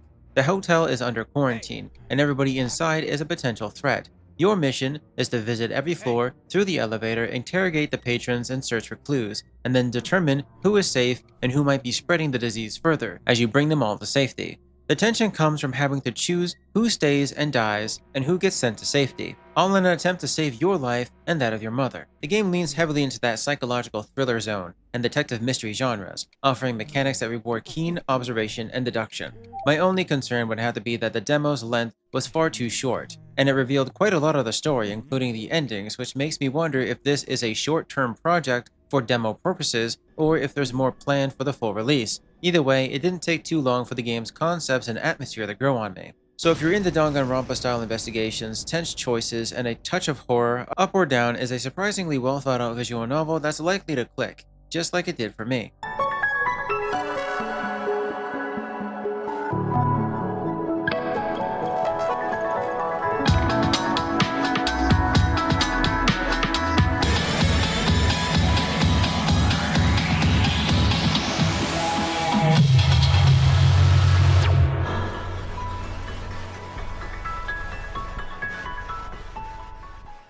Virtue and A Sledgehammer offers the raw and turbulent exploration of a fractured mind, inviting players on a choose-your-own trauma journey where each action is both a cry for help and a search for answers. The protagonist returns home not for comfort but for vengeance, using their sledgehammer as both a weapon and a means for self-therapy, in a setting that's marked by unresolved pain. They are deeply angry, just like social media, a story that's shaped by childhood wounds and grudges that influences every decision, every demolished wall, and every shattered memory or battered corpse. It's a game that's going to direct its namesake.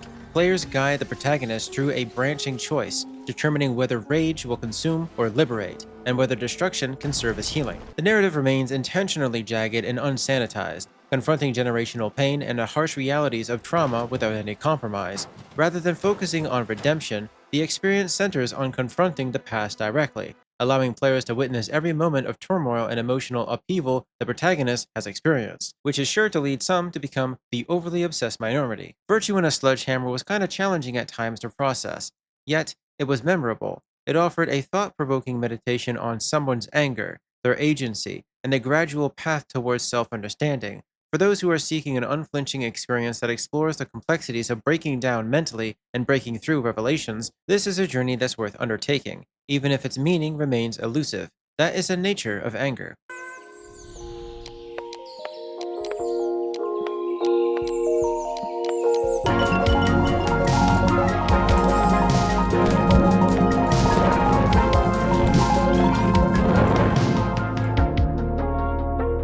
Void Pachinko represents incremental gaming at its most captivating, at least for the first hour. While many may feel fatigued by the genre, the titles still draw players in with engaging arcade sounds and the sustained immersion. It offers classic pachinko formula, introducing enough nuance to make you feel actively involved in orchestrating the action rather than simply sitting there and observing it. Here, the pachinko balls descend into a maze of modifiers and pips, and your objective is simple: collect them at the optimal moment before their value is reduced to 0 by the central void when a ball bounces off of the back of the wall.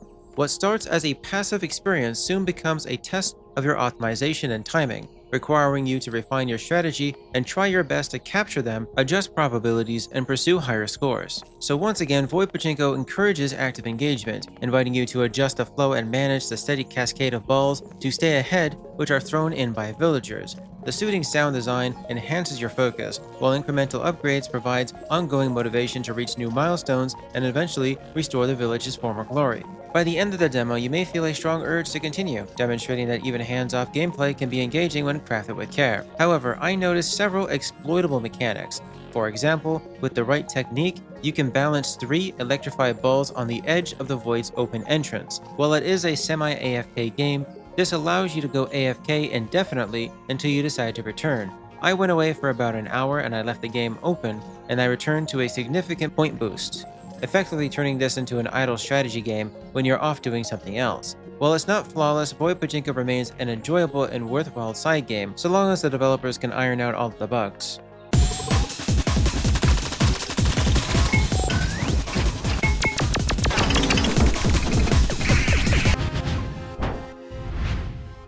Void Phase succeeds where many bullet hell and general games struggle. It teaches essential mechanics without slowing the pace or underestimating the player.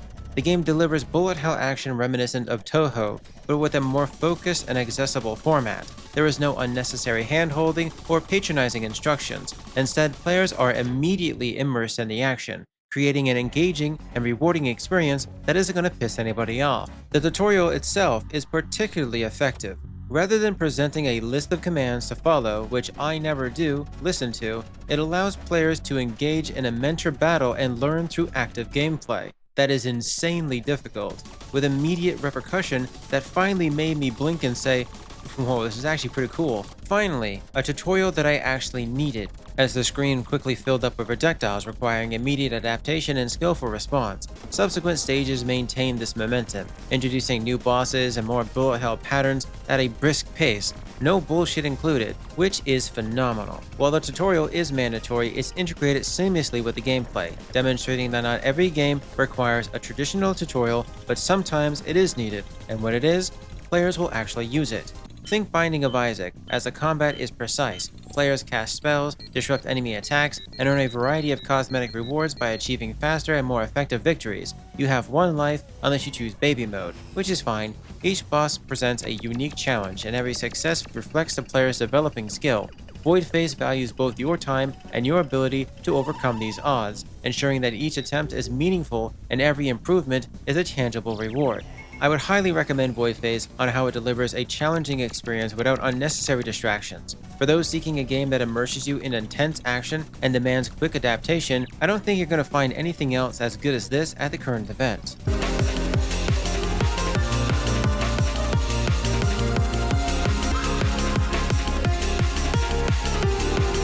Warding Witches is also designed for players who enjoy the Touhou-inspired craze. While it is an arcade shoot-'em-up, its layered toolkit featuring deflecting, slowing, and boosting distinguishes itself from others. The mechanics are robust, offering momentum, control, and challenging boss fights that immerse players in intense bullet hell scenarios. However, the game's difficulty can overwhelm the system, causing it to freeze during generalized gameplay, which is an issue that is significant enough that should be addressed by the developers. The higher the difficulty you choose, the better your score multipliers will be, and what you're looking to achieve is the leaderboard spot. your controversy. Heresy! Be cleansed by holy flame!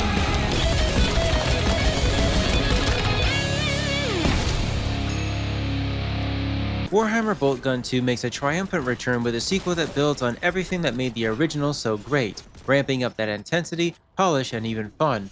Right from the start, you'll notice smoother, cleaner animations, but the heart of the game still remains. It's fast-paced, Doom-inspired carnage and destruction that is as satisfying as ever. The demo was relatively short and did not reveal much about bonus game modes beyond the classic stage-by-stage progression.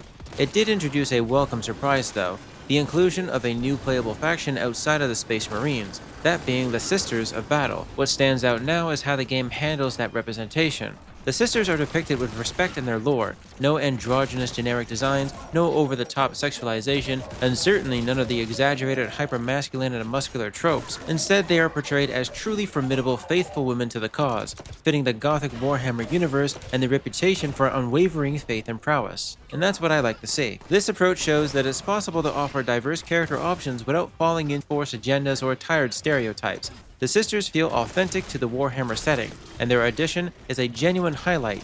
If you're familiar with the lore, you'll love how their complex relationship with the Space Marines is woven into their proud existence. Boltgun II delivers what fans crave: bigger battles, crisper visuals, and thoughtful inclusivity that feels natural rather than glazed opportunity for radicalization. It's quite clear that this sequel is shaping up to be the must-play for both longtime fans and also newcomers alike, no matter what your labels may be.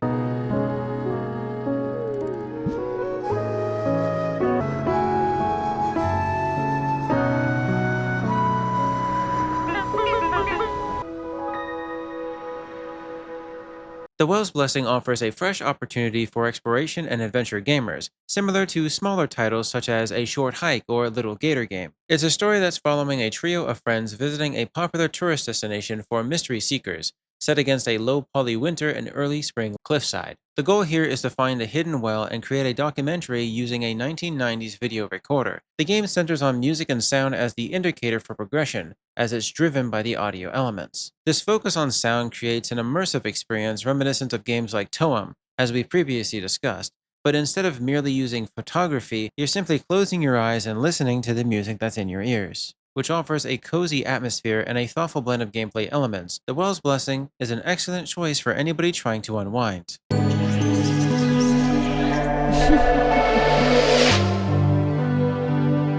WitchLight Woods is a very well done, hand-drawn, choose-your-own-adventure visual novel that allows you to pursue one of the many endings. Desperate to save the lives of their sibling with a mythical white lily, two friends enter a cursed forest. As they navigate the woods, they must outwit the Thousand-Eyed Witch, a figure rooted in local legend and fear. With no other options, they are forced to confront the dangers ahead. The storybook art style is enchanting, drawing you in with each page, while branching choices maintain a high level of tension. Although a lantern-bound relic offers brief safety, a sense of dread persists as every path is uncertain and each decision carries significant weight as you lose charges. These charges are used to survive each of the encounters, but it's more or less a last resort. Even after having reached the ending, these woods remain filled with secrets, and the witch's presence lingers. This raises the question of whether more content will be available at full release or if the current experience represents the entire game. If WitchLight Woods has a shortcoming, it would have to be the endings arrive too quickly. An additional cliffhanger or some unanswered questions could have heightened the anticipation instead of letting the player play through the full story in less than 30 minutes. Still, it is a beautifully crafted tale that demonstrates that interactive fiction can still be thrilling, even in a concise format. WitchLight Woods offers a haunting, heartfelt journey that I'm glad I had experienced.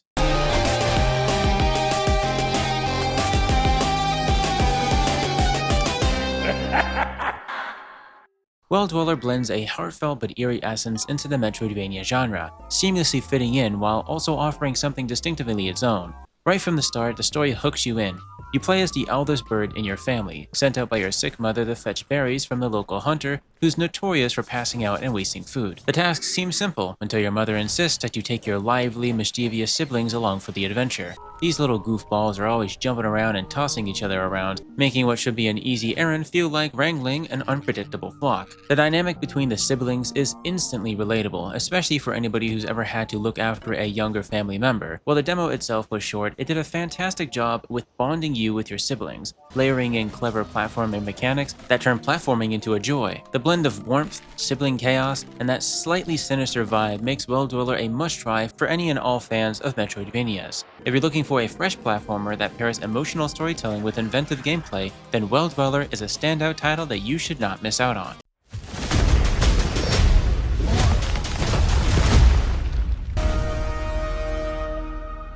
Dim Wraith was a tough cookie to crack because the introduction can be a bit complicated and it isn't always intuitive, sometimes leaving you unsure of where to go next. Support for controller also feels less refined, comparatively to the keyboard and mouse, but once you're in, you'll find yourself thrown into a top-down RPG-like Souls game reminiscent of games like Corekeeper. Crafting, survival elements, big boss fights, elite enemies, foraging, weapon drops, and scavenging. What really sets this game apart is its bright pixel art aesthetic, which gives the world a unique and inviting atmosphere than most games. You can adventure solo or team up with up to 7 other players, adding a cooperative layer to the experience, which is why we compare it to Corekeeper. Despite the UI hiccups and the controller quirks, Dim Wraith is a solid and challenging game all around. It's the type of game that I know I'll need to revisit when I can set aside more time to truly dive in and appreciate everything that it has to offer. So if you're looking for something that's challenging but also gorgeous to look at, why not check it out?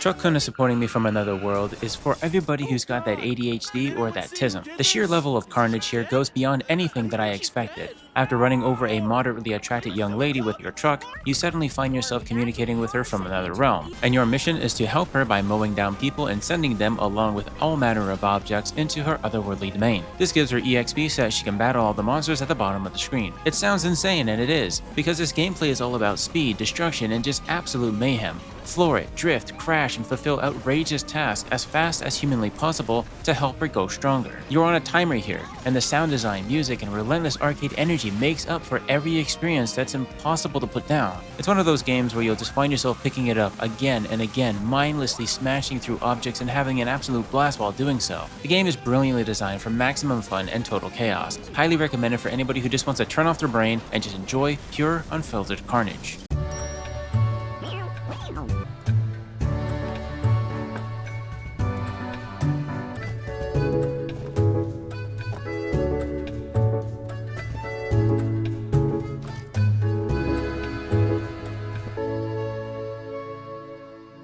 Cat Mail Co. was by far one of the most compelling simulators that I've ever had the pleasure to play through. This game is all about immersing yourself in a cozy, relaxing world, one where your day job is genuinely soothing and fun to go through. Instead of the frantic yelling and fast pace of work, the gameplay here is slow and therapeutic.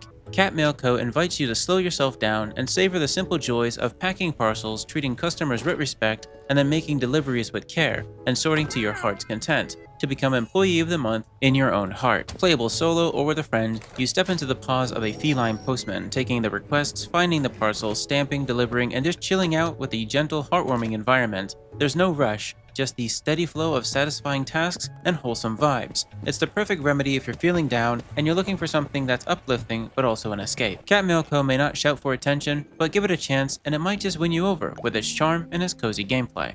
This finally concludes another Steam Next Fest showcasing of all the best titles that I was able to physically and painstakingly run my hands through throughout the full event and even a month prior of investigating upcoming titles.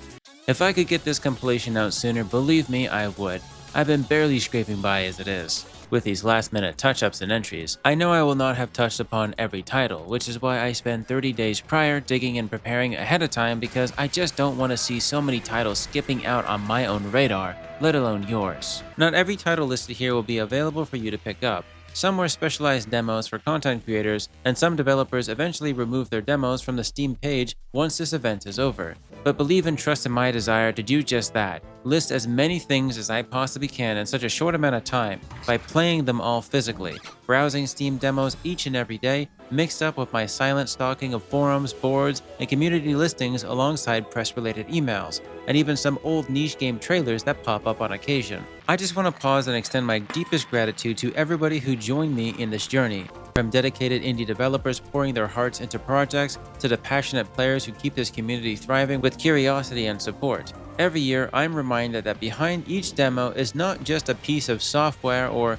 another idiotic trend, but a testament to indie creativity and the relentless pursuit of expressing oneself as a form of digital art. This showcasing to me is a celebration of game development. Every title highlighted here carries the fingerprints of real people, those who embrace sleepless nights, wrestle with the bugs and self-doubt, and choose vision over convenience. In a world increasingly clouded by shortcuts, automation, and a rush to the bottom, your willingness to take the long road, to build, experiment, and refine stands as a beacon for what makes indie gaming truly special. So once again, thank you for that. The trust many publishers have placed in my own personalized coverage is something that I take very seriously. Every moment spent exploring these demos, whether exhilarating or downright fall asleep frustrating, strengthens my own conviction towards those who refuse to compromise on their ideals, even when, if in the end they don't get the recognition they so deserve. Your transparency, your honesty, and your refusal to cut corners pushes above the noise. To the viewers and the players, your engagement, your feedback, and your willingness to seek out new experiences are the lifeblood of indie developers. And when you wishlist a title, try to share your own impressions, or simply give a small studio your attention and ideas.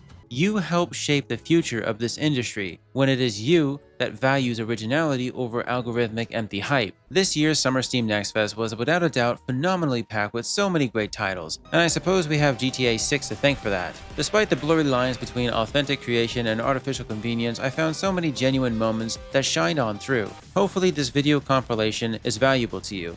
I know I don't have that great of a social media presence or the social ability to sit down and talk with or meet new people, and that's entirely something that I struggle to work on. But know that I truly do thank you for supporting developers who put genuine effort behind their projects, no matter how niche they may be. And once again, thank you for letting me be your guide through this vibrant and ever-evolving world.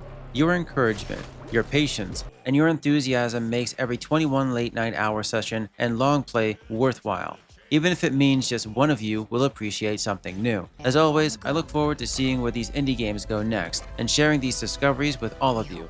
Remember also to wishlist any of the titles that you may or may not have been able to glean from this. It does more for a developer than you can ever think in a society of algorithmic bias. Keep creating, keep exploring, and keep demanding more. From games, from yourself, and from this industry. And until next time, I hope to continue being your companion in indie discovery. Stay passionate, stay curious, and I'll see you at the Fall Steam Next Fest of 2026.